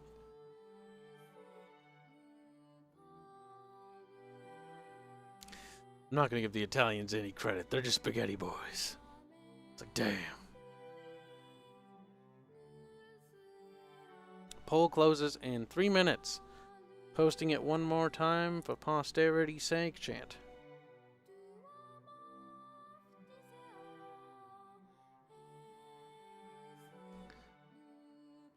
Vote, vote, chant. Which country wants to win? Ooh, the Caliphate has now overtaken the Mongolians. By quite a bit. Some people want to do some Middle Eastern nations, I see. There's a lot of cool things we can pull from. By the way, these are just templates. We're going to make up their own gods. They're just going to have a root base. The Mongolian nation would have a root base of the Mongolians. The Romans would be the Romans. The Ethiopians would be the Ethiopians as a base. Just like the Islamic one will be... Or Islamic one. It's not really Islamic. They're going to have their own religion. We'll make it up. We'll make it up. I did my part for the Federation. Good. 2 more minutes, chat. 2 more minutes. Vote, vote, vote, vote, vote. Oh, Mongolians are catching up. The other nations have fallen very far behind. It's now almost neck and neck between Mongolians and the Caliphate. Who will win? Exciting. Hey, these borders make no sense. Yeah, no, they don't. They don't make any sense. We're not worrying about too much about geopolitics or the geography of the world right now. We're just going to talk about nations. This is an idea map, by the way. We will probably... You know what I might do? I might redraw this map a lot more detailed. But for now, please excuse the very simple shapes and colors to it. It's just to give you an idea, you know? Let your imagination fill in the gaps.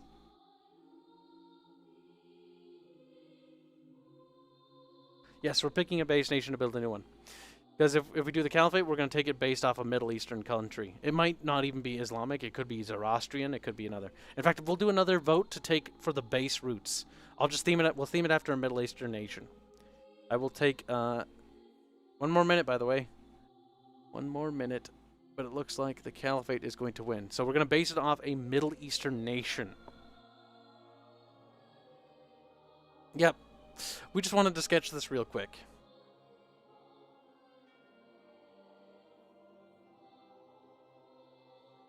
I mean, I drew it as literally as fast as I could for the intent purpose of having something to go off of.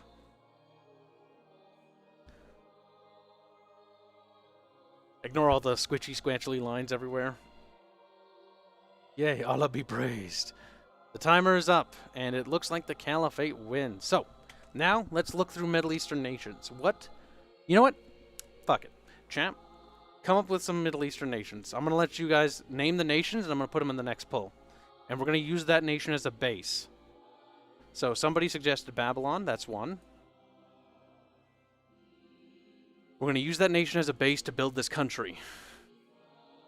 So Babylon was the first one. The United Arab Emirates. Technically a nation. I don't know much about them, so I'm going to have to do some research on the UAE. Let's just dark-skinned cat girls. Could be. We're not there yet. Can we make it based off an American in the Middle East of the meme value? Based off an American base in the Middle East for meme value? No, we're not going to do that. Sahalan. Never heard of that. Sahalan. Yeah, I will look that up. Egypt's not technically in the Middle East, but it has enough interactions. I will allow that to slide because it's like partially there. Persian Empire, Syria.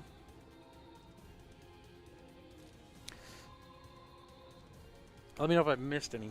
Hittites. I don't know if Hittites is a thing. The Ilkhanate.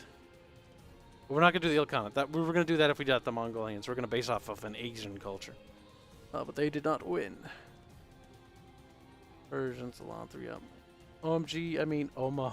The Ottoman Empire. Okay, Ottoman Empire's added. We're going to take nation, cultural ideas. Mesopotamia. There is a lot of cultures to pull from. The Umayyad Caliphate.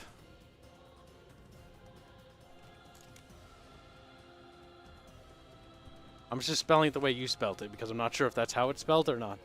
Afghanistan.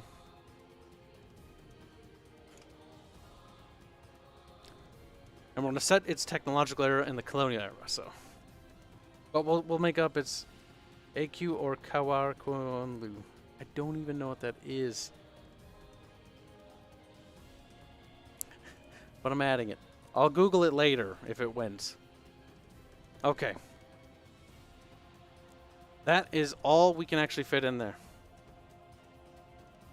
Actually, first let me Google. I'm gonna see if that's actually a thing before I fucking put that in there if you didn't just make that up.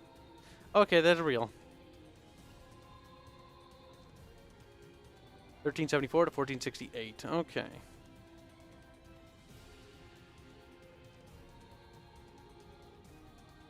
I've never heard of them. Okay, so.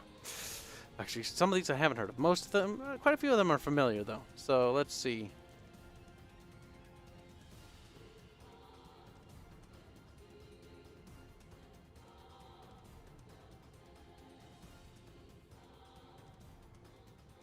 Great poll.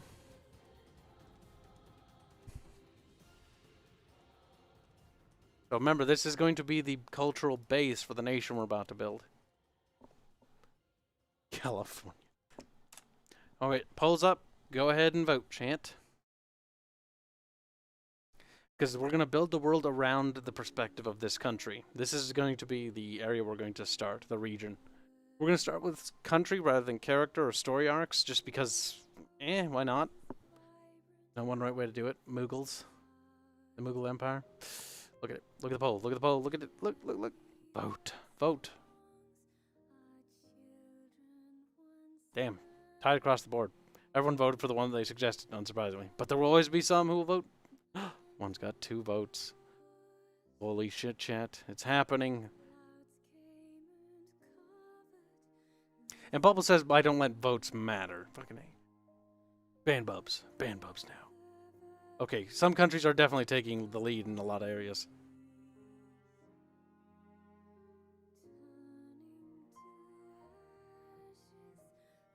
The vote will close in 4 minutes, so 4:20 or 4:32. We'll let it rotate. I voted for the Ottomans because funny. Ha ha ha. Fucking. Gosh darn it, the one I have no idea what it is winning. Stop it. Stop. I'm kidding. Whatever wins, wins. Just means I'll have to pull up more information pages about them when we start writing them. That's okay. I barely know anything about a lot of these Middle Eastern cultures. Especially post-antiquity. When it comes after antiquity, fuck, I don't know much about them. After antiquity, my interest sort of drops off. So depending on the nation, are we going to do a local or foreign dynasty? I don't know. We might not even do a dynasty. We might just do a noble. We might not even have a noble. It might just be like a standard character. The story's going to start in this country. That's all we know. We'll decide on what the character's background is later. Arch doesn't read the wiki. He reads his books and then talks about them after he reads his books. How Arch writes lore is pretty simple. He either A, listens to an audiobook and then just simply, you know, when he listens to it, that's when he comes up with the lore for it because he refreshes his memory, or he reads a book. He does not use Wikipedias, though.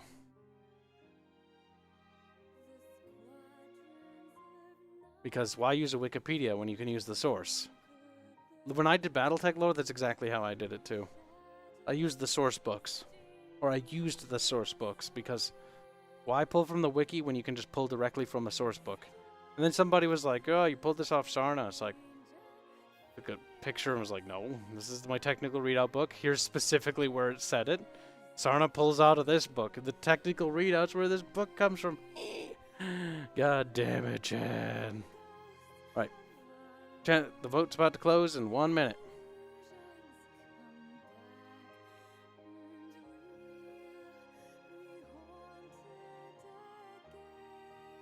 Boop boop boop boop boop boop boop boop boop boop boop boop. I've always 1d4 chant for all my 40k lore.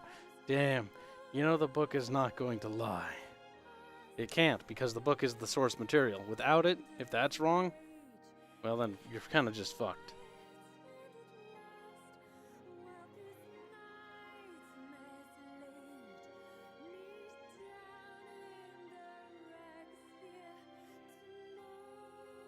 Wikis can sometimes be edited by other people, and they might put in wrong information or contradictory information because of personal bias.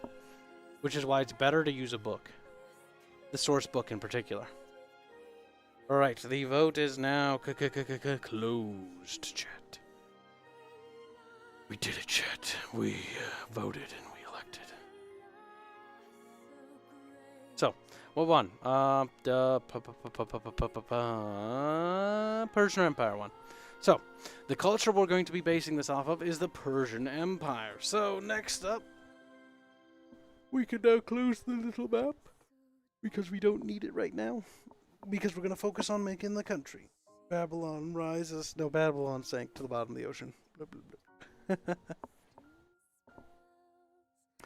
So, the first things first. Actually, no, we're going to do one more vote, because this is going to help narrow down what we're going to write. This is actually going to help us a lot.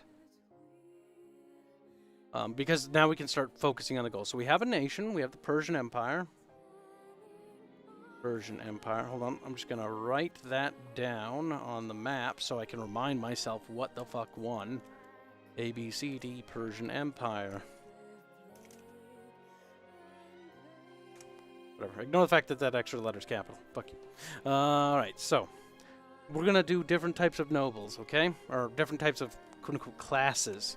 This is going to be the primary perspective, so we have an idea where to write around. So, first things first, we're going to have a prince slash... You know what? Yeah. We're not going to do like an elected king, or a king currently. We'll start with a lower class, noble, warlord, and then we'll go down the ranks of like classes, archer slash huntsman, mage, warrior,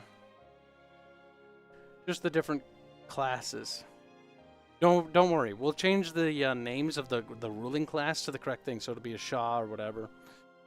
But we're gonna use regular English terms for now, because use whatever's your native tongue. So if you're Persian and you're watching this video and a Shah makes more sense to you, use the word Shah. But for us, we're going to use the English terms, which we're going to use like prince and princess, noble, warlord, archer, huntsman, shah, mage, warrior, monk, things of that nature. The idea behind it is that way we'll fix the names later. No, Salantria, you'll be remembered. Devithron's sad, floating up to heaven. He's like, Babylon has fallen. Okay, so here's the classes I have so far. Or, yeah, sort of classes. Prince, princess, noble, warlord, archer, huntsman. The only reason why I define the genders separately is because the context of the story could change quite a bit when you have a nobility or a noble rank like that. We'll define the gender roles of each society later, because every society generally has sort of like a different cultural expectations of males and females. Generally. Actually, not just generally. They do. They do. We'll define the gender actually after this. Medics or priests. You know, we'll have a priest as well as a rank. Priest, blacksmith. I can only fit so many, like, roles on here. Farmer. Merchant.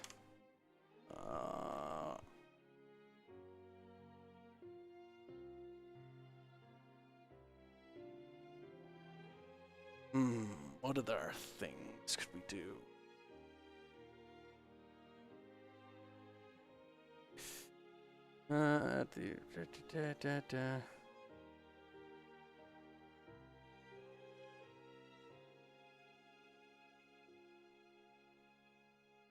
There, that's enough ranks. That'll define the story quite a bit. Then we'll do the gender of the character, because that might change how they're perceived in this society. So next up, create role.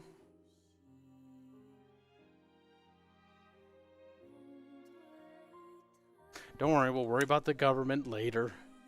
For all we know, it's an aristocracy, it's a theocracy, it's a fascist dictatorship. I don't know. We'll get there.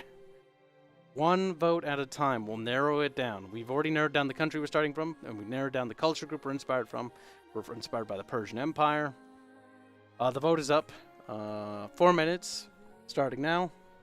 So please vote. Vote on the class you would like the character to be. Only one of you have voted. That's okay. Take your time reading it. There's a lot of options to choose from, and each option is going to change the dynamic quite a bit. Hold on.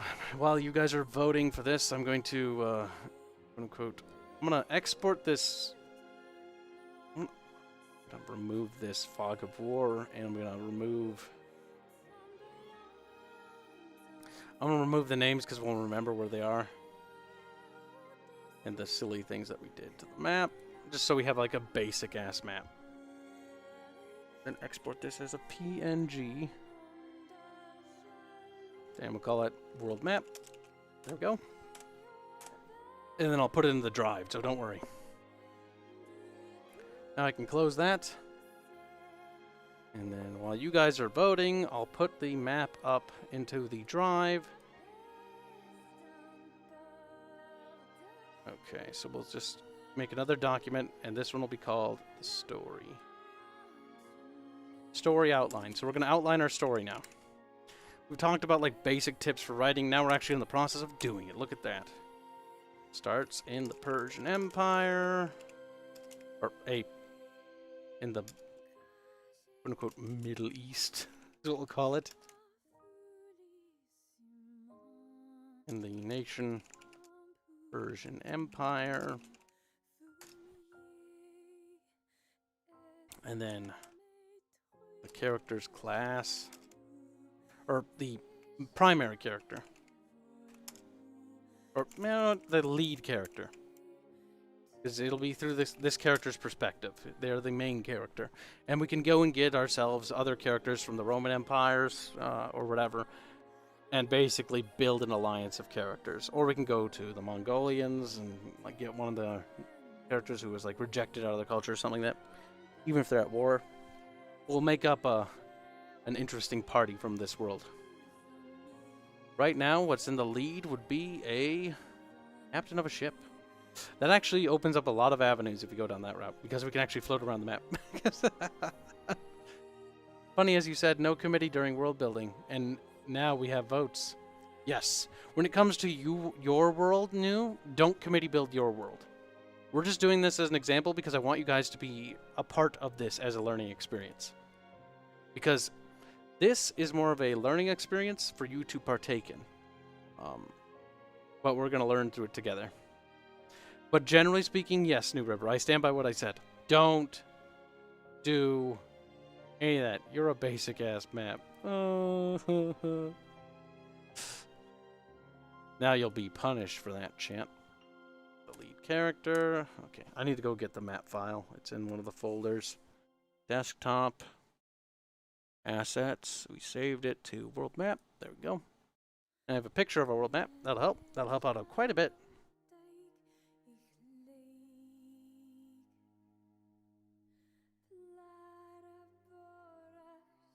Committee of Equals.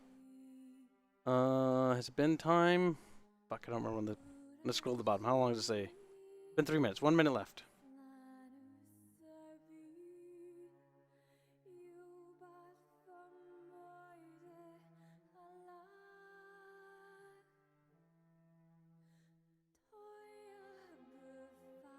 I'm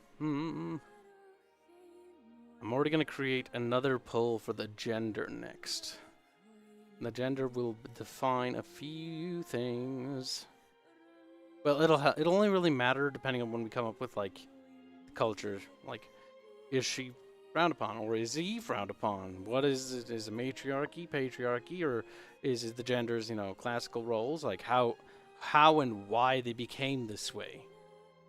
What made them into this way? What historical things happened that helped influence this culture to become this? Alright, the timer is up, and the winner is leading with 24%, 8 votes in total, is a captain of a ship. So, our character is a captain of a ship. The last thing you're going to get to vote on, before we're going to stop doing votes, and we're going to start doing more world-building things, coming with biomes and stuff of that nature.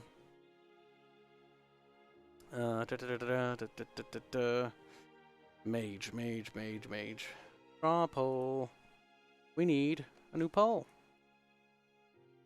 So, next up is male or female. Or dog. No, dog. Pork.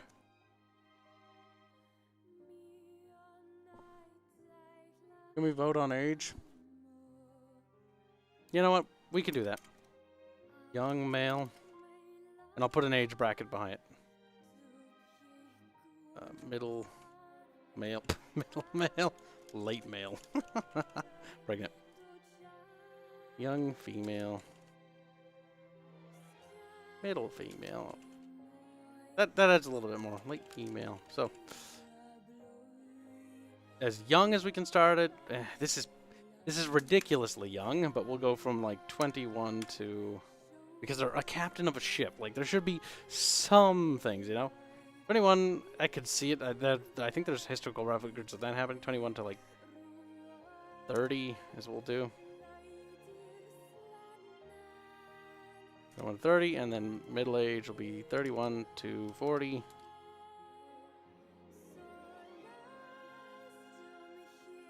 And 41 to 50. That's old, by the way. That will affect quite a bit of things.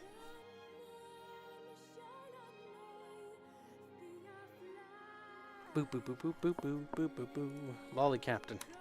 No. No.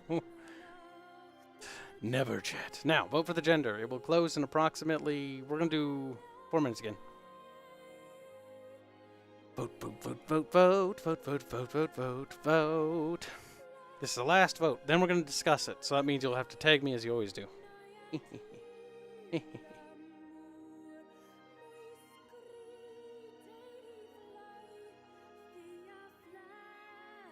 Damn. You want them young titties. I kind of expected that. Oh, it's leveling off. I'm actually surprised. Holy shit. Now I am surprised. Now I am surprised. Don't forget to vote, chat. Of course you all wanted the meme. Look, having female characters can be quite interesting and fun. Having male characters can also be fun. You can treat them. You can do quite a bit with both, and that's what's kind of great about the fact that the human species has got two genders. Is you can do different approaches to like the same character profile. That's the fantastic part. The fantastic part. Ah, yes. The stilted breaches of geometria. My 5 votes matter. Hey, there's IP duplicate check, you son of a bitch. I got IVPN, you son of a bitch.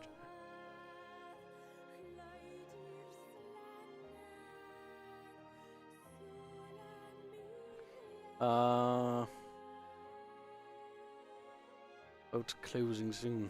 After this, you know what? While you guys do that, I'm gonna get ready to open this back up. So let's go to window capture and switch it back to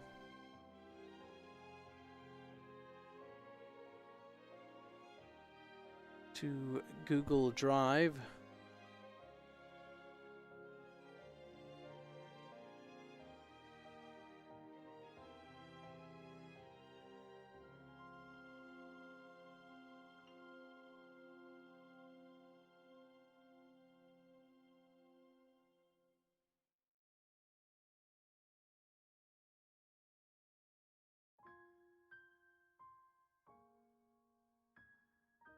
My God. We are seeing a close tie between middle-aged men and young women. What do we do, chat? What do we do? What do we do? Chat's like, I don't know. They're scared, frightened, startled even. Maybe even crying. I cry too.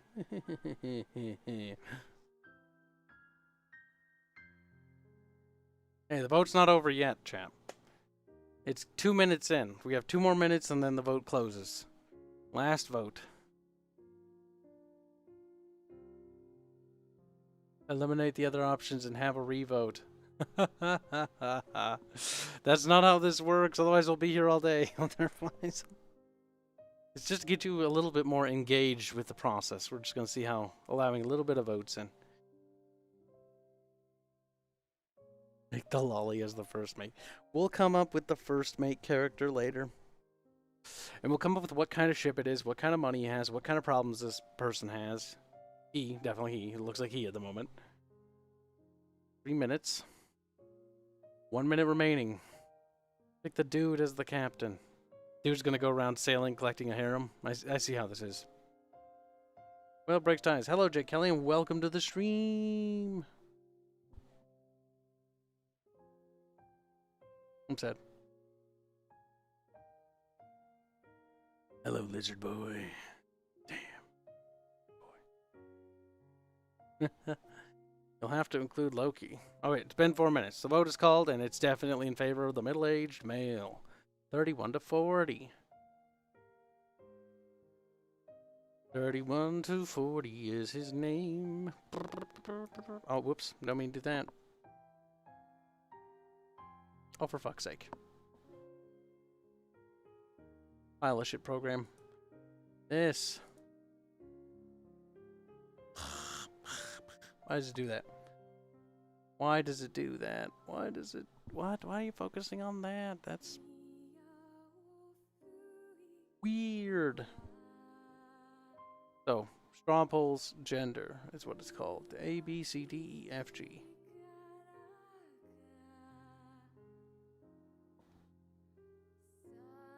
Steam, null, Discord, Quora, story outline.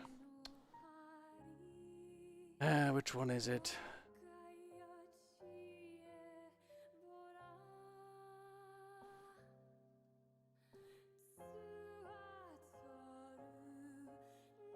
There we go.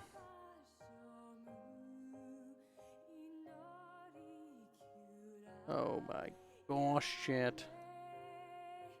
It did the thing. Got retarded. It does that sometimes.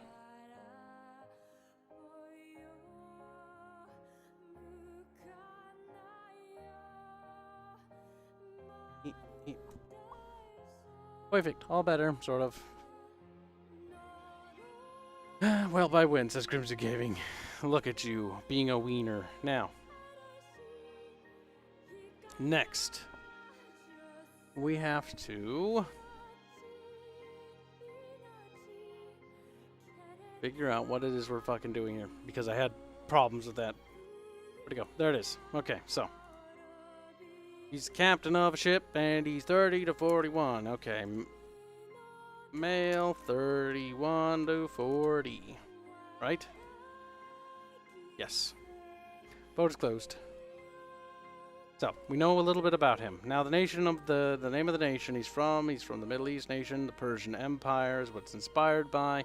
So Persian Empire, a little bit about it.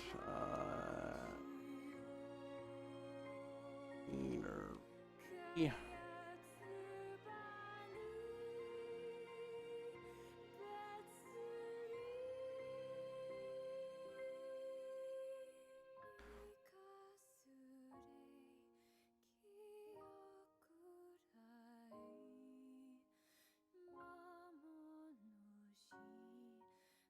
Please ignore that. I'm just in the process of creating some references for the environment.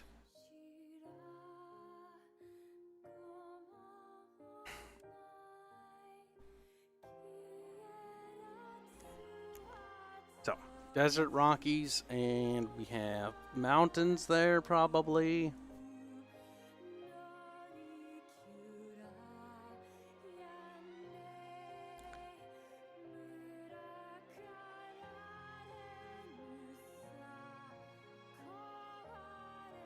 Next up, we have probably just like what it looks like. Probably rocky, gonna based off of the Persian sort of natural environment, which was rocky, you know, grassy, stuff like that.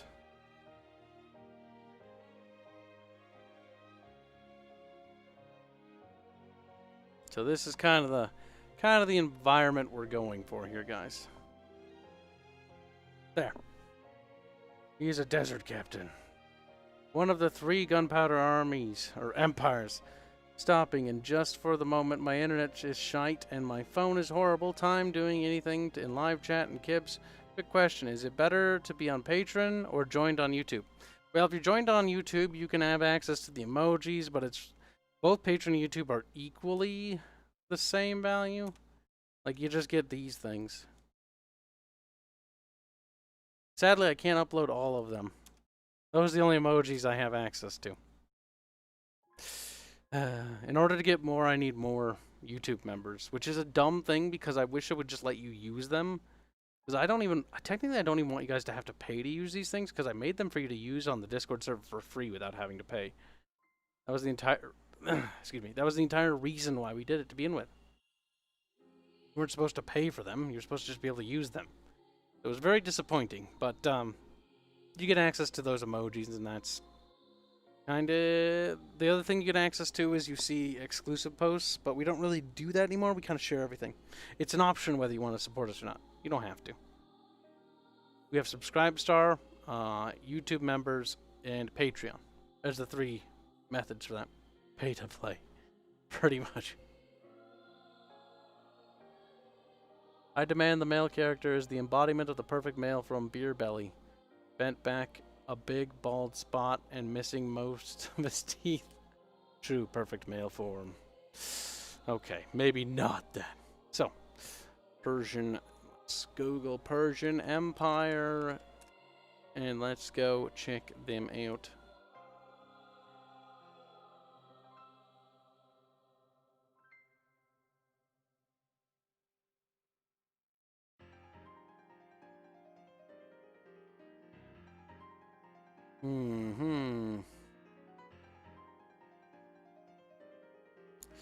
Let me see if we can find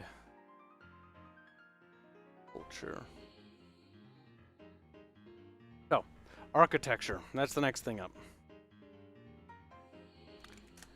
We need architecture references. That's not going to be too hard because fortunately a lot of their architecture still stands.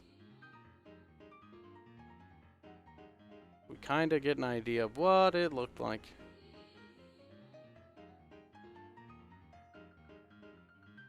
There's some buildings.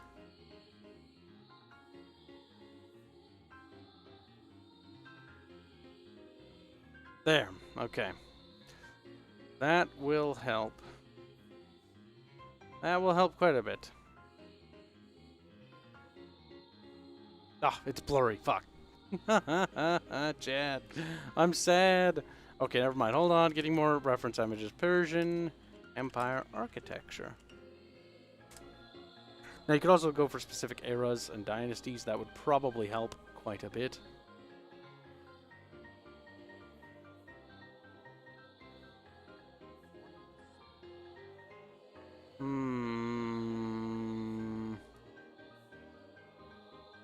What is with the low resolution on these images? It's painful. Did anyone take any good pictures? Fuck me.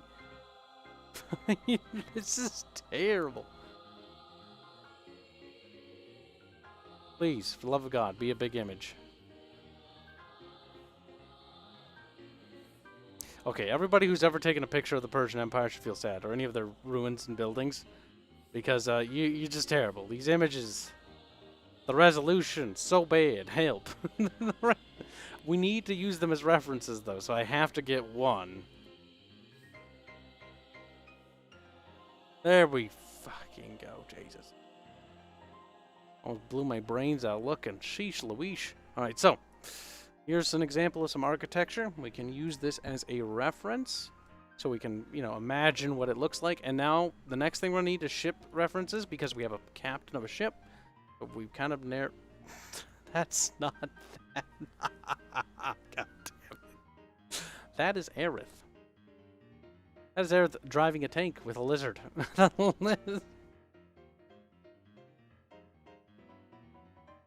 Okay. That was not the intended image. There we go. Ignore that little fucking thing there. Better. Alright. Here we have some of their architecture. We can't really make out too much, but it gives you a general idea. So we have an idea for the landscape, what it looks like. Now let's get some ship references.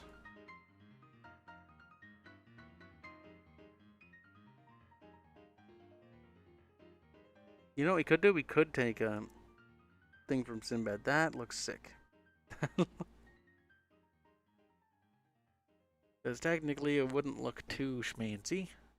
But it's in the colonial era, so we need to actually like come up with an idea, you know.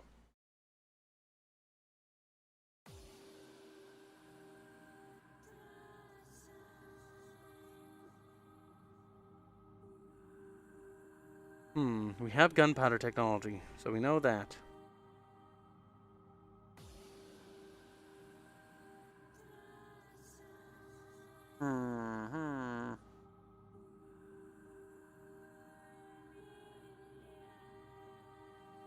That'll kind of do.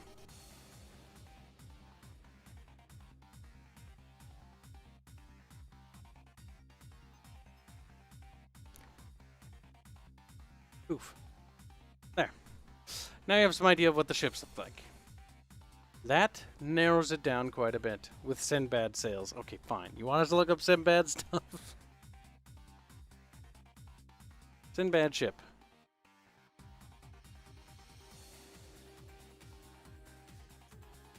We can make it a Sinbad ship. You know what? This is basically Sinbad now, isn't it? Is that what you want? Is that what this is? It's from a video game, but that'll do. Pull up some references of colonial airships. There. There's no cannons on this thing. Is this still near music? Yes. It's gotten really vague.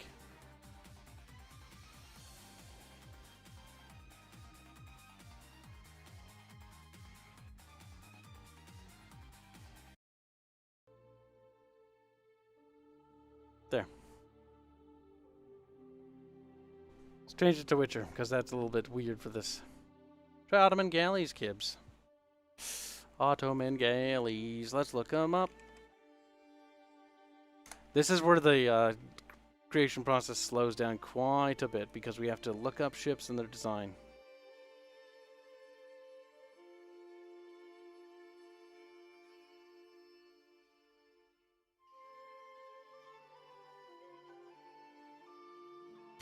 That's cute. Sorry. The reason why I'm not sharing what I'm looking it up, because you never know if something's going to pop up that you really don't want visible.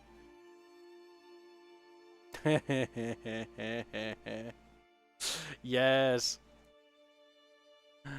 Yes, this is better. We've upgraded the ship, chat. There. Perfect. Got a little cannon on the front. Look at the little guys on it like... Isn't that a Chinese junk ship? Yes. Battle barge from Warhammer. No. Kibs streams over 4 hours now. Yes, it is. So we're going to wind down the stream now. Alright, chat. Looks like we've done it. We've come up with some stuff, but there's some goals we need to set for the next stream before we even think about ending it. So, going to write down some goals right here. So, goal.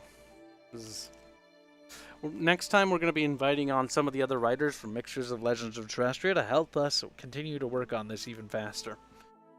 So we can keep building this. So Mixers Echoes project is now set in a fantasy setting.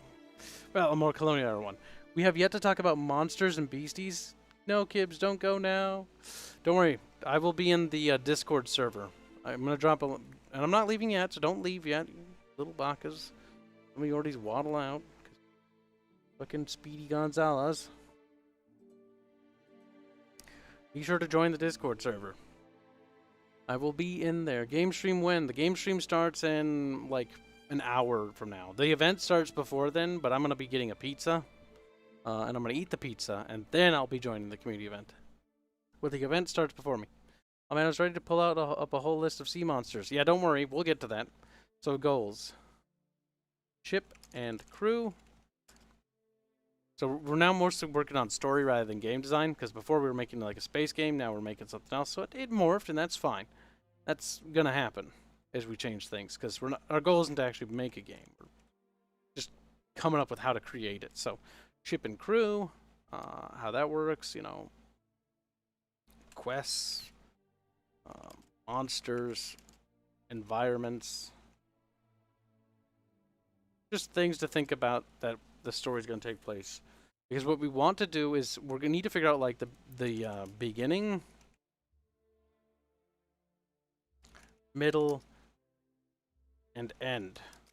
Because now that we built up what the world sort of looks like, and I might fix this up a bit more, but the thing is, like, now we know what kind of countries are in this world.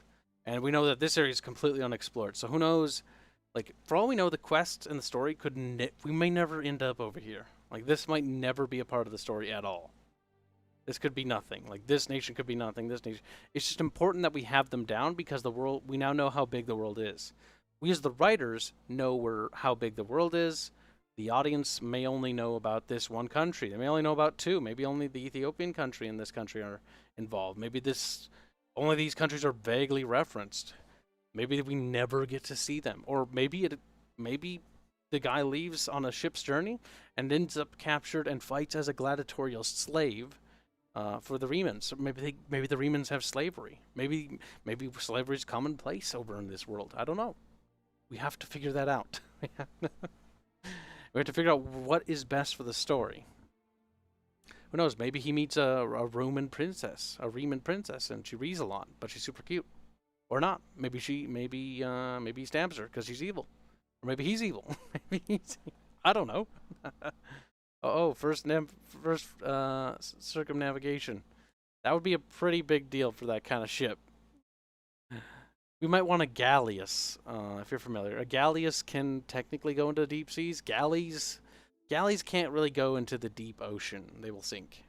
Remans would be the good guys. Maybe they are. I don't know. Maybe the Vikings are the good guys. We don't know. But the thing is, when we make these factions, is we're not going to generally try to make it like, Romans are all good, or the Persian Empire is all good. We're going to try to make it so that it's balanced. Like, some of them are good, some of them are bad.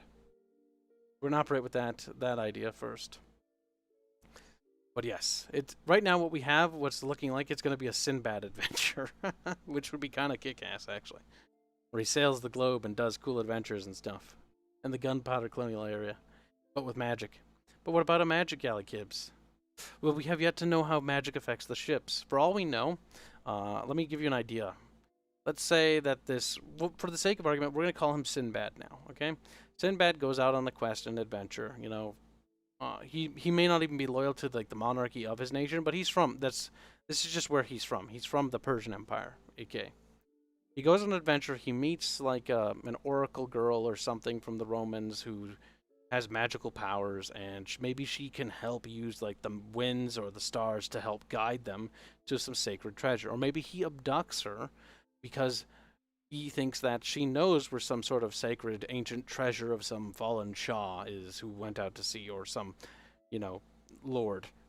And then the whole quest is about finding this treasure, and they're also, you know, competing with another captain from the same empire who's also looking for this treasure.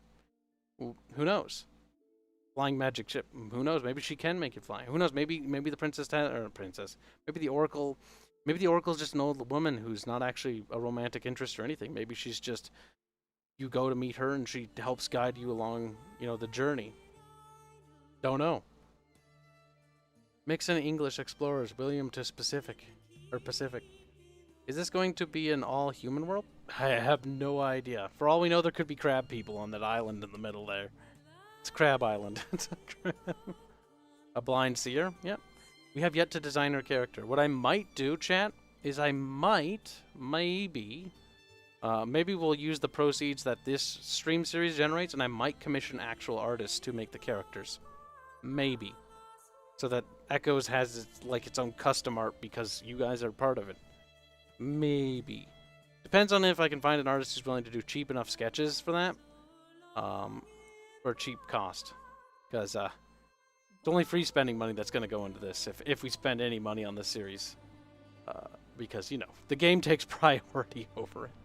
Sad Crab Man Island. It could be. You know what that means, chat? Think about what we're going to do in the next episode, in the next stream next Sunday. Where are we going to take this? Come up with some monster ideas, because you guys are a part of the creative process here. Just message someone. Ritualist? I don't think Ritualist will do it for cheap. Ritualist is kind of spendy. I need somebody who can do sketches for dirt. For dirt cheap. For dirt. Lobster people to conquer crab people. The lobsters are at war with the crab people, and you have to take a side. For this, I think we're going to focus on making this more of like a story, like a book, rather than a video game. And then we'll go back to sci fantasy when we're done with this, and we'll make a video game out of that, or something of that nature. So we'll kind of stay loose because we want to just like get in the process of being creative, but we're not going to focus specifically just yet. Still trying to feel out this series. The series is hyper experimental and is also weird. If I were to make videos about this, this would have gone very differently and probably a lot more productive. But at the same time, I think the conversation and discussion is actually far better for you and I, because we can actually engage in a dialogue and discuss the ideas rather than just simply state them. We have yet to define the religion. It could be Zoroastrian influence, though. We have yet to define the religion and culture. For all we know, unlike the Islamic caliphates, the Persian Empire might actually be one of the more kinder empires on this globe, which is a little bit more sympathetic. And who knows? Maybe they have a maybe the Sinbad guy gets sent on a diplomatic mission, or to escort a noble from his country on a diplomatic mission to the Romans to talk about their common enemy, because they do have a common enemy, and that's the Mongolians who are invading. And who knows? What we could also do is make that Roman Empire, we could also make it very war-torn, because it's fought in so many wars, so it's ragged and run down. And like the Persian Empire, for example, could be thriving, while the Roman Empire is staggering slightly. Who knows? Worship at Taco Bell like a demolition man. Damn. I'll probably have more time in the future, nobody says. Well, nobody, maybe you can do us some sketches. But we should probably talk more, and you should probably be more proactive in talking about it, because probably pre-plan stuff out. because I don't want anybody to draw anything and then be like, eh, no, we changed our mind. It's like, oh. The small soy island needs to be Chazinistan. And the other islands need to be Chadistan and Kekistan. Damn. Nobody's actually done fan art for us before, guys. I don't know if you've seen it.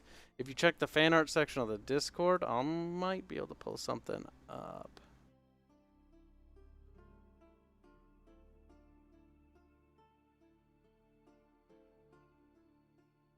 Hold on, it might take me like 30 years. Maybe.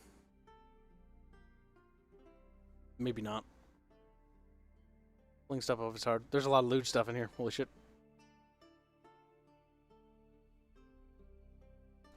This is one that he did. This is actually one that he did for Legends of Terrestria. He did Poland balls. Kind of cute. Kind of adorable. It'll be interesting how this changes when he actually plays the game. If it changes, who knows? Maybe he guessed them all. Actually, some things have changed. Like, these countries have names now.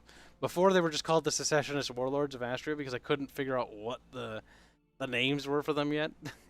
That's pretty early on into the story creation of them. See? In case. Nobody's done a lot of fan art for us. Here's one for Halloween last year.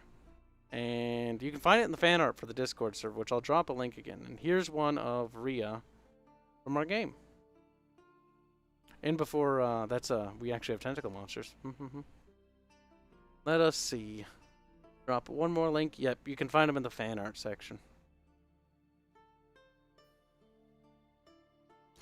What was with all the Poland balls? That was nobody being adorable. But yeah, we've got fan art. Pretty good fan art, too. Rhea Sigmund. Oh, well, I'm thinking... No, she's basically naked. It's fine. Just rejoined after a divinity session.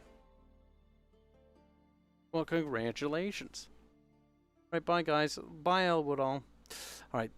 We have probably run the stream on long enough. It's time for me to get pizza, so I'm not too late to the event. So, I'll pop into the Discord server. But yeah, we'll catch you in the next stream, guys. Next time, now that we know we have a more defined topic, we're going to start focusing on actually world building. Or, well, actually building a story. I don't know how much world building time we're going to have. But we'll catch you in the next stream, next Sunday. So, until then, you guys have yourself a fantastic day, and we'll see you later. Goodbye, guys.